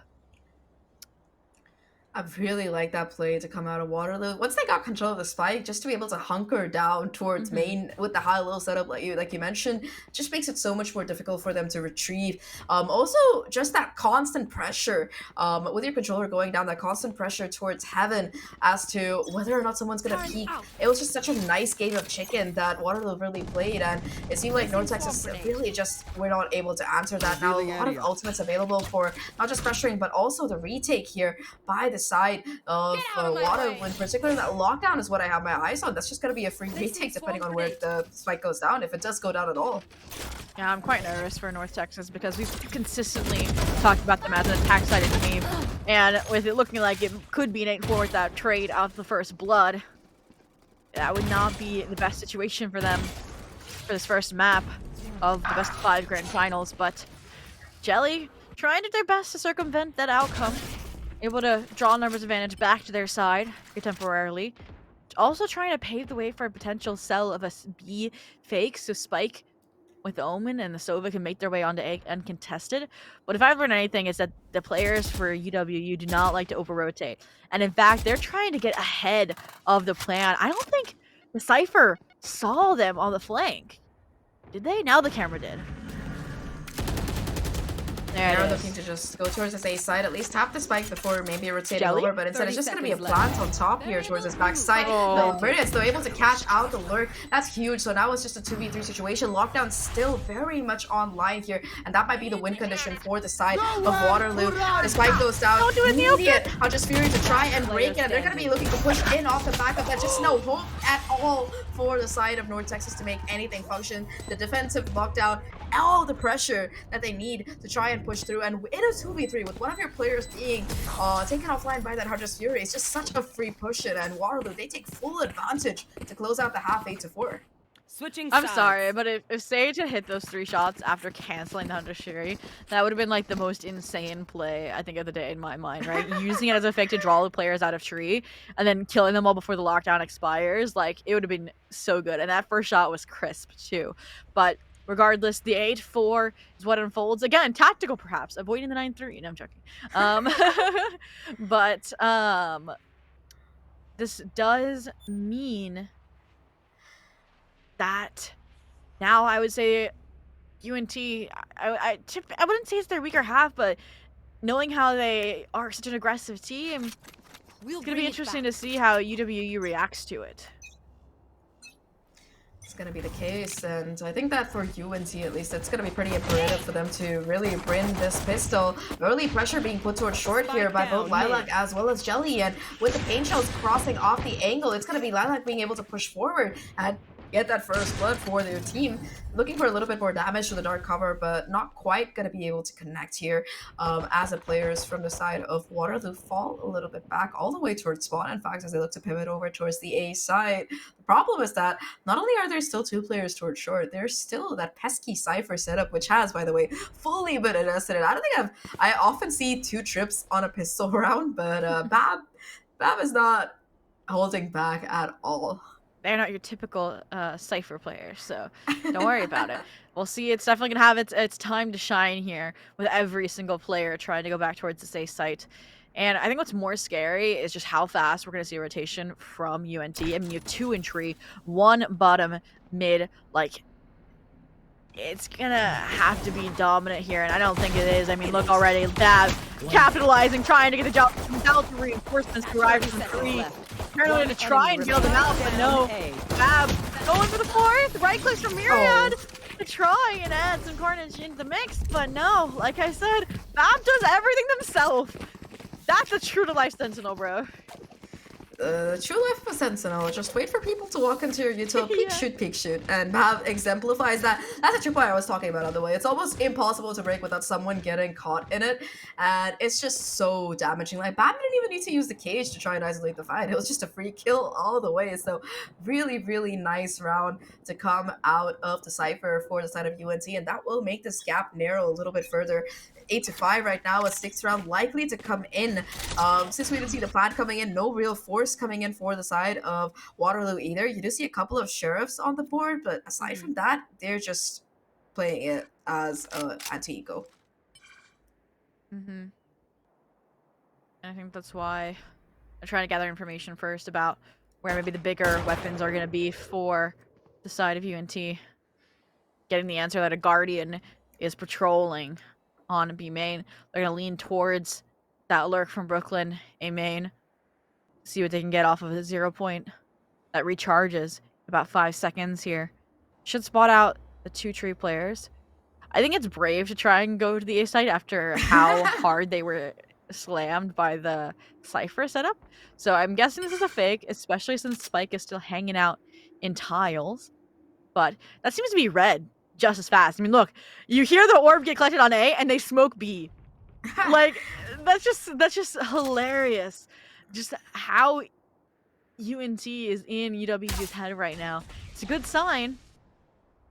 30 seconds left. The Killjoy still trying to pull more numbers over to A. Well, that's the second smoke being committed right now. Killjoy is still looking to do some damage, but unfortunately Bab will be the one to take them down here. However, that said, that opens up the B side here for the possible plant to come in. Lilac, though, pushing in to the door closing. We'll be looking to put some pressure onto sites. Spike itself will go down, so at least a little bit more money for the side of Waterloo to work with, but it's just going to be such a difficult hold, especially with the lack of firepower for these players. They know exactly where most of them are. Castley towards main, going to be trying to do their best to find a kill, but now it's just Castley versus the world, and Lilac will clean them up with great ease. The 6th round comes through for Texas, and not only that, they do it without dropping a single player. So this next bonus, it is looking very juicy. Yeah, I mean, we talked about how the semifinals was the Jelly and Lilac show, but Bab is the one really stepping up here on Ascent. And I want to remind you that they usually they played Breach the last time they were on this map. So being 14-9 on the Sentinel, and just now, like they started out on the attack too. So this is where they're finally settling into their true to life role. So this is only the beginning in my eyes. So the fact that it's map 1, 8-6 already coming back from 8-4. Like you said, a very strong bonus, the strongest you can have, which sets them up for further success here, further opportunity to close things to an 8-7. But let's see if Bab can hold on again to this A site. Oh, that's a beautiful. Yeah, it's a beautiful 0 point. Could make or break this round, honestly, for North Texas. Oh. They're rushed in. However, they don't really clear. Check it out on these spot. The rifles at this range are doing their damage. They come out on top through Waterloo, and they should be able to get the spike down without too much ado. Door does get broken, but that said, it's still gonna be the spike plan to come through, and now it's just how well they can defend these crossfires. Couple of players towards main. Tracy looking quite low as well. Tries to go for the swing, but instead attacks with 18 HP. It's just gonna be Jelly cleaning up house here. Finally, you do have the Sova finding some damage, but now it's just Castley in a 1v2. Has to find and isolate these fights perfectly. Able to find the first, but not quite connecting the second. It will be Sage to come out on top, and that's the bonus converted for North Texas. A round that is huge for them in their comeback attempt, and I think with that, we are likely to see an 8-8. Whew, right out the gate, this is neck and neck. I don't want to say I cast a curse this in the production chat before this match started, but I might have. We'll find out, but I mean, we're getting some first ultimates on the board here for the half as well. The Sentinel for Sentinel, the lockdown for the Neural Theft. And I mean, I don't even think UNT needs the Neural Theft at the moment because their reads have just been on point this half thus far. Like, it's to an insane degree. And if anything, the lockdown would give an indication maybe that it's towards the B side, a little bit more of a coverage area using it. But it also means the operators have an interesting time trying to find an impact, especially when being dashed upon by Tracy, already in their face, and they're fighting with an A. But is that a quick swap of a stinger? No, that's Tracy. All right, I was about to say, what just happened? Alright, well, Jet versus Jet anime battle. It's gonna be Tracy to come out on top. So, who will win, a 1,100 Stinger or a 4,700 Operator? The answer seems to be the Stinger, at least in this regard. Lockdown invested as well by these attackers to buy a little bit more time here. And that said, it's just gonna be Sage pushing in with an utter disregard. Nice. However, Castley, a nice shot with the Sheriff through the smoke here, bringing it to a 5v3. The Lurk as well kicking in from Marias. Not able to find too much impact though. Does find a fair bit of damage. And with the help of the Recon, it's just so much wobbing coming in. Brooklyn to close things out with the final headshot and the Thrifty to materialize to boot for Waterloo. That was a round they had no business winning, but with the help of that first huge kill from Tracy, as well as the Recon that we saw towards the end to come out of CC, they made it look so easy. Yeah. They were just like, yeah, Miria's Lurk didn't find much in terms of frags, but it drew time, it drew attention. And that kind of allowed the players to get ready on site for the players about to funnel in through stairs. And I'm hoping that they didn't just open Pandora's box by handing an operator over to Tracy. But we are going to find out here very shortly. That is for sure. I mean, you're resetting UNT into an eco round here, forcing Bab to play a little bit more aggressive than they're comfortable with. And it looks like UW is still playing around with the idea of selling these fakes. And I think that's something Carleton really didn't do too much. They really were more kind of committal. Like, yes, they started out maybe on like gathering information, but they usually followed through on the site. They weren't one to leave other than Icebox. So I'll have to wait and see when this much rotation will do to the mental of UNT. I mean, the reads have been solid so far, but if they start questioning them, it could hurt them in the long run. Yeah, I think that now, especially with the pivot by Waterloo towards his B side, it does seem like they're just gonna be rushing their way forward. Nobody really getting caught aside from Lilac with that Recon both, but that said, still being able to do a devastating amount of damage before being shut down by Myriads. That's a huge kill just there. They do look like they just want to play full fun by making their way onto site. This time around, no real utility available to disrupt it. The Recon as well only spots out one player, not the second. So I think that if they can just hold this crossfire towards main, it's going to be a little bit of additional pressure for this retake as it tries to commence its way. Castley looking for a bit of damage here. However, Jelly takes them down, and they know for a fact that there's a second player available as well. Neural Theft to come out, smoke out the positions here of the remainder players. The beautiful headshot by Bab will let them get a gun now. 2v2 scenario. The clock ticks through, and it's a beautiful kill from Brooklyn. However, Bab's position, it might mean everything here. So much damage being taken already, though, and there's just no hope for the side of UNC. They almost get that retake in that ego round, but it will be Waterloo to capitalize and find double digits first here. 10-7. A timeout to come through a very familiar sight, I must say, from the opposite side. Yes, indeed. When they're down a few, you see it from Iro. And usually you see at least one round follow it. That was true in the first half. And I think that was a great use of the neural theft, just because we mentioned how early round information or reads per se were pretty on point for UNT, but the fact that the post plant's been where they've been struggling, it definitely helped them pinpoint, what the strategy was, what the lean was for Waterloo. And it just felt like they weren't able to kind of address main as quickly as they had hoped, and it kind of was prodding at their time a little bit. And then once they got to site, Bab was very rushed in their confrontation against Brooklyn, and it crumbled into what we saw.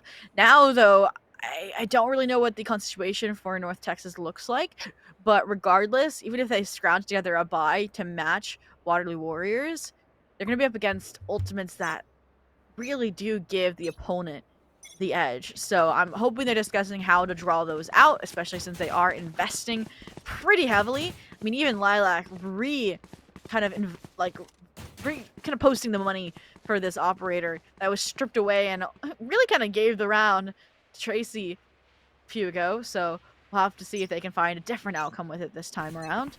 They're posting up on mid this time instead of B main. Talking about Waterloo, though, they do have a couple of these really pivotal ults available, in particular a null command, which could swing the game here. They might start off with this default. In fact, Spike's still stuck all the way back in base.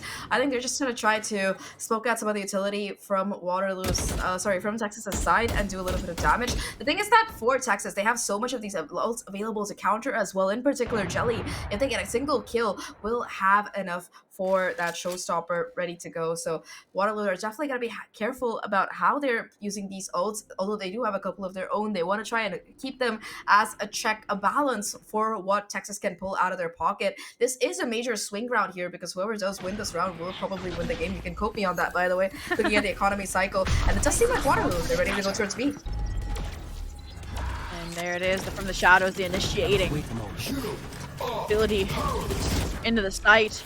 Paired with an ult command now to kind of stall out a flood retake that North Texas might be going for. And Myriad's going on their standard lurk procedure, activated. This time, though, the null command might offset the timing a little bit, because then the players are waiting it out here in market. I don't know if that's going to help or hurt the lurk in the long run, but for now, the players are still there and not aware that they are behind. And they're going to be awarded 1-for-1 trade. We're back on a 4-on-4 here. 0 point confirmed. Here it is, the operator and Jelly combo. Starting to whittle away the numbers. Now one remaining. But it's Casley. If anybody can, it's them. Looking for a fourth. They'll have to be the Omen diff. Oh, and it is! Alright, a very, very brave TP that completely worked out. It was Casley, like you mentioned, being the hero for the side of Waterloo here, and that will demolish whatever economy that North Texas built up over the course of these last rounds. The question is, will they play for a possible overtime, or will they just force up? But it seems to be that they're going to be ecoing instead, opting to go in for that overtime. They could still win this round after all, despite the lesser eco, because they have the Blade Storm as well as the Showstopper along with that Hunter's Fury. So a lot of very powerful ults in the hands of North Texas, but that's 4 rounds in a row, or 3 rounds in a row, I believe, for Waterloo. And they are definitely starting to snowball these rounds here and just carry it through off the back of sheer momentum. Texas, even though they've been successful at kind of trading things out, as the clock ticks forward, it's just so much, it just seems to be too much pressure for them. So Waterloo, they're gonna have to be very careful to keep the pressure up. I know that's just a disgusting shot from Sage. What?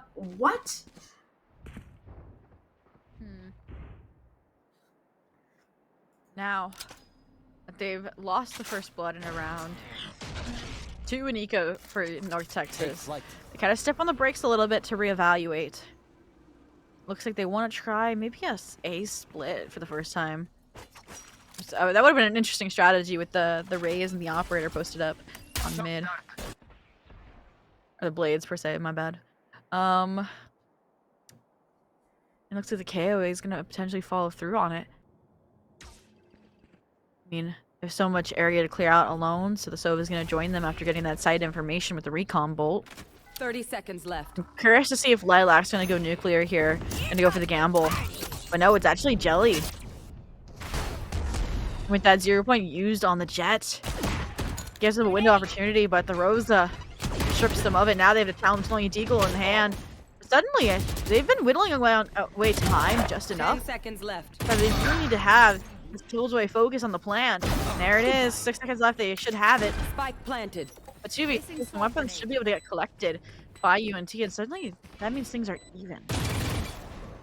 Yeah, they didn't really have a chance to close the story either, so both players just going to be trying to tuck themselves away towards sight under heaven, try to hold that crossfire. The problem is that there's just no real scope for them to deny this post plant. They know that Castley is on site under heaven, the Molly as well to buy a little bit more time here, but the fight isolation is impeccable, and the guns at that range come out to get Waterloo match point on this map number 1. North Texas, this was their map pick. We expected them to have a stronger showing, looking at how they did find that 13-0 victory in that group stage. But that said, Waterloo, they are a team that has been incredibly consistent that we've seen. Even if a couple of their games have been close matchups, I think that they have proven that they are successfully not just able to adapt, but also every single player on this team has shown up when they needed it. In particular, we talked about their initiators throughout today, but looking at the scoreboard now, you'd expect your Jet to be on top, but instead it's Brooklyn leading the charge here. In fact, every single member is just doing their job and trading each other out perfectly. And overall, team-wise, I think Waterloo are just more consistent, at least in this regard. Yeah. We talked about it. That cohesion could be what takes UNT down unless it's rivaled by the individual star power of players like Jelly, of players like Lilac. And that operator action is what needs to get delivered upon. They want a chance at bringing these 5 rounds back for OT on their map pick.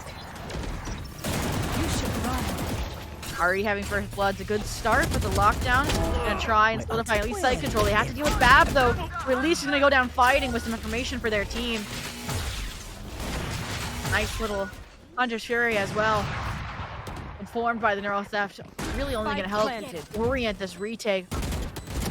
Direct the resources of the team. Again, this Kate has been a thorn in their side from main so many times, and this round is no exception except Akeo. They'll take care of it for once. And just like that, UNT lives to fight another day. I'm really surprised that we saw that Hunter's Fury come out to break the lockdown, especially with the fact that there was nobody really on site who needed it, but I guess it was just a desperate attempt to save Babs in case they didn't manage to fight through all of the players pushing in. A little bit too much to ask for, but nevertheless, no harm done. A nice retake coming out of UNT's side. Really just playing around the danger zone of being gunned down as they rushed in. You saw that I think Jelly got tagged up quite a bit, but despite that, they managed to find the trade and the advantage overwhelmingly. Now Eco in a little bit of a dicey spot. They are still going to be able to have mostly a buy coming in. You do see Tracy with the blades or a possible force coming up here. In fact, they're going to be investing fully into this round, and they have a lot of these crucial ults as well. In particular, the Hunter's Fury ready to go as they look to aggress quickly and efficiently on this A site. Huge info. For real. And they're gonna complement that as well. The shadows. But it's just a cacophony of utility there. A lot of chip damage done, and even now a frag coming out from CC with their Hunter's Fury. And that Spike planted. is a really difficult retake now for UNT. I mean, an operator in hand, 2 players only to support them. How do you navigate this?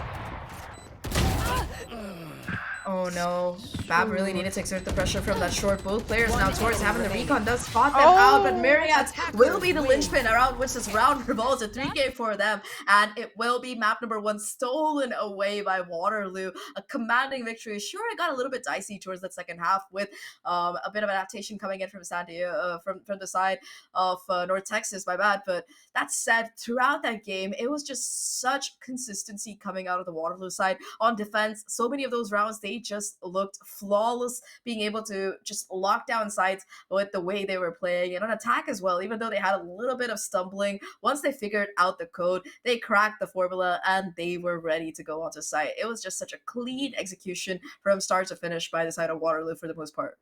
I mean, you said it yourself. Consistency was the name of the game for Waterloo Warriors versus North Texas. They literally changed their composition after playing a different one yesterday. They thought it would help them out. It seems like it hurt them more than anything. Felt a little like they were leaning too heavily on the players who were playing really well in the semifinals. And we talked about how that break might have helped them because they could have studied up on Waterloo Warriors, but maybe it got the players to cool off too much. So maybe this is a warm-up map, right? Like, you can think of it that way. We've seen this happen sometimes for the players who have a break map or two, where it does, like, it has to take a map. Like, you have to do it in the server. Like, a DM range, it's not enough. So I wouldn't count them out just yet. But with Lotus coming up, which is a undefeated map for the side of Waterloo White, it is a little worrying. But, again, we've seen Dark Horse maps for teams, and we have not seen North Texas on the map of Lotus. And with them being an attack-sided team like we've seen, I'm hopeful. I mean, to be fair, for a team that's supposed to be attack-sided, they look like they struggle a little bit on Yes, they Ascent. did. That said, though, Ascent is more of a defender side of the map, even with how long the map has been around. It remains to be a thorn in the side of all those attackers who struggle with it. So I think that could be given a lead-in that regard. But like you mentioned, Lotus, unknown for the side of North Texas, very convincing for their opponents. So it should be exciting to see how exactly this map 2 does shape up. Well, before we can do that, we gotta bring in the amazing Nerdy to see what they thought of that, I would say, surprising first map.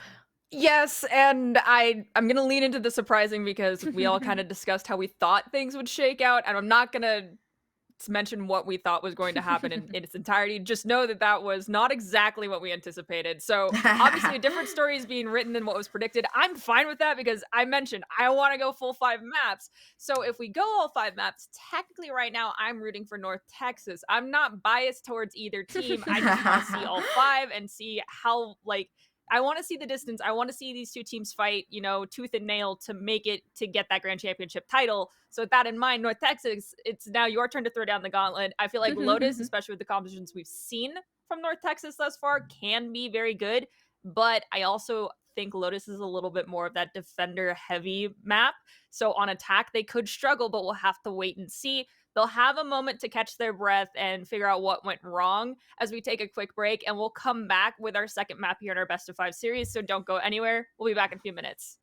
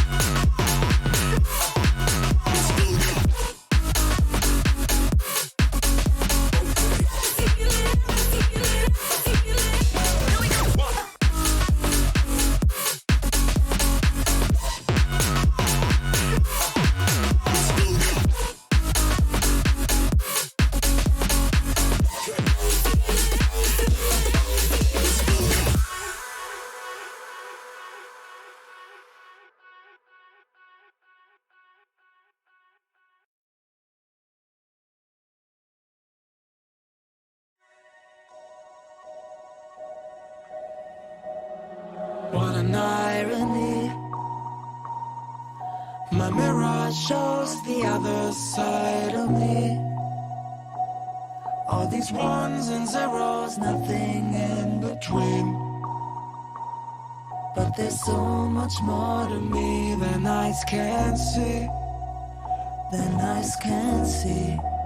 I'm not binary.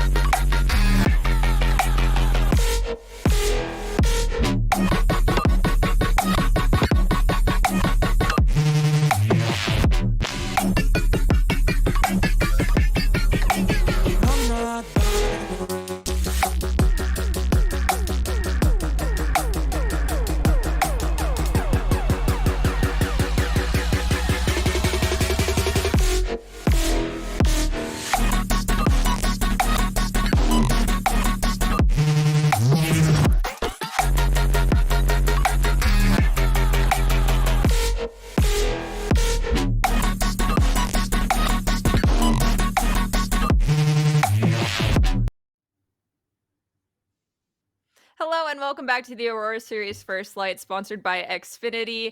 And we are now in what we can consider almost the light at the end of the tunnel. It's game 2 of Grand Champions, and right now, Waterloo is leading in our series by 1. North Texas finally took their first map loss of the entire tournament. It was bound to happen eventually, I guess. So if you want it to happen the first map, so be it. Now just from here on out, win the rest if that's your mentality. Honestly, I still predict it going very back and forth. We'll have to wait and see. But I'll leave it up to you two beautiful human beings to talk a little bit more about what we might be seeing here on Lotus. And I'll see you at the end of this next map. Thank you. Thank you for that, Nerdy. That said, looking at Lotus, so this is a map that we did just see one of the teams play through. Waterloo. It was their third map. They're deciders who punched their ticket into the finals, and they did a pretty good job at doing exactly that. So looking at the agent comp, I really do like their consistency in terms of that double initiators or double controller. I think we could see either of those kind of coming up. Initiators in particular, the breach. I think it was Brooklyn on the breach, if I'm not wrong, just exerting, dialing up that pressure a little bit, and so many of those rounds able to catch out their opponents on guard. So I think if we can see something similar coming in from Waterloo, it will be good for North Texas. I think that we talked a lot about how their aggression has become their trademark over the course of this tournament, and the biggest problem that we saw was that consistency that we kept bringing up, right? Like for the side of Waterloo, every single player was performing when they were called upon, but for North Texas throughout this tournament, it's been Jelly and Lilac who have been kind of leading the charge, and we saw what happened in that last game of Jelly and Lilac don't step it up. So it's kind of like a general call just for the whole side to ramp it up a little bit, give Jelly and like the support that they were kind of shining through in those previous maps today to power through and maybe bring the series back 1-1. Mm-hmm. And the only thing I want to point out, though, Zach, is if we saw Waterloo Warriors on Lotus, North Texas probably did, because they were just taking a break, lounging, having already punched their ticket into the grand finals. And because we haven't seen them on Lotus yet, they can frame their entire composition around countering what we saw. I mean, we saw how difficult, like you said, it was to deal with the breach by UCSD. So they can choose an agent that can completely counter that, then I think they would be pretty well off. On the other side of things, though, I'm expecting to see the double duelist again. I'm not gonna lie. I'm curious if we're gonna see the Sky as the initiator for Sage, and I feel like we're just gonna see. I can honestly see the same exact composition. Would it be a little bit rough? Yes, but could I see it? Also, yes. It would. I can see like the Cypher Sky Omen Rays Jet that we see like on like Split Mind, but we'll have to wait and see as our lobby gets ready, and I mean, it's map 2. It's a best of 5, right?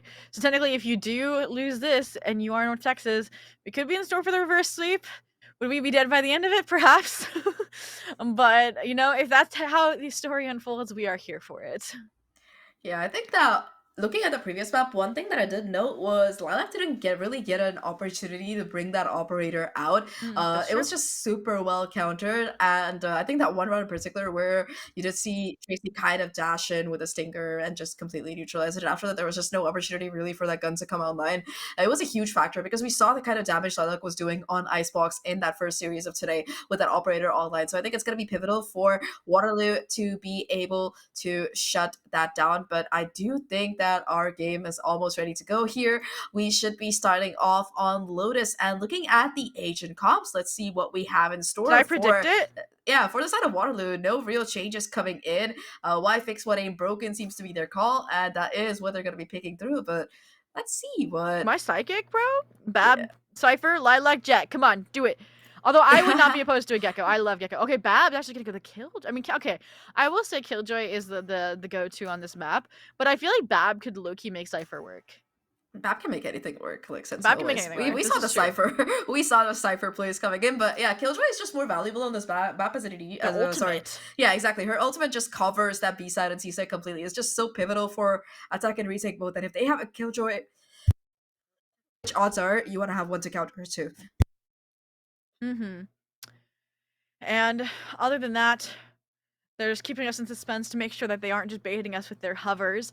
But this is also the map that we saw, like, like, absolutely unleashed. I mean, they were lurking every single opportunity. So Babs had to keep that closely in check. And that's going to be a tall task just for that, even while holding down the C site too. Because that's kind of what the expectation is for a Killjoy on defense, which is the half that they're starting on. So not only do we say that we think they're an attack-sided team, but they're starting on the opposite side of what they favor. Yeah, I mean, you might as well get it out of the way. Even if you get like 3 or 4 rounds, you're gonna feel a little bit more confident heading in the second half. Like even if you're behind, if it's the half that you're comfy on, so as to speak, it might be a little bit better for you. We have seen that coming in from this particular team before. That said, though, it's the double initiator facing off against the double duelist. We already did see the double initiator come out on top in that previous matchup, but this is a whole other team that they're facing, and it's gonna be interesting to see what exactly Waterloo's attacking strategy will be in this particular matchup, especially with the fact that Tracy is so dependent on how CC as well as Brooklyn can set her up for success. Completely. I mean, Brooklyn came alive on the KO on Ascent. We know that they were at least delivering from the support role last time we saw them on Lotus. I think they elevate even more to that level of reach gameplay, equivalent to Ascent's KO, then this is it should be an easy 2-0 in my mind, but that'll be hard to ask, so go ahead and see. For now, it's an interesting 3-person stack on the C site from North Texas. And this could pose a threat because Spikes actually hang out outside of C, so they get it down early. They can hang out, but then again, if they're trying to pinch the B site, that's also not going to work out. Down. What? How does Myriads hit that? Last player standing. What? How does Jelly hit that? If this is what this game is going to be like, interesting. But as the dust settles, Bab left in the 1v3. Only a classic to the name. Spike rotating planted. over from their A side bungalow, and all this utility is available just to pin them in the corner. And the double swing for Tracy. Finish out and get the pistol in Waterloo's favor. You know, let's just break that round down, right? It's not just the pressure on the C side. Like, yeah, 3 players are there towards C main. They take the fight, they lose it, the spike goes down, all that cool. Look at where Tracy as well as one more player came through. They just made a bad rush to B, man. They found a kill onto a KO who was just in the corner trying to smoke, maybe find a kill or two. Then they get the pincer onto C, and at that moment, there was just no hope remaining for the side of North Texas. We talked about how aggressive they like to play, but Waterloo just schooled them in their own style. Wow. I mean, I feel like we saw them do that against Carlton once or twice, so it makes sense. But to see it on the pistol was definitely very funny. And it looks like we're already seeing a change from North Texas, where they're kind of adopting that bind style fluidity to the defense, going to play more for a retake together, and also buy time for the double duelist flank. I feel like we saw that a few times as well in the Carlton game, and it worked out, but now they have to challenge, Myriad there, who's prepared to hold this down. In the meantime, though, Casley definitely getting the job done on site, and it's just like we've said before, Zach, every player is delivering when called upon. This time, though, Seiji able to make that statement false for Tracy, but there it is again. The next player, CC, steps up to fill the bill and is locking that 2-0 almost flawlessly for the team. Yeah, gonna be a very nice bonus as well, with multiple SMGs available, as well as that Guardian on Tracy, which we have seen them hit some really nice shots with. So that's definitely gonna be there. That said, though, Ultimate's not really charged up for either side. A bit of a full buy decision coming in from the side of North Texas. Do they really want to invest in this Vandal, or does Lilac want to save up for the Operator? And they are gonna be putting in everything they have in this round. A Judge, though, on one of their players, so that could be a question. Now, though, weapons on the table. The end goal here with these bonus weapons. Once again, though, it looks like they're just going to let them have the site and play retake. And so the question is now going to shift over to Waterloo in terms of what adjustments they're going to make in the post-plant to change the outcome of what happened last round. Because the odds are even further against them with non-eco weapons in the opposing side's hands. Casley reprising their same role. You'd think they would learn the lesson and check it, and Jelly is able to come away with the frag. There it is, a trade back in the same direction. Finally a shotgun in the mix, this time in the form of a Judge. They're gonna deliver with it for one, but trades again, keep things barely in Waterloo's favor. Now they're just trying to stall out time. Yeah, 3v2 situation. They don't check their corner though, and that's still gonna be Jelly finding the kills, and now it's just Myriads on the lurk here. It's gonna be such a crucial 1v2. Just find the first, but thankfully Jelly there for the trade. The paint shell's really applying the pressure in that angle, and just like that, the retake is successful for North Texas. But what an expensive round that was. They get the round, yes, but they fully invested in rifles across the board with the exception of the judge. Well, that was a pure bonus coming in for Waterloo, and Waterloo, they just find so much value. Not only do they get that plant down, but they also take down 4 rifles, so that's gotta hurt. I mean, they almost lined it up too, so they were very close to losing that round. And it was just, I feel like once they got onto site, it kind of fell apart a little bit in terms of figuring out which fights they wanted to take as a team. But they can fix that here pretty fast. Looks like Akeo wants to reprise the judge role. We'll see if it finds a nice home here on their site hole. But for now, Spike's hanging out outside of C. The Trailblazers just trying a little bit too early to collect full information that this is a 5-person push, so it's going to be respected by Sage and Lilac here. And again, it's going to be a retake for the side of North Texas. We'll see what the outcome is this time. It looks like the answer is, again, this Tracy duo in the CT has never failed this team. It's just such a advantageous push for them, especially off the back of that breach utility. Now a very difficult retake attempt. Jelly trying to find the damage, but with so many players available, a beautiful paranoia will let them find a kill, and also put the showstopper to find another couple of kills, bringing things down to a 2v2. Sure, Jelly is a little bit low here in terms of HP, but does have the paint shells to work with, as well as another satchel, beautifully positioned. That's gonna possibly do a little bit of damage or dislodge this player out of the corner, but they don't know where exactly to look at. Ageo has to find the timing here, and the damage that's being done. Not having the defuse coming in, and it has to be the peak to come through. Jelly just has to stick it through. No angle here. They got it. Killjoy has to go around, and that's the defuse. It might not be the kills, but who cares when you can just stick the spike here. Beautiful round to come out of Jelly. 4 kills and the defuse to boot. And that will be a thrifty converted, which will let Lilac buy that operator. That was impressive from both sides. I mean, Casley again showing the full capabilities of this Omen kid. I have never seen that off angle used for trying to get somebody off with the spike, and it clearly was unexpected and hard to deal with, almost costing the round. I mean, it got them off the half, and it was just, again, quick decision making from Jelly in those situations to go ahead and get the job done. And it was so close, in fact, that Waterloo's willing to try it again. This time led by the Blades, hopefully, but the operator makes quick work of that. Huge. That's a huge pick-off as well, especially with the fact that the Blades are kind of needed to find that opening here. They're still going to be able to have a buy looking at the economy, but that said, it's such a buy that's on its last legs. It's kind of necessary for Waterloo to win this round to deny that momentum shift towards North Texas and them possibly running away with the lead, as we've seen them do so many times before. I think that Waterloo, the one area that they haven't really tried too much pressure on is this B side, and it seems like they're going to continue for that to be the case. They're looking to go towards A instead, but this entire Killjoy setup is just ready to go. Like we said before, they haven't really been taking fights off the Killjoy utility, which I think is what I want to see. Like, because it's kind of a coin toss of how the retake goes, but I won't get that opportunity for now because the rotation's on the B site, which is pretty much uninhabited, but an early challenge from Akeo with that judge again, certainly delaying plant a little bit, and it's even causing maybe a question mark into the plant for now. So instead of planting default, to be more towards that C link, so they can funnel into that instead of having to challenge other retake avenues. Ooh. Beautiful lurk from Ghastly. Just take down Bab here. That's one less player available for the side of North Texas. As Ghastly still continuing to lurk their way forward here. It's all going to come down to timing as they rush forward.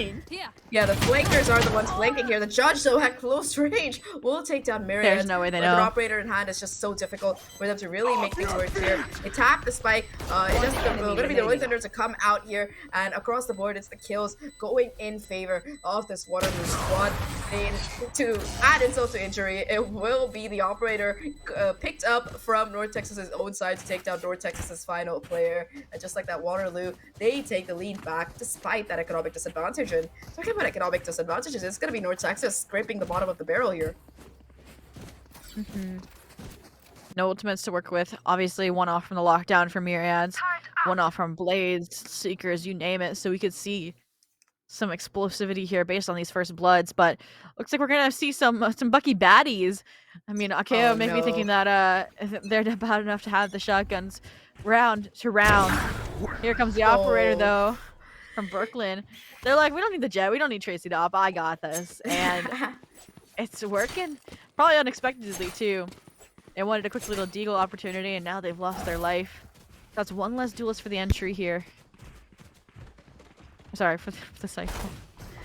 And Tracy, oh, they play the same, so I can understand the confusion as well. Jelly still does have the paint shells to work with, tries to cut off the site, but instead it's gonna be the players funneling in through the door. Bap still looking to play spoil sport on site, but Tracy very, very clean at crossing those T's and dotting those I's, finds that kill to boot, and that was a 3v5 situation. Still gonna be a player position towards main here, and across site it's just them playing contact, so looking very difficult so far. Paranoia comes through, counter Paranoia and Flash to come in, and Brooklyn just finding that second kill already for themselves. Just a couple of players positioned towards a short area. At least one comes through for Jelly, but it's the 3K for the breach and cleanup for the rest of the team as Waterloo get to 4, and they still have that pesky little operator in Brooklyn's hands. I love that Jelly was supposed to be like the bait for for Sage to try and get it into the site to look for frags, and it just did not work out, like because of the player from outside of Breakable. And it's just showing how even the adjustments in the strategies that North Texas is trying are getting shut down. And when that happens, it's a scary notion. And it leads us to believe that this could be another map leaning towards Waterloo, but it's obviously 4-2, a little bit too close to call. And we did say that UNT is more of an attack-sided team, so we'll have to see if that reigns true. But now Brooklyn still sporting this operator, still looking for these over-aggressions that North Texas is taking. And Lilac seems to have learned their lesson a bit, trying to hold back on the C site, trying to accompany that Sky here in case sees the final objective. But Spike leaning towards A, where the race is kind of alone here.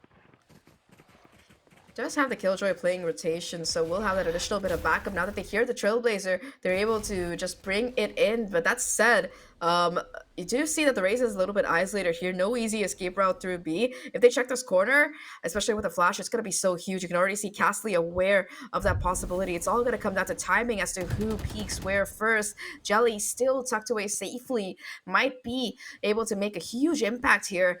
And I think this fight might decide how this round plays out, especially with the clock being where it is. 30 seconds left, and they have to go forward. Smokes almost recharged to boot as well for Castley. And oh my god, Jelly finds the timing, finds the kill, and with that, it's going to be the Lord taken out of contention. Lockdown comes down on the attackers here, but it's not going to matter as the kills still go through in favor of North Texas, just decimating their opposition. It's all down to just the Sky. 15 seconds left. We'll have sight off the back of this lockdown, but a lot of heavy lifting left to do here. We'll get it down, but it is 1v3. The isolation of these duels has to be perfect. No information either as to where they're coming from.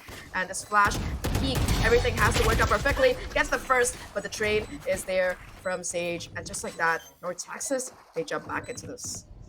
I love number one, how Jelly always looks like they're having fun. They were just like hopping and skipping over to the C site to retake with their team. But it was just so, like a switch was flipped, right? We're having this peaceful like game of chicken over on the A site between Castley and Jelly, and then all of a sudden, as soon as that exchange falls through, it's like flip the channel to the C site, and it's like all systems go on the side of Waterloo Warriors. So the response being as positive, or I guess the execute being handled as well as it was by Sage and Lilac was huge there, and it is very promising because they've been kind of, like I said, recently leaning into that fluid defense where they leave sight, they play retake instead. But this lockdown incrementality could be what they need. Yeah, I think that's kind of been something that we haven't really seen too much from them over the course of today. They've just been so happy to play aggressive, but looking at how quick Waterloo have been at the punish, I think that them just kind of holding on to their lives and playing for a full 5-on-5 or whatever numbers, if the numbers are kept even, it's in their favor for sure. Really now with the boom bot, for some proactive information, just spot out a player, will be popping in. That Showstopper able to find a kill, although the immediate refrag is there. I like though with the operator still there, ready to do the damage here. Huge kill, out with the second as well. That's gonna get the lockdown ready to go. Not quite putting it down though. It's still a 2v4 situation, and they just walk past Bab. Oh my god, the timing here. It might just find them in the back, but Bab, aware of the read and the possibility, will be able to find both of those kills. For a second, I thought that Waterloo, they made the play of the century, but never count Bab out. Never count Bab out. My bad. That's my bad. That would have been insane, bro. I mean, they almost missed it. I don't know what made them feel like they had to turn around. Apparently. But I'm glad they didn't use the lockdown there, because number one, it would have given away their position. Number two, they can use it now moving forward, and it's tied, so that's a great way to keep this comeback in full swing. And it literally just is them holding on to sites now, and I love this change. It's like they took a page out of Carlton's book. They're like, let's try this, and it's just working. Yeah, if you can't beat them, join them. That seems to be the problem. Yeah. I mean, but they did beat them. I was thinking more like Waterloo side on the first map, but oh, okay, that's a nasty spray to come through for Sage. Not just breaking the sneakers, but also getting a couple of kills before taking down, keeping numbers firmly in favor of North Texas here. So while the plan does come down for Waterloo, timings, they're gonna be impeccable here. Brooklyn just expecting that lockdown and denying it from coming down at all. So it's gonna make this retake even more awkward here. The ultimate for information as well will be broken, does buy a little bit more of stall time. At least Lilac able to swap out the gun here, but still a 3-on-3 situation. Having to take this space and find these kills. It's gonna be so important. A beautiful stun and paranoia, but despite that, Lilac finds the kill to make the situation right now. Still, Castley playing inside their own dark cover, trying to buy time. Myriad as well pushing forward, but that's gonna be a little bit dangerous here. And towards the spawn once again, you see Castley trying to be the hero, but the trade, it's there, and it will be North Texas to find that defuse and a retake. A beautiful round to come out. Myriad's not quite aware of the positioning, I think, of these two remaining defenders, because that was a free kill. By minha família. I feel like Brooke really tried to get away so they could be that insurance policy with the Rolling Thunder, but their eagerness got ahead of them there. They get fragged early on, and then the post plant falls apart by the other players being divided, and they were supposed to just kind of buy time for that if it was needed to get expended. So 5-4, no timeouts yet, because it is just kind of this back and forth game. You see the 2-2-2, that wasn't getting broken actually by finally 3 in a row from North Texas, so maybe the spell's been broken. We'll have to see this round, but looks like it's a fully dedicated C hit right into the operator, right into Lilac's fragging arms. They're not done, they're going back for more, but there it is. Once again, you cannot take it. If you're given an inch, you cannot take a mile when Casley is there. That utility, so powerful. And that'll open up the C site now that the operator has to respect the space taken by the dark covers. Now, expired, you begin the retake procedure that your team is used to. But no, well, that's not what you're used to. That's just such a beautiful push off the back of that Rolling Thunder. Just kills coming in across the board for this Waterloo side, and they're not stopping. Oh my gosh! All the way almost towards the defender spot is where they go and where they find these kills.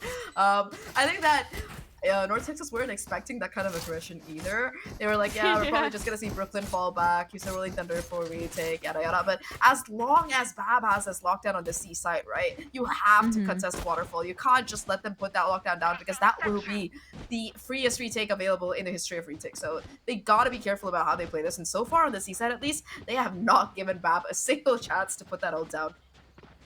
And even though CC's at the bottom of the leaderboard, their utility is definitely compiling with the Brooklyns, with the breaches, right? Like, you were already dodging the guiding light, and then there's the breach flash exactly where you're playing anti-flash from. And that's what allowed them to successfully take that space versus, if they get traded out, if the numbers there dwindle, then that's when you see the lockdown. That's when you see a retake flip in favor of North Texas. But for now, they keep things once again in this back and forth motion 5-5. Both teams still with pretty good weaponry, and looks like Waterloo. Huge. They're not they're kind of waiting for an aggressive push out potentially from North Texas, which didn't come. Not just that, they also put so much utility towards that seaside at the beginning of the round, but that Trailblazer coming out of Sage, it will clear out that lane completely. So they know for a fact that with the aggressive positioning being held towards A main, that A and C are not the points of control. But now Sage is going to hear all of this coming in. And Tottenham have that to trigger discipline here. It only gets one though as the Paranoia connects perfectly. And at least they did go for the kill, because if they had checked that corner, they would have been 0 instead of just a 1-for-1. So definitely not a bad trade. That said, Waterloo, once again, they flooded through onto the C side here. And it's going to be interesting to see how they're playing this post plan. Once again, just that flash from Brooklyn to take down Bab. This is the third time. Now they flash CT, right? Yeah, the third time towards Waterfall that Bob goes down. It's gonna hurt, man. Maybe this flanker will draw some of the attention away to give Akio an opportunity, but there's so many players left and so many angles to clear. It's gonna be definitely difficult. Jelly did a good job to get things started, but the angle not cleared by Lilac will cost him the round, cost him the operator too. So it's 5-6. Last round If before we the end switch. this in a 6-6 half, that would be insane. And North Texas is going to do everything in their power to make sure that is a possibility, starting with a timeout. And, I mean, it feels like Waterloo's been in control of the momentum this game, right? But then you look at the scoreboard and it's still 6-5. Like, I don't know how to explain it.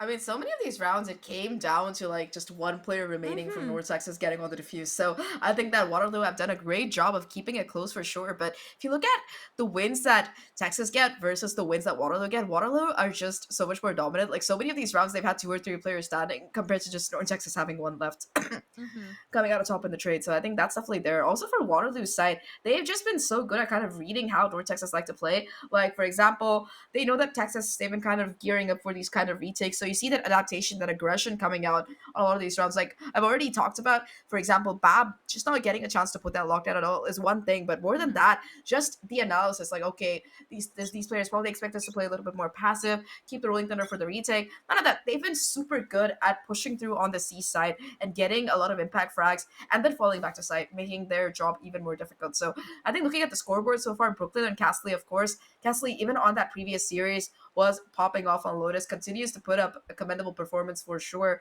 But looking at the opposite side, right? Lilac hasn't been able to find too much value on that defensive side, even with that operator. I think that Waterloo have just been so good at shutting down that particular gun that it's just been playing against North Texas more than for in their favor. Well, now that they have the Seekers with the lockdown combination, I'm hoping the Seekers will clear out the space that the lockdown needs to have an effect. But for now, it looks like Belly has to be the one to deliver because it's a fast rotation towards the B site. A good site for a lockdown to get invested on as well, but one of your big retake powerhouses is now gone. That brings the Blades online as well. Not only that, but it's the last one of the half and you're still on Spectres for quite a few people. It's a little bit rough here. Now the rotation's coming back over towards A, where the Killjoy utility's still waiting, but very deep. It looks like they're prepared to use this more to hold off on the Killjoy lockdown, right? You have an alarm bot on drop of all places. Like, that shows that you were planning from the start to use this lockdown for a retake. And here it is. Now the question is, do UWU get aggressive like you expect them to challenge this sort of ultimate usage? It looks like they tried to, but with time expiring, they have to respect it. Oh my god, Tracy. But they don't have to respect the visibility at Grand, says Tracy. Adds a third onto the round. On par for an ace if they want to. But obviously, Waterloo wants to walk away with the round. So Myriad Lurk's going to strike again, leaving Bab in the 1v5. Only a Spectre. Ninja defuse time? No. Blade, the Paranoia, and the Fault Line all landing. They're going for the knife! Casley is my hero. Sparing Bab from an unfortunate fate here in Aurora Series First Light. Has anybody been knifed, like, in the entire event? I don't know. I haven't seen anybody. Well, not on stream so far anyway, and Castley continues to keep that record up. No nasty knives coming in. It's okay. That said, the Waterloo, they have done another great job of keeping the lead up after that first half. I think map number 1 was an 8-4 lead in their favor. This one a little bit closer, 7-5. But now we're going to be seeing that side swap coming in here with North Texas on attack. And this is what we've kind of been talking about all day, and why we position them to kind of have a chance at this map towards stealing it away, because it is still, despite the changes, a map that has proven to kind of swing more towards being the attacker sided depending on how it goes. And looking at this, at least Jelly as well as their teammate are going to have to pop off to make it work out. A lot of utility though being pushed forward to try and take the space off of, and that's going to be a quick fallback by the side of North Texas, possibly towards B instead. but no fear, even with numbers being against them. A quick kind of push into the B site that had worked against Carlton, but clearly is not working just yet against Waterloo. Warriors, even Akio in the dark cover, getting banged through the smoke. And now they're kind of spreading themselves a little thin here, trying to replicate what Waterloo did in their pistol. Yes, they get to their final destination on C, but they lose 2 in the process. So it's going to be a 5-person retake favoring Waterloo in this situation. Yeah, I think that Texas, they know that they have to kind of play aggressive, try to isolate these fights. But again, just a beautiful breach utility, shutting these players down at every single turn. Too much for them to bite off at all, and it's going to be a flawless pistol to get Waterloo their 8th round on the board. They really just controlled not just the map, but also the way that the players of North Texas tried to position themselves throughout the round, whether it was the flashes, whether it was Castley being able to find not just 1 but 2 opening kills on their players, but also just the caution that they showed while clearing every single angle. The concussion, the flashes, the triple swing, they did no wrong throughout that entire round. And North Texas, they just fell apart brick by brick by brick. There was no hope after a while. I mean, it's not even their fault. Like, they're trying different strategies. It's more just like they're expecting one player to get the job done, and against a team like Waterloo Warriors, who does not let that kind of thing fly, you need more of a team effort. I mean, Lilac, I think, is the prime example there. The solo player into CT getting screwed over by a singular fault line, versus when you ever see Tracy push up, it's off of a blind. It's off of some piece of utility. But now, once again, Lilac's neutralized right out the gate. First blooded by a Marshall, of all things. So now, you add 1 more to that tally, and it's just chaos. And another. Why don't you just ace the Marshall while you're at it?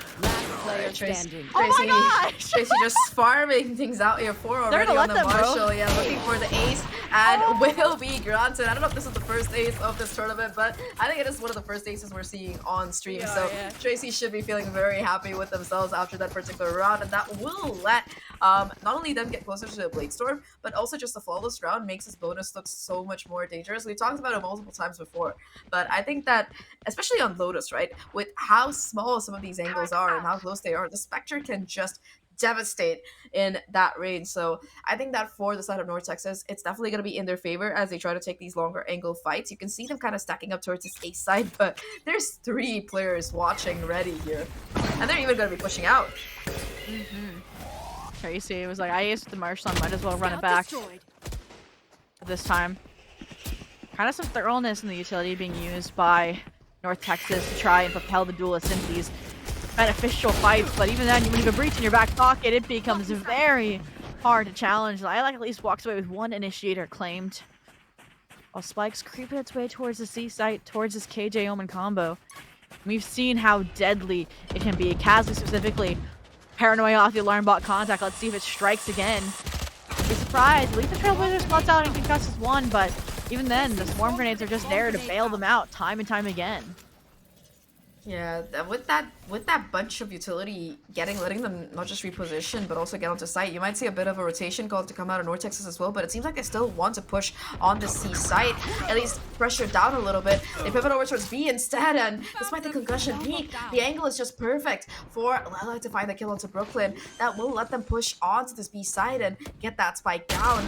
And now with 3 players remaining, at least Myriad able to find that first kill onto the Lurik, reducing the pressure a little bit. The timing has to be perfect for Castley on the swing, and it will do so much damage here onto that particular player. Timing still there in favor, and we were talking about devastating these Spectres can be. Tracy finds yet another kill, and Lilac with the 3rd on the round, trying to hold it back, hold it together. They want an ace of their own. Yeah, they're so low though. They're so close to it too. This Dark Cover falls, it's their ace. I'm sorry. Come on. Don't you do it, Bab. Do it. No, Bab did it. Oh, no. They need rounds. It's okay. It's okay. And I will say that when you talked about is the Tracy ace the only ace we've seen, I will say I believe Lilac did ace back on a bind match yesterday. So there's food for thought. It's these Jets trying to show off. And especially here in the grand finals. And I mean, even though it's been a rocky start to the half with that little 5 run that we had for Waterloo, it once again looks like North Texas might be on track to stabilize themselves. They just have to keep it up and not trip again. Because if they keep tripping, it'll keep Waterloo just barely on the forefront. and then eventually you lead to a 2-0, and you don't want to go further than that. I mean, it is a best of 5, so they do have one more map to try and bring it back on. But yeah, that's just too much pressure for you to try and deal with here. Now, Tracy does have the operator position. I don't think that the Trailblazer is going to be able to clear her out, so still going to be able to hold that angle down. That said, though, with so many players pushing, has to be perfect on the shot and will connect. That's the top fragger for the side of North Texas being taken down here. And Tracy looking to repeat off the back of that flash, will connect onto that angle, and that will be the second kill to come through. So much pressure now being applied on this A side with just this operator. And you can see that sunken cost fallacy kind of coming into play here. North Texas really want to try and claw back at least a kill before rotating, because they know that there's been no pressure across any of the other points on the map here. So difficult. And I have been reminded that we had the Brook ace over on Ascent on that KO. It was just so fast, and it was so ingrained in their play style that it just slipped our mind. It's just it's in their DNA, bro. And even here on the breach, like, I could see them going huge on a 3K off of this front line alone. I mean, they've completely stalled out the B hit with one piece of utility, and the re-hits coming through, they're gonna probably find at least 2, unless their bullets count says otherwise. And nah, they're not even gonna give them the chance to. They are that terrified. They're gonna run into the T site, run right in. Kazli and the Killjoy setup, and they're going for the knife again! Wait, Kazli, you spared them before! Now you're trying to deliver it? Nah! They've crossed over to the dark side, Zach. What are we gonna do? A little bit of biting too much more than you can chew seems to be the case for Kazli, jumping in with the knife. Unfortunately, the paranoia doesn't work at close range. They can still see you very well for future reference. So knife gonna be denied, but double digits to be found nevertheless for Waterloo, who have looked almost impossible to deal with over the course of this defensive half. The only round that North Texas were able to convert, albeit in a very close manner, was the bonus, where their opponents were working with a significant. I think that for the side of North Texas, they're gonna have to be very careful with how the future rounds go forward. They're still gonna have some kind of vibe put together, but once again, it's just the Tracy show here, exerting so much damage and pressure across these sidelines with the operator. Once again, Jelly going down early on, no trade in sight, and the aggression, it's not just on C, it's on every side of the map. It seems like utility that is in the possession of these players from Waterloo just being put to such good effect. They have a Killjoy utility, they swing and peek off of it. They have a flash, they swing and peek off of it. Just so much information available for free for the squad, and they are not letting that pressure ramp down at any second. I mean, North Texas also, though, not throwing in the towel. I mean, you can see the lurk for Bab here, trying to keep other sites as an option open. B site pretty much deserted other than this player off site top. Trying to gather information to retake here. They're able to spot out Lilac and are probing away. And that just gives information to Kazli on their own mini flank here. Pinned in the corner by the breach utility, not much that they can do. And again, it's just every player doing their job. Like, was that even a team ace? It seems like it could have been. No, I think Tracy got 2 there. So Tracy, no team ace, kill hug. I mean, they walked into her, man. Not exactly. You can't blame the operator, but jokes apart, right? That was a great round and retake coming out of Waterloo. Like, we were highlighting about how they were using their utility, but even if they run out of utility, for example, they're just so good at covering each other's back. Like you saw, for example, the flank coming in, Myriad's running in, spots a player immediately back up there from from Brooklyn to kind of trade it out, and they're just so good at converging and retaking. You can see that they're kind of like old hands at this. They know exactly what they're doing. No hesitation, no doubts really coming in. And once again, Tracy looking to play spoil sport here, double prong push towards B main to just watch the spawn angle, and that's so much information that they've gotten as well, and they're gonna be able to hold on and watch the rotations too. Seaside seems to be where that contact is coming through. Kazli ready with the paranoia to put some pressure on, and the lurk already shut down here. Bab being taken out of the equation. Myriad's on side, anchoring through, being able to cut these players out of these angles. Still gets taken down though. A 3v2 is what we're looking at, and one of them is so low. Kazli looking to push forward here.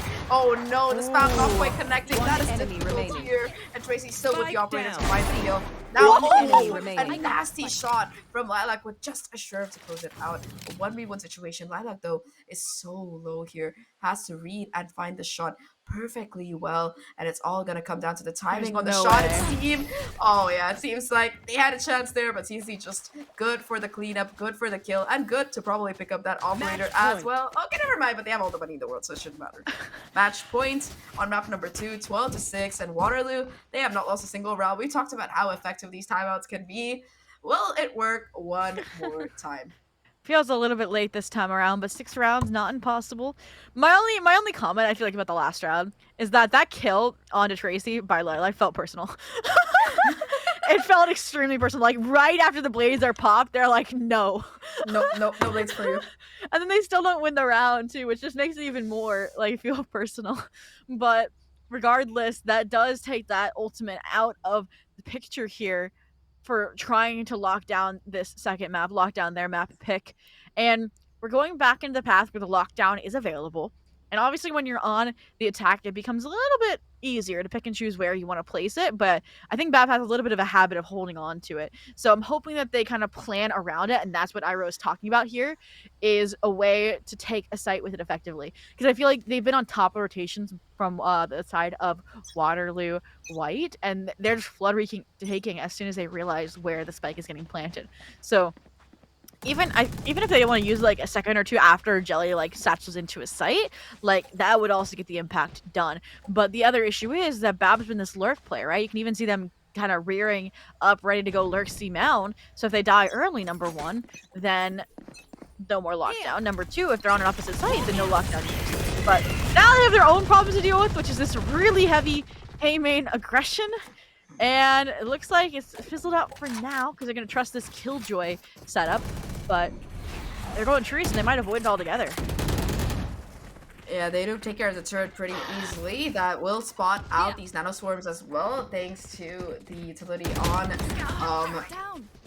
Scout here. That said though, Bab once again gonna be caught by this flash, by this push, double prong push towards B and C here. So even though North Texas, they get this site, they still have to take a lot more control. They opting to be pushing into TT instead here. However, Myriad's in the corner, tucked away, trying to play the off angle, will be punished. So it will be a 4v4 right now.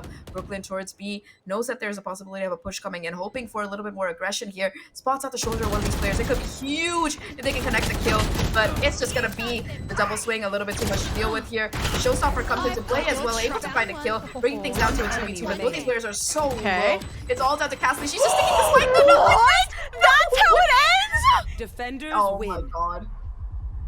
All right. I think nobody was really paying attention to Castley in that chaos, but that is how indeed map number 2 ends. A ninja diffuse right under everybody's nose. I heard the Omen notes, I just wasn't sure where it was, and well, now we know.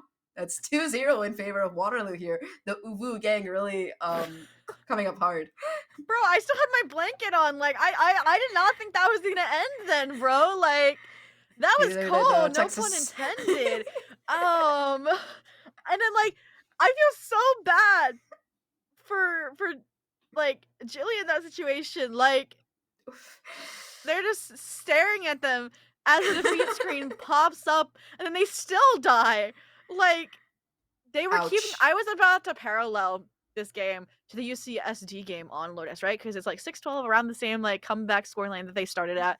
And it seemed like Jelly was still online, right? They were like momentum, they were still satcheling around, they were very confident in their plays, even on that attack, like pushing into CT.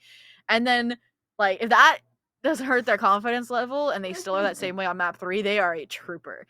And I hope that they are. I mean, Jelly has been a trooper throughout all of today, MVPing in that first series, as well as just being the top of the leaderboard in the second. But again, I feel like we can't say this word enough today. Consistency is key, and it's just a little bit of a team difference so far in this grand final. Like, yes, Jelly's popping off, Jelly's having impact, but where is the rest of their team? It's a 5v5 that we're supposed to be playing, not a 1v5. And the scoreboard, at least that's the story that unfortunately it's telling. I think that in particular on this map, once Tracy got that operator online as well, it was just too much pressure coming in from the defensive side onto the side of North Texas, whether it's the early on concussions, the flashes for information, the double peaks, the operators just holding down a lane. They really had no avenue to get it. And every time they punched through onto a side, they always lost at least one player. So consistently, you did see that Waterloo were able to keep up the numbers advantage, but also just the utility usage set them on a whole other level compared to how North Texas were playing this map. So definitely you can see why they like this map, why they go in for it. And even with that double duelist, right, there just seemed to be no hope in hell for them to even get onto site. Well, let's bring Nerdy Bird in to see what they hope that we can see North Texas do if they want a chance at the reverse sweep, which would have to bring us all the way to map 5 if it's going to happen here in Aurora Series First Light. Well, okay, hear me out. We're going next map. It's Bind, right? I'm not crazy. We're returning to Bind. So with that in mind, I feel like North Texas really can start swinging the pendulum back in their favor. And honestly, you know, when you're a player, yeah, you're down to in a best of 5 series. You just have to look at it like, okay, this is game 1, it's map 1, and treat it from there and move forward. You can't dwell on how the other maps went. You just can only continue to work on what you're doing and look forward to the future. So hopefully that's the mentality they have. They were very jovial yesterday when we got to speak to the players, and earlier today too. So hopefully they keep that same mentality, are still very happy and having fun. Because if you're not having fun at the end of the day, that's really a big problem. So hopefully their spirits stay high. They get a quick moment here to take a quick break, just like you two will, because we will allow everyone to go step away, take care of what you need to, and we'll be back in a few minutes with our map 3 in this best of 5 series.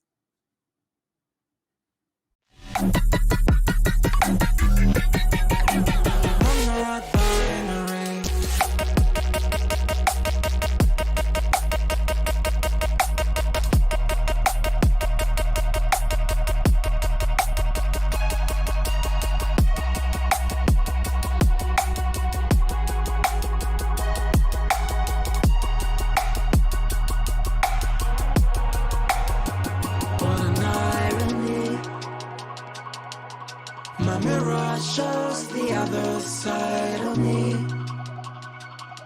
All these ones and zeros, nothing in between. But there's so much more to me than eyes can see. Than eyes can see. I'm not binary.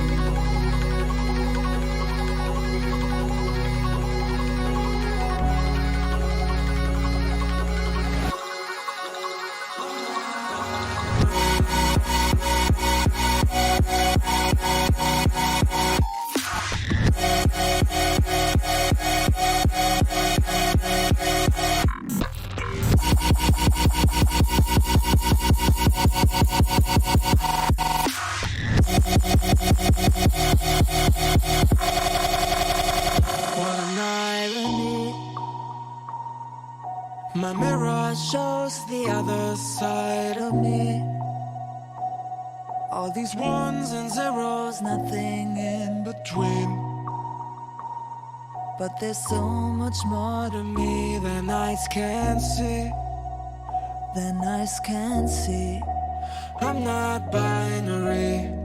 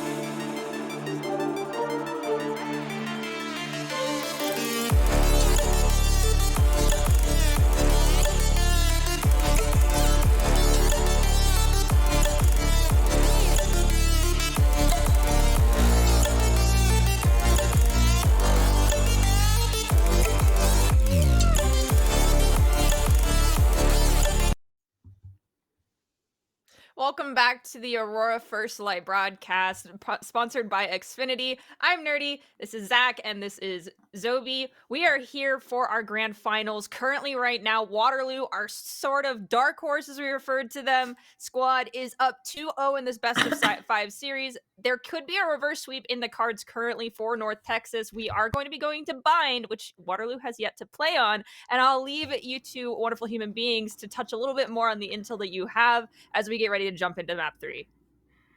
Well, Bind. I feel like we saw that map already once today, if I'm not wrong, Sophie. I'm sure And a few times yesterday. A few times yesterday as well. I think Bind was kind of the map that was chosen the most yesterday. So definitely a map that's been around. But like we heard from Nerdy, this is a map that we have not seen the Dark Horses partake in at all. They're already like, this is the first time they're being streamed today, and they've been kind of popping off. But even before that, yesterday, they have not played this map yet, so we have no idea what to expect from them. But from their opponents, right, who are 2 maps down right now, what do you expect to see? I really cannot pinpoint the composition this team is going to run, right? Because like I can look at Ascent and be like, oh, they run the default comp on Ascent, so they're probably gonna run the default comp on Bind. And then you look at their their Icebox, and they run the double controller on Icebox. So it's like I want to say they're probably just gonna stick to the double controller, but who really knows at this point? Otherwise, I can say for certain. I mean, you're undefeated 3-0 on North Texas on Bind with the composition, the Cypher, Sky, Brim, Raze, Jet. You lost Ascent by changing your composition in my eyes. So I would just not change it, right? And then also they even changed the strategy with that composition the first 4 rounds, lost those 4 rounds, and then went back to their old strategy and it worked. So I just if you're listening to this, North Texas, which you shouldn't be, but make sure just do your 2-3 split and call it a day on defense. I mean, we did see that working for them really well in the previous times that they played this map, but I think that when you do run that kind of comp, you leave yourself at risk for just being rushed upon a lot of the time. Like, of course, I think Bab in particular on that Cypher, we've seen a kind of hit or miss kind of playstyle coming out throughout the day. Like, most of the time it's been very, very positive, but sometimes, like that previous map, it just seemed like Bab had no real way to find an impact. We saw how quickly they got shut down on this defense, with them not even being able to use their lockdown to full effect on attack. Like their lurks were just caught out so many times. It seems like for the side of Waterloo, they're just so good at holding down these timings and finding that impact. So I think that timing is definitely a huge factor here, but also it's going to depend on what kind of agent composition that we're going to be seeing coming out of Waterloo. I think looking at the team comps that they selected so far, they're happy to just stick to what is meta, what has been tried and tested. So I wouldn't be surprised to see like a possible mirror comp coming out here in terms of either the double controller or the Cypher to kick in. Duelist wise, I think that I think throughout today, one player who has been incredibly good no matter what they're playing, well, they've been playing Raze all day, but still, you take my point. I think that for the side of North Texas, Jelly has been really good throughout the day, but it's just that support from the rest of the team that has been kind of missing in regards to this grand finals. So hopefully, we talked about how those for that first map, those first 2 maps could be warm-ups. Hopefully the rest of North Texas are warmed up right now because it's do or die. There's no 4th map on the line here. If they lose this, they gotta win this to keep themselves in at a chance of taking away this grand finals trophy, bringing it back here.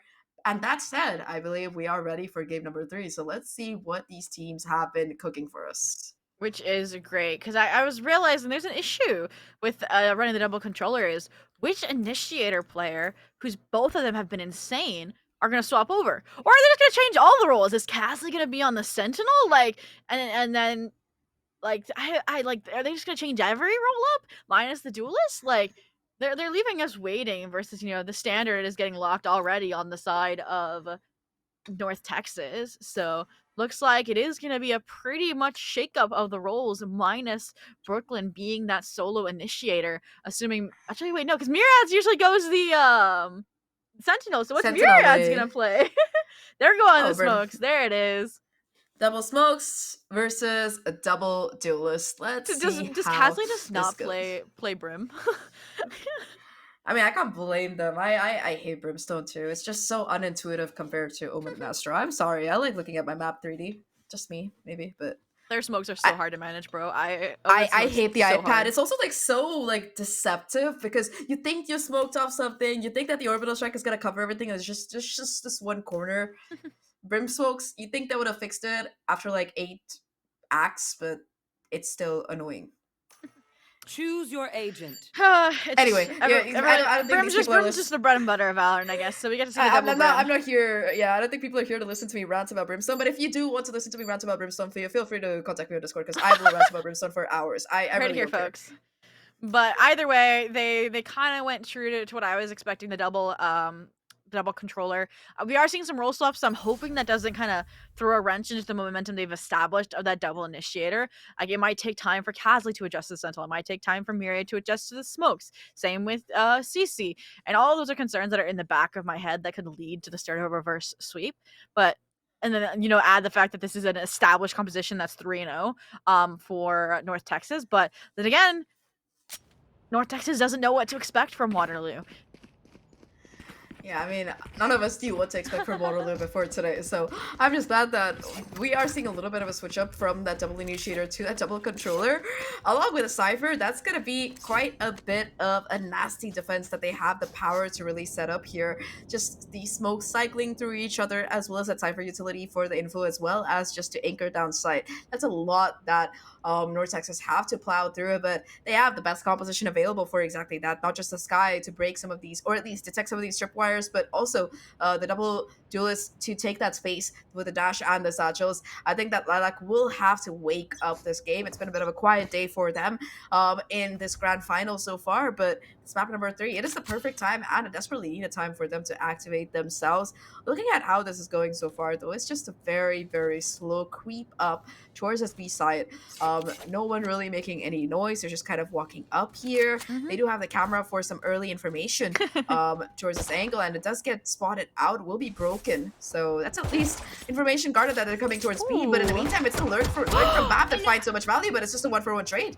Yeah, I mean, you're probably not expecting the Sky of all people to be on A site on pistol instead of be long, but that's exactly what North Texas is trying to take advantage of. But these tripwires from Casley are getting the job done, neutralizing Lilac here once again on Bind. So now 4v3. They've been shut out of the B site, trying to gather information or reinitiate off this guiding light. But the better option potentially is to explore elsewhere. But they have to decide fast because Casley's already trying to move in on the flank for the kill potentially. So here's the call for the TP. The Sky actually lurking. So if they can challenge Myriad, this could be a time for Stage to cook. And there it is. Okay, first part complete. But wait. 30 seconds left. You can't do this to him, bro. You can't do it to them, Brooklyn. Let's bring her on the Rosie. What the heck? All right. Can they TP again? Well, 2v2 situation right now, and they They're have going CT, spawn? so they're just reversing They don't rolls have and time, going do back they? towards this B site. Yeah, 10 it's gonna be seconds really left. tight here, and if they can pincer themselves at the cross, prevent the spike from really making its way off the site, that's gonna be what Okay, they they got need. it. They have exactly enough time to put that spike down. The sustain coming in as well from Spike Stage planted. here to be able to bring that Brimstone back up to full HP, fighting shape.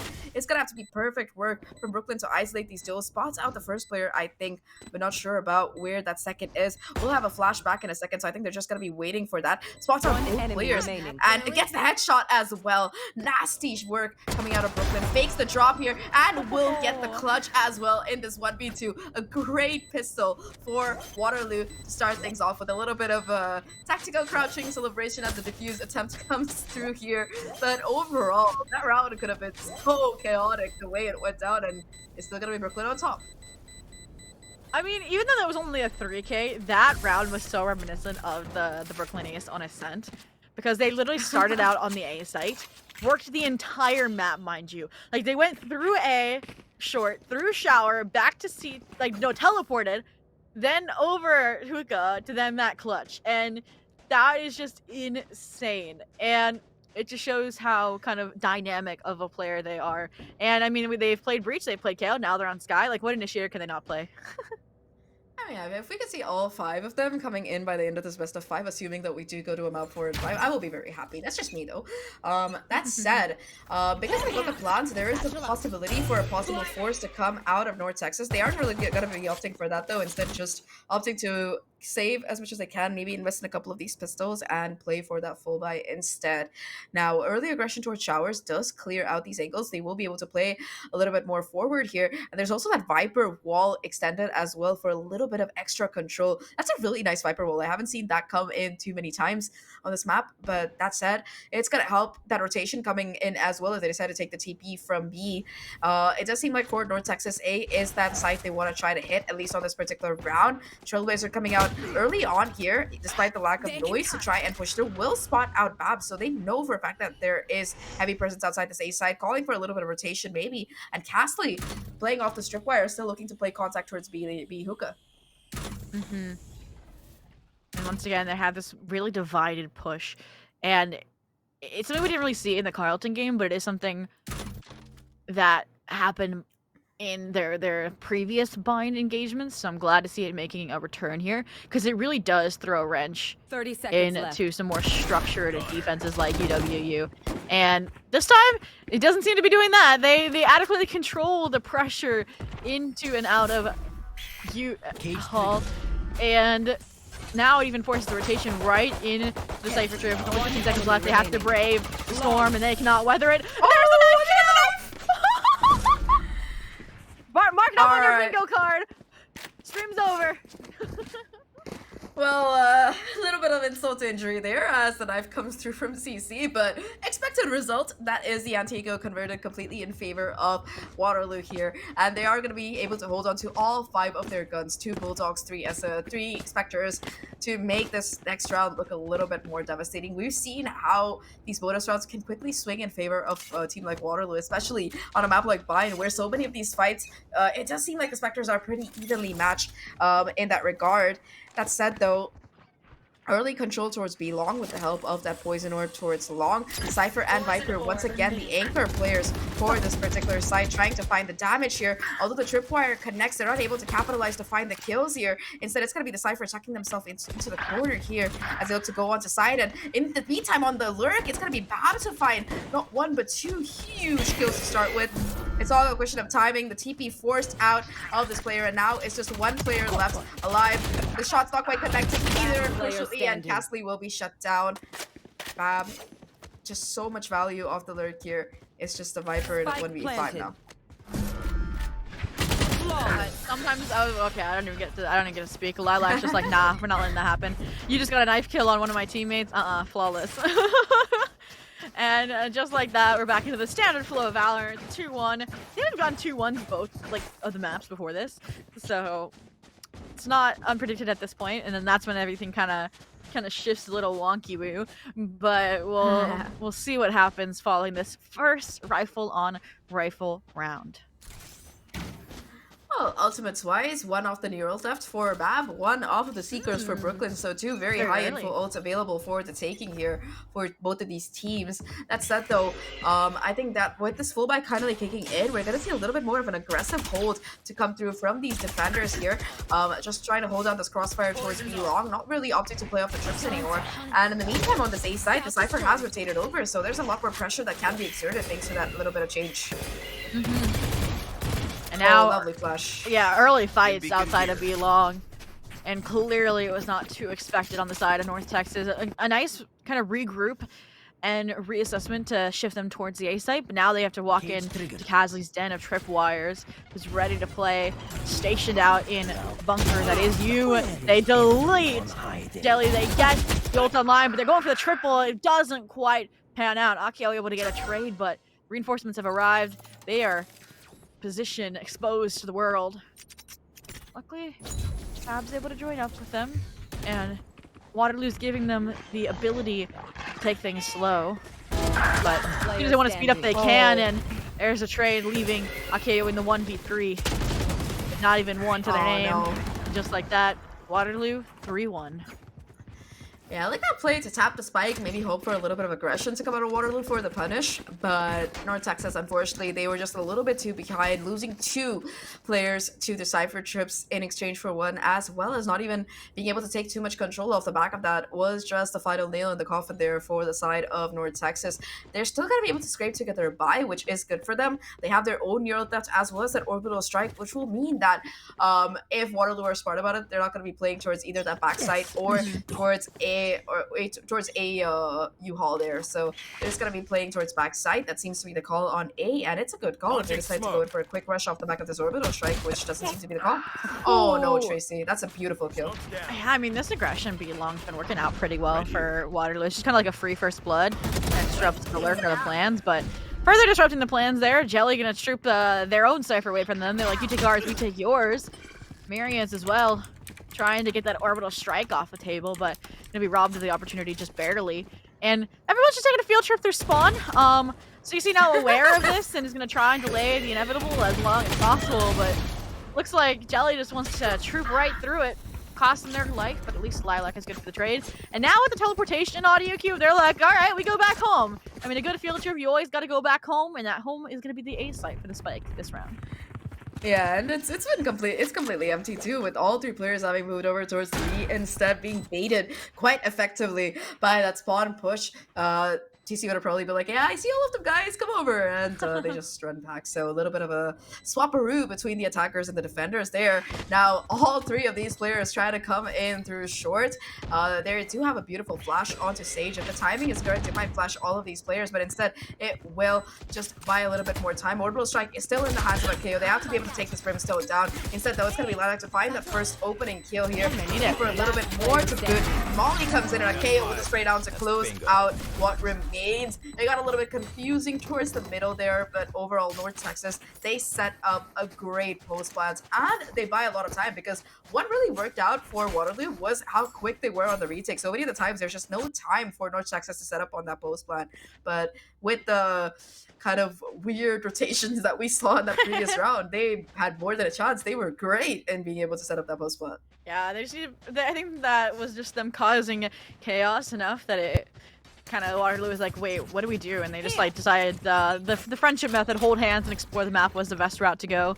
But ultimately, like you said, they gave too much time to the post plant. But once again, here comes the long challenge, and it's been working recently, but now they're even able to get walls. So even though they're knocking on death's door, Lilac should be able to get the regrowth from Sage here. So it'll be a pretty healthy, I hope, 5v3. There's the regrowth. I was waiting for it. And so now, eco round for Waterloo. Eco retake on the docket. Not to sound like a pessimist, but I don't think it's happening, I'll be honest. Sure, they can try, maybe find a little bit of damage, but if they manage to make this retake work, I will be amazed. First point of contact, long range frenzy, tries to do the damage, instead though it's gonna be Lilac on track, on hunt for that ace, finally gets shut down by Tracy, looking to find a little bit more here, gets a second kill as well, has a showstopper ready to go, but at 1v5, ace might be a little bit too much for them to contend with, picks up the Vandal, has to isolate the fight, almost gets 2 free kills, but it will finally be okay to shut them down. 3-3. We're tied up once again. And North Texas, they might be 2 maps down, but they have a winning record on this map, and we are seeing exactly why. We were talking about how we need the rest of the team to kind of activate as well, and Lilac that round definitely came alive. 4 kills. Yeah, definitely. Just shutting down not only that B-long attempt, then taking even deeper space into the site, cutting off those final eco members on the rotation through CT. And I mean, I saw the vision for Tracy, honestly. If they hit the Brimstone, if they get a KO, like easily like showstopper one or the other, flick to the next, like it would have been so close. Like every single one of these rounds is close. And which is great because we talked about how on Lotus it felt like NT was barely winning their rounds versus Waterloo was dominantly winning their rounds. And this time they think it's better not to challenge B-long, instead just to appease it with a Viper's Pit, and I think that's smart because then it kind of strengthens the Cypher utility outside of Puka as well. But the answer, invest the orbital strike, but in the wrong location. Yeah, CC still able to hold on for dear life. The Cypher Trip Whoa. still being an absolute menace here. Also getting so much information. The timing perfect for the swing here. And CC finds both of those kills. Now it's 2v5 situation. CC just on fire here. And a flawless defense to come through. That is why you don't want to mess with the Cypher and the Viper. Because there's just no hope, especially when there's a Viper's Pit online. How do you get through that? The DK, the tripwires that, by the way, don't get broken even if you do send a Sky Dog through them. You have to break it with a bullet. Otherwise, it will just be there to play spoil sport for you. So a really, really good round to come out of Waterloo to break the momentum that North Texas were slowly and surely starting to build up here. And if they can win this next round, that's going to break the economy to boot. I'm just curious when teams are gonna stop trying to hit sites that have Viper ults on them. But I can agree with that. But completely valid. And it looks like they haven't learned the lesson about challenging Viper utility, because they're trying to just pioneer through this top of the screen. I mean, shower, but it's actually gonna work out well for them, considering on the other side of things, you have, you know, a jet flying through the air with the bazooka, but bazooka in time through the teleporter from Tracy here will erase the impact, the ground gain, and just like that. Oh, bad. Left in the 1v4. Spike, not even in main. Nice double, and suddenly it looks feasible in a 2v1. Where is everyone? Cage trigger. Gotta play things safe. Double check it is in fact an attempt from Waterloo to take this fight together. They have a lot of time to decide what to do as well. 50 seconds about left. And once again, Waterloo just not taking any chances. That's the information. They're just trying to play this 1v2 as a 1v2 and not giving away the free isolated fights here. Still have the Cypher utility on this A side to watch for it. So even if Bab does decide to rotate, they're happy to just try and play together here to try and deny it. But they're just going to be holding on. 2B finally comes through from Bab. They know that at this juncture, B is going to be where that spike is headed. Bab will be able to have the site for themselves at the very least. Clock is ticking though. 30 seconds left and they will be able to get that spike down. Now, however, so Isolate the fight does get a free 1v1, but Castley more than ready for the swing and the peek here. Just getting so much advanced positioning to get it done. And just like that, that's a 5th round on the board for Waterloo. Really, really well played. A little bit of hope to come through out of Bab to get that 1v4 done, but that was asking a little bit too much. Yeah, plant money is better than nothing. True. I think they might have mistimed, believing that one of them would have been a lot further ahead than the other to try and at least stop the plant kind of before it happened. So they thought maybe they were swinging into one, not two. But maybe if they swung towards the Brim Molly, then they would have had a better shot at isolating the fights because it would have been unexpected. But then again, they were a little bit low HP from the confrontation through the cage and showers, so it makes sense. And now, moving forward, the economy is a little all over the place. Bab looking like they're going for more utility than a weapon, potentially, here, to make sure that this defense... Sorry, making sure that they have just full utility for their team. Let's attack, and... makes sense, because they've had Brooklyn flanking a lot here. For once, though, I mean, I feel like CC keeps getting deleted and pretty early on, so they need to figure out a change of position, but otherwise the rest of the team trading left and right. Jelly having some issues, but it's okay. Recovered. Yeah, they managed to get out safe and sound here. The problem is that one thing I really like about what Waterloo is playing is how they keep switching up the position of not just these Cypher trips, but also just a Cypher themselves. So still got a camera on A side. That's going to be broken, giving away the information queue right now. Check and tripwire coming through as well. And with that, there's just no more tripwires left alive here. Orbital Strike, you do see them considering if they want to invest it early on, but instead opting to just push in to try and make this post plan work out. Showers control will be taken, and the stun does connect, but it might be a little bit too late here. 1v2 right now for Brooklyn to clutch out, and we've seen Brooklyn close a lot of these out in the past, but it might be very difficult. However, if they can get that first kill, it's going to be the Seekers online, so definitely a very much viable round. It's all down to the timing here, and not knowing where these players are positioned, it's going to be so difficult. Now, though, Brooklyn has all the answers necessary, goes for the swing here, knows the position of that first player. It's just a game of cat and mouse, a game of hide and seek, a game of ring around the roses, and the clock has run out for Brooklyn. They play it to perfection, and finally Sage gets that kill and that upgrade. So 5-4, a really great clawing back here of the momentum by the side of North Texas, and just that confusion in the rotation, that was what really gave them the space to work with. Well, that's the second time that's led to a round win favoring North Texas. So it's just kind of it's kind of like the answer sometimes is the strategy is to have no Chaos. strategy. Give them Chaos. nothing to predict. And on the other side of things, I feel like both teams definitely feel the pressure, right? I mean, your Waterloo Warriors, you're one map away from closing things out, and you're tired. You don't want to go, okay, I can't even talk anymore, Zach. Like, it's just, like I said, the pressure's so high that they want to keep these rounds moving as fast as they can, especially North Texas trying to tie things up, and so far, so good, 42. The little bit of proactive aggression red though this time, and North Texas, they win all the gunfights to keep that advantage up 4v2 like you mentioned, and it's only the Cypher and the Brimstone left, no orbital strike left because that was invested in the previous round. The call might just be here for these two players to save their rifles because the economy, it's not in the greatest spot for Waterloo after those previous losses. Right now they're just going to be playing on this A side, trying to keep these rifles into the next one, and even though they have the neural left, it's not going to be anything exciting happening. But now that we're looking at a likely 5-5 scoreline here, what do you think we can expect from this map? Honestly, at this rate, like I said, for North Texas, it feels like the unpredictable at the moment. Like the rounds that they're winning, like you said, they're throwing chaos into the wind and it's sticking. And I mean, if you are Waterloo, like how do you learn to adjust from that? And I don't know if there is an answer. I mean, you saw an attempt at an adjustment come out right now from Waterloo's side, and not exactly going in their favor. I think that in particular, if CC had been able to find that kill onto a KO, that would have been huge there, but just not able to swing in time. Pushes through their own smoke. Both players caught off guard, but Akeo was the one to react a little bit faster here.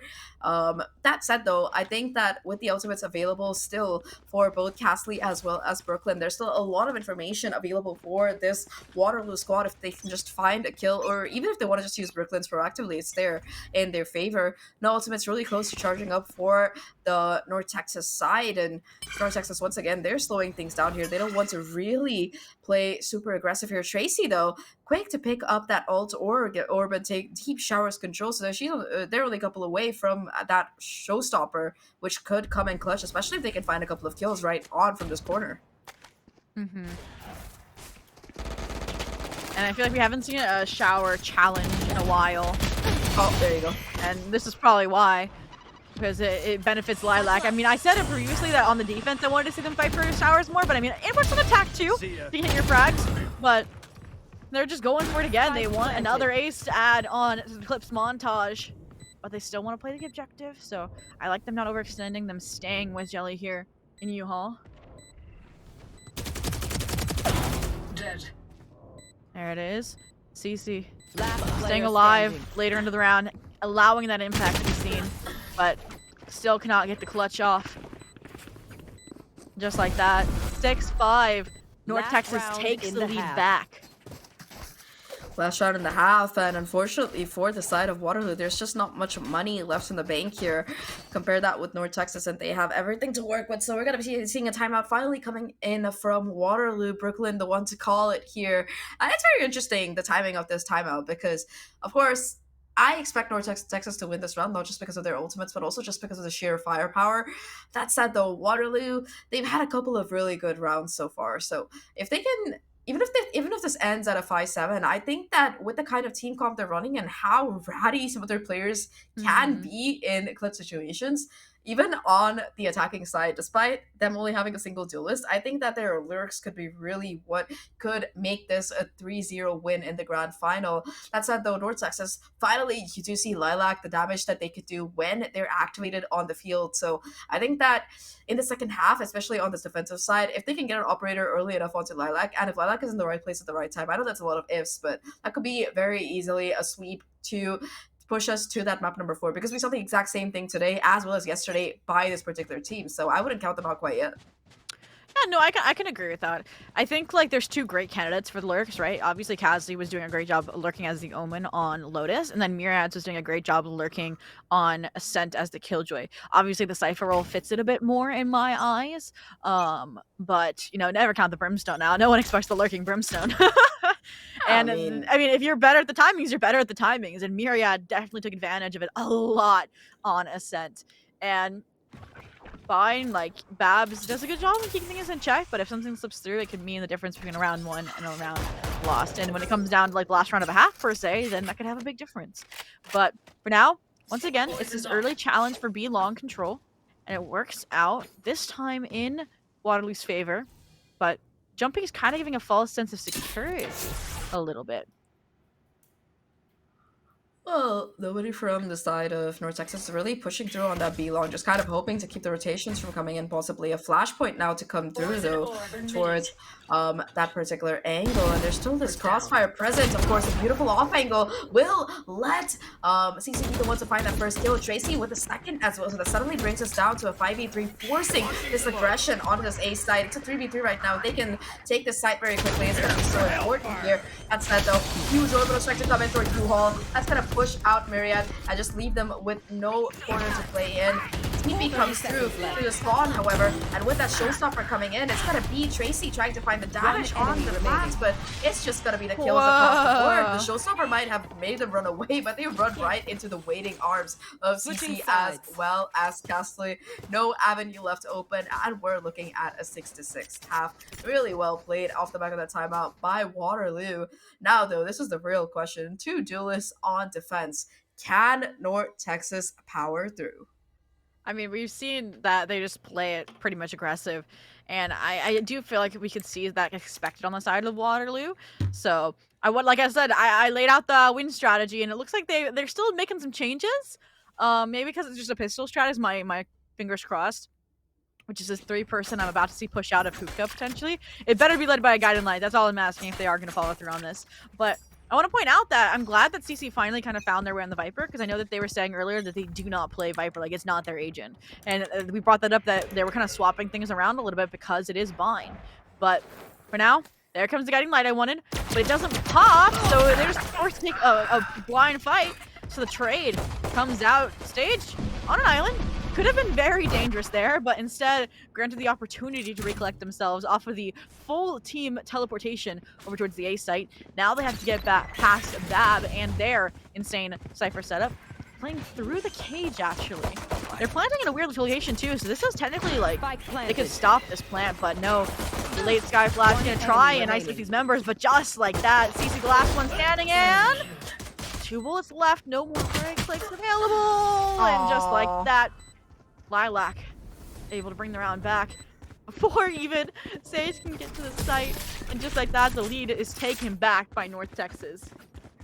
Yeah, it was a bit of an awkward position for the spike plants, and them just not taking back sight really cost them, especially with the amount of damage that Babs was able to do. Not just in terms of kills, I think that Babs only got 1, but just the information, having the cam, having the tripwires to play around, having the cages to just let them push their way onto site. Just so much utility that proved to be really annoying for Waterloo to break through, and we're already seeing glimmers of what this team comp could do, especially if Lilac and Jelly are proactive. Talking about proactivity, though, it will be the judge towards this Hookah angle. 3 players, in fact, towards Hookah are ready to just hold down the fort. And while, at least initially, you're seeing a bit more of a default play to start off with from Waterloo, it does seem like they're navigating towards this A site eventually, especially with the lurk coming through by the Cypher on this B. If Castley can find a couple of kills, find the timings here, it will be so huge.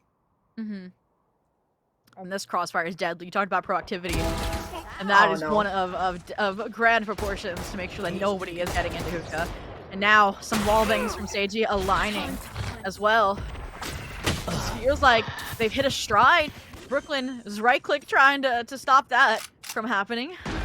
We'll see if they can right-click their way into a thrifty win here. I mean, for now, if you can get Seiji alone, that would be a Guardian, but now they've joined up with the rest of their team. The judge in U-Haul is not what you want to be doing, but they run right. I don't know, bro. I have no clue, but they remedied it real quick, so it's fine. For a second, I thought they were just gonna run past, but you can see that little bit of a backtrack, like, wait a minute, that's not my teammate. Wait a minute, and they just swing back and get that final kill as the reload was coming in on the classic at just that time. So they get the plans. Waterloo gonna be happy to have that a bit of extra pocket money, and they also take down 2 players. So not entirely a loss for them, but still way less damage than you'd like to do in your anti-eco round ideally. Now gonna have their first full buy going up against this bonus here from North Texas, and if Waterloo can convert this round, it's gonna be a stop in the bleeding that they've been kind of having over the course of these last 2 rounds. But it's gonna be such a hard ask because there's still that Stinger, still Spectres. I think the Judge was online as well, still in the hands of Lilacs. There's so much of these guns that are really good in these niche kind of situations and locations on the map here, ready to play for the win. And I know there's a bunch of UNT supporters in chat saying the reverse sweep, I'm calling it here now, mark my words. And if they keep it up like this, then that very easily could come into fruition. But looking to try and change the pacing here, trying to catch Seiji off guard outside of being long. They like fighting for the control over this. Now, Casley talked about they could be the lurk difference maker this half. And it's not really a lurk, more just holding down an avenue. It's a good 1-for-1 trade, though. And I don't think they collected the weapon upgrade, so that's a plus. But that just evens things back out at the 4v4. And I'm concerned what the plan is for Waterloo. Because they've spread themselves very, very thin. Looks like A is going to be an end goal off the teleportation, off the Seekers as well. Yeah, there's the investment of the Brim Smokes. But they still haven't dealt with this U-Haul control. 30 seconds left. I mean, do you need to? That's gonna be the question here, especially with the Seekers spotting out these players in U-Haul. They're just happy to kind of play off the back of the utility that they already have. They have so much control elsewhere. They haven't broken the strip either. They're looking to push forward now, but the shotgun's still there. And Tracy able to somehow find a trade. That could be the difference maker in this particular matchup. They know for a fact that there's still gonna be a player positioned there. Tracy looking to find this brain damage. Trying to go huge here, but now it is just Bab versus the world. Does have a Vandal that they are able to pick up on the upgrade, but no idea about the positioning, no neural depth either to try and pincer them out. The damage has been done though for the side of North Texas. They made this round very expensive for Waterloo, a Pyrrhic victory of sorts, and Bab, even if they're able to find at least 1 more kill, that will be the icing on the cake. But Waterloo, they're not peaking so far. They're happy to just hold on to whatever rifles they have left, and Bab themselves as well will so go close. down. Unlucky, they probably thought they saved it, but it's okay. They have money anyway for a buy in that next one. So all things considered, a nice round for Waterloo, who finally managed to break their opponent's win streak, but a really good round for North Texas as well, because they get 3 rifles off the board, and they will be heading into their full buy with a much calmer center. Yeah, neither team really running away in terms of the economy game. So that's true. It's making it that much closer in terms of being an 8-7 scoreline at the moment. And I agree with you. I mean, yeah, you were like, oh, they don't have to worry about the U-Haul control for now. Well, it quickly becomes an issue later on. Just because you know where they are doesn't mean they're afraid to take the fight. But very, very proven that not afraid to take the fight. The 3-person push into shower, but seems like somehow the 5th sense for Waterloo has been correct and they're headed towards the less occupied site, but they still have to brave the Bab utility.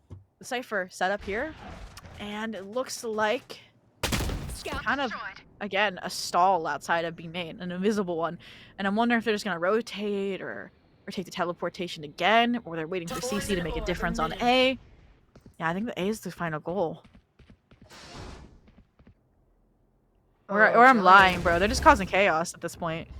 Where's Brim going, bro? My camera is destroyed. Their opponents did it, so we can do it. That seems to be the call here. Multiple TPs running across the map. A little bit of confusion to try and wreak some havoc with. Now, though, Tracy finds a huge opener onto Bab there. That's going to open up the Cypher business, especially with the Cypher going down. No more pesky tripwires to try and contend with here. That will also let Waterloo get the plant down as well. That's the opening that they really needed on this particular map. A second kill as well with the lurk kicking in finally on that A side. So there's just pressure across the map here for this North Texas squad. However, it's going to be Sage to find not 1 but 2 kills. Only 5 HP left, but it's still Marius to bounce back. Sage having to find an ace clutch now on 5 HP to prevent the equalization from happening, but there's just no hope remaining as you do see the kills come through. For a second, I thought it was possible because 2 of these players were 1 shot, but just a little bit too much to ask for from this guy, and we are looking at an 8-8 scoreline now. Whew, I mean, we've been teetering between, is it going to be a 3-0? Is it not going to be a 3-0? And it's interesting that that round worked out the way it did, because it looked like they were trying to replicate, like, the strat is to have no strat that North Texas used last half, and it didn't work, but they still got the site in the end. And I think that was just a small mistake from Bab getting punished immensely, and it shows how important Bab is to the overarching defense of structure of North Texas. I mean, they follow the B site hold falls completely, and then you have to rotations from A, so your A defense falls. So it's interesting that they've now moved Bab over to the A site, especially when we're kind of seeing this invisible trend towards the B site at every single round start from Waterloo. So we'll see if they can hold on without the Cypher there. I mean, yes, they have the Brimstone, but... Oh, a Brimstone with a Bucky, I'm sorry.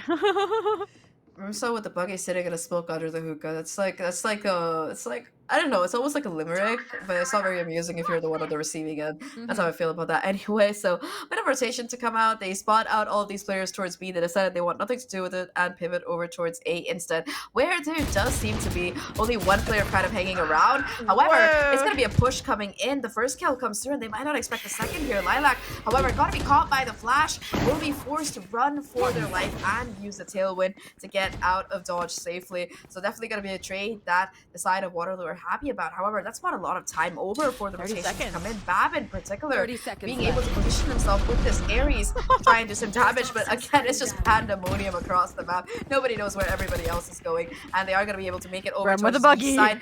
KO with the Bucky, though, still tucked away inside this tube here. Finds the first, kidding. For the second, You're kidding. and now that might be enough to get this round back in favor of this team. Left. Not much time left, but 10 seconds left on the clock. They have to plant it, and that's a beautiful molly that will deny the push through. Spike gotta be planted safe inside hookah. And talking, safe inside the tube. And talking about the positioning here, it's both players pinned inside this tube right now because Bab is ready to play with the help of this Phantom. They're gonna hear that the shots on the blade don't connect, but Bab finds the kill. The Neurotheft comes in, but it's not even necessary because the pincer is immaculate. And Waterloo, they might have got this like them, but they will not be able to deny the diffuse as the Thrifty materializes here for North Texas.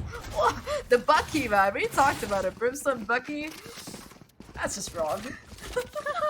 Done here. But it was just right for Northern Texas. I mean, I agree.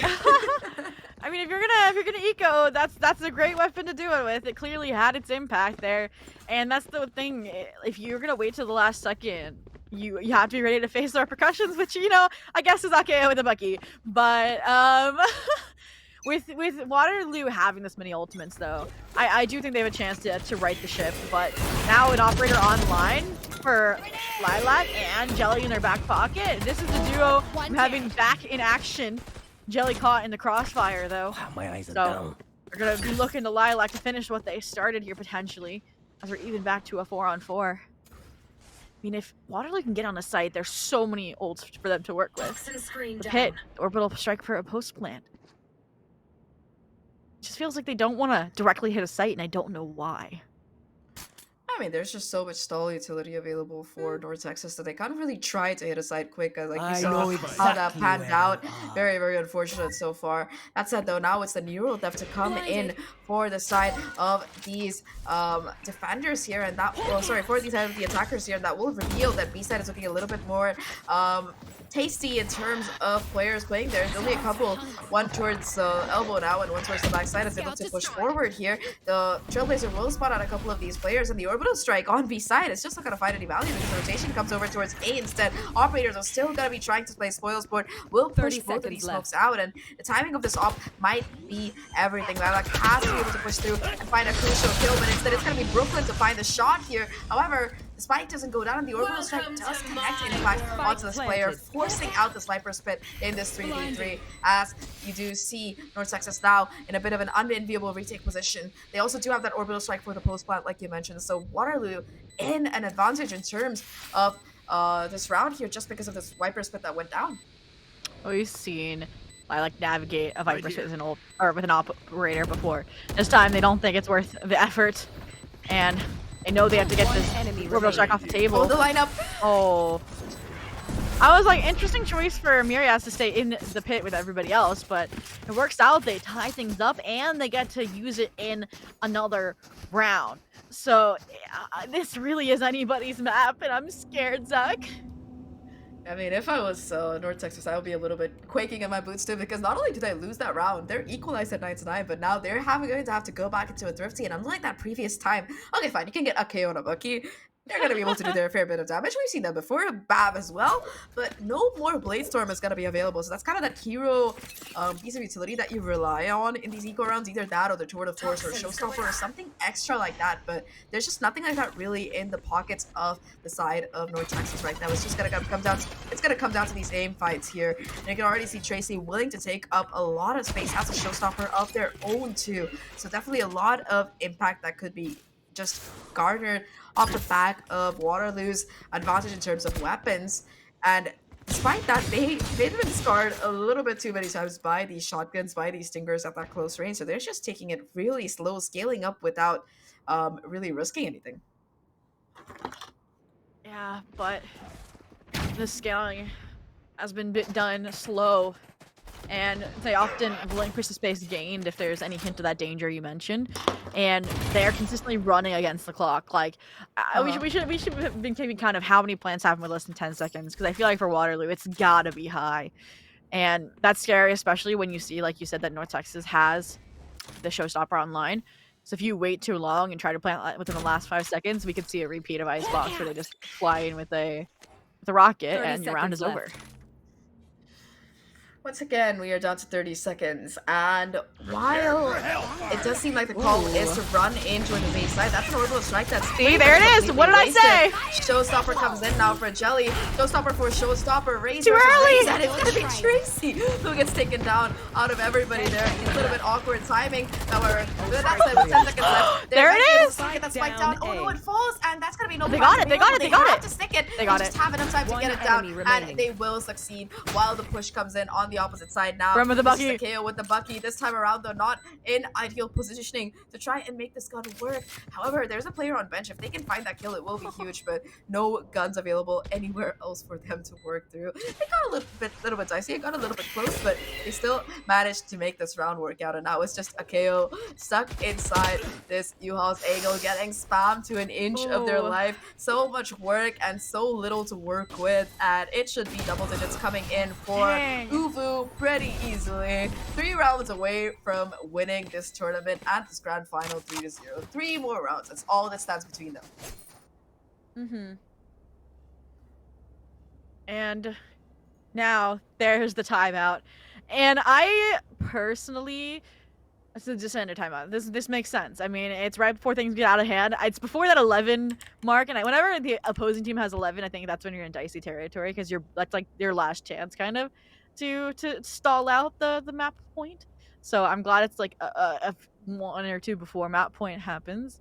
But I'm trying to think about what they're discussing, because like North Texas, like other than okay on the Bucky, it looked like they had started figuring things out, right? I mean, it looked like we said, Waterloo was a little bit lost. They were pushing the clock a lot. And it's not like North Texas is over-rotating either. It's just, I guess, just joint utility usage. Like, yeah.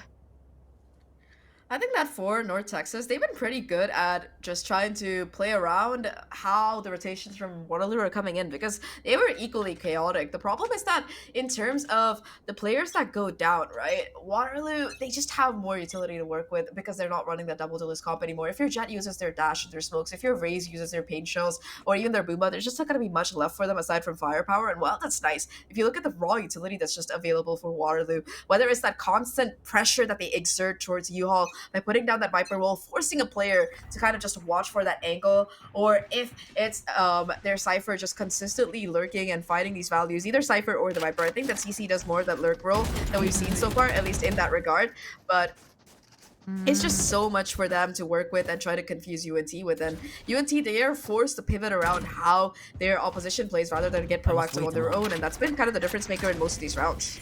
Yeah. Glad Bab got out of dodge, because I mentioned how important their utility is for these sites, but there wasn't much there in the first place. But now instead, oh my God, the counter spam from Tracy Cage triggered. is huge. Now maybe some utility trying to pave the way for this double-pronged retake. 2 players on the long flank. The Brimstone somehow aware of it. There it is. The Trailblazers are going to spot it out. Casley now flanking the flankers. And this could be a really pivotal round for this game. Tracy continues to press the team, but now they fight for this height. Just like that, CC might be the final nail in the coffin unless Jelly has something to say about it. The 1v2 now, but like I said, Casley's guarding, and I think they're undetected here. Not much time left even on this frag, but Impressive wiring. there's no time. It's over. Oh, that's so sad. That was such a clean 4K, but 11 is still reached by Waterloo regardless. They get the kills, but no time for the defuse. Really nicely played by Waterloo. They are just spreading their players out, forcing Jelly to kind of just go in for those kills despite the low HP. And while Jelly gets them charging up that showstopper, it's still not going to be enough to get the round like you mentioned. So that's once again going to be an economic deficit that we're looking at for the side of North Texas. Not a position you want to be in when you're 2 rounds away from placing second, from losing this best of 5. So not ideal position. They're going to be forcing up, not going to be going in for an eco, but they have to win this. That puts so much pressure on this North Texas squad to be able to close this round out, and they don't even have the ultimates with which necessarily they can do it. You do see Jelly trying to charge up that showstopper by going in for that orb onto A showers, gets their hand on it, so at least 1 away from the showstopper right now. However, it seems to be B is the call, at least temporarily. They get their hands on the orb on B long, and they look to go forward, but there's still a couple of smokes to play around, and with the number of Buckies and judges that we've been seeing in these rounds, they're happy to just rotate over. They want nothing to do with that A site. Blinded. Oh no. I mean, I've talked about how certain players on the side of N, UNT are good at holding down showers. Seiji's so used to playing B long that they've now lost an important information gathering agent. So this should make it a little bit easier to throw chaos to the wind, which is what we've seen UW trying to do recently. And it might work this round so that the spike can work its way up to be long. The only potential spoiler is this spy cam. But just think of the timing right. 30 seconds left. There it is, the indications from the Cypher. And they have a judge of their own, bro. You can't use the Bucky, use the judge, but that- What? What? How? Okay. I need to know how much damage question. that was. I need to know how much damage that was. Planted.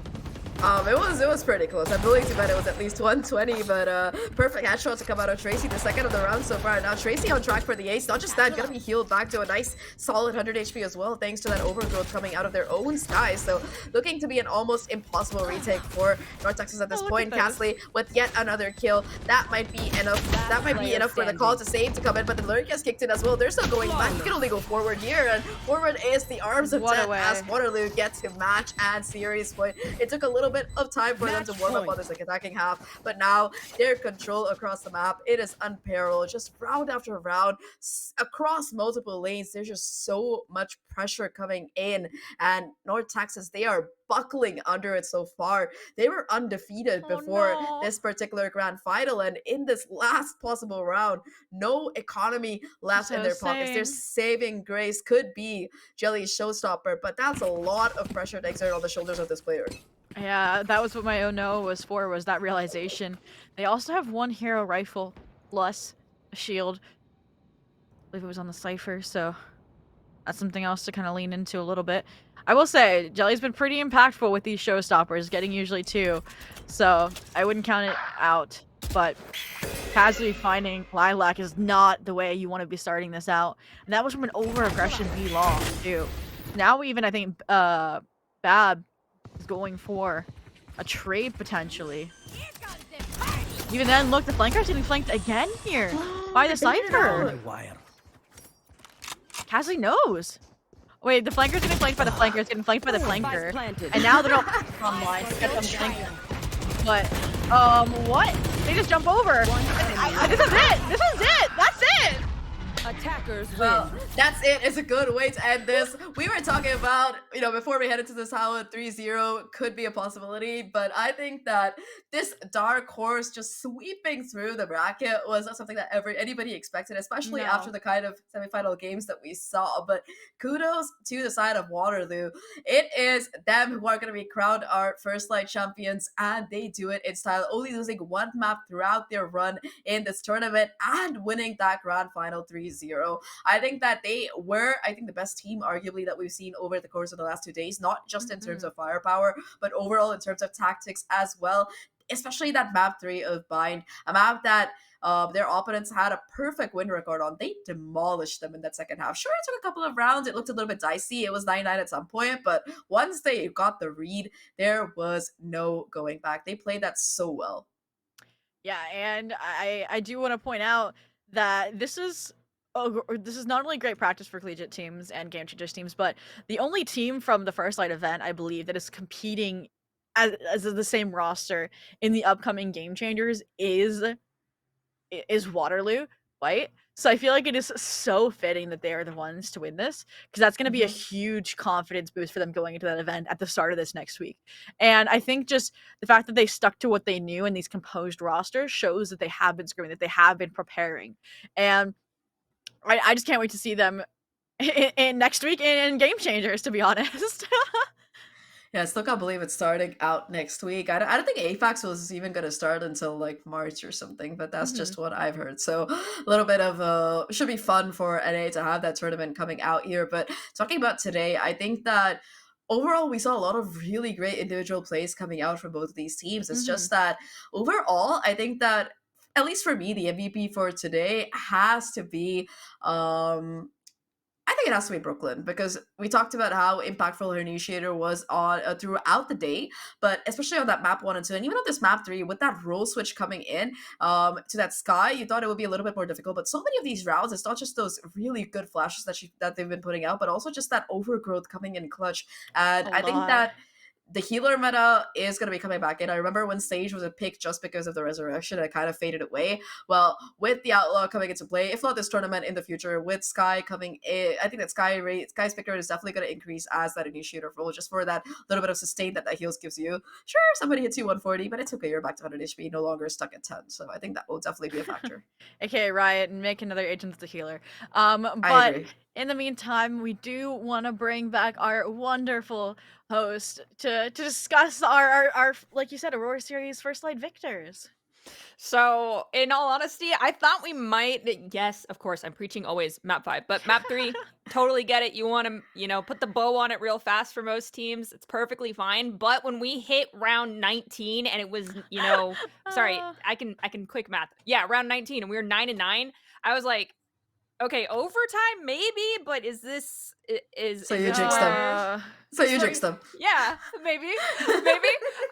Is this where North Texas starts to bring this back because we are 9-9? But neither of those really occurred. It all went in favor of Waterloo. They stayed very calm and put together. They had a fabulous performance. I'm excited to see what they bring to the table for Game Changers. But for now, they get to coast a little bit off of this excitement. I hope not too much, because of course most of these players, if they're Game Changers, of course they are in school, so school is important. But we do actually have the opportunity to talk to Cassie coming from University of Waterloo here real fast, so when she's ready to go, we'll have the opportunity to chat with her. Is there any questions in particular that either of you would like me to ask? For me, just the role swap. Like, Castley has been playing controller throughout the tournament, but on Bind they switched to the Cypher, I believe. So just a question about team roles and whether that's like something that they're more comfortable on, or whether they just want to lurk and be annoying, which we don't see work out very well in their favor. So just what was kind of the mentality of the team at that point. And jumping off of that, like, what is their agent main?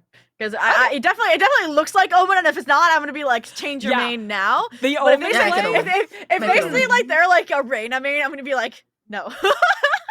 That's wrong. I will question many things if thank you. If Cassie goes, yeah, I played Jet, and I'm like, no, you don't. Excuse me. No, you don't. You play Omen. You play Omen. Stop right there. I would like to see them on Jet. I'm not gonna lie. That could be interesting. So we'll have to wait and see what the official response is there. So I'll ask about that swap as well as what their true main is. But for now, I'll give you two a quick moment of reprieve while I talk to Cassie. She's hopping in here for the interview. coming off of a fabulous 3-0 sweep and making sure that her team is able to claim that championship title. So super excited to get to chat with her. Hi, Cassie. Thank you so much for joining me here for this interview. Hi, thank you.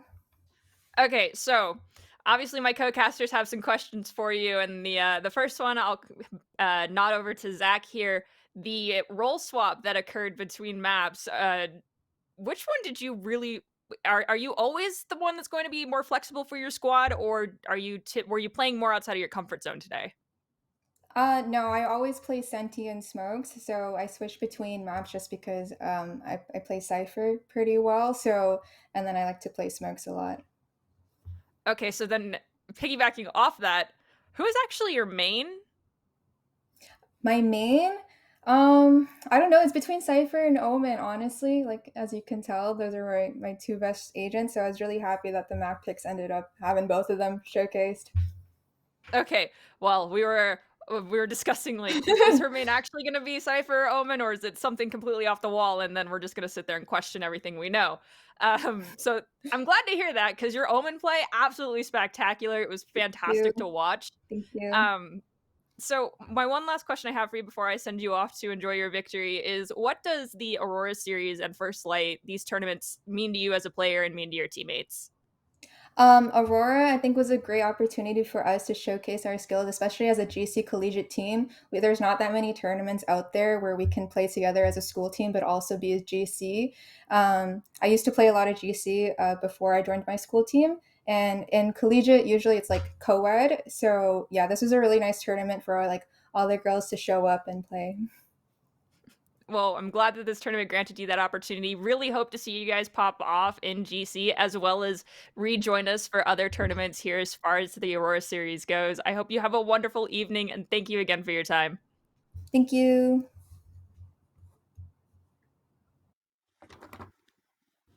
Okay. Aw. So, indeed is the Cypher Omen main. That was good news, right?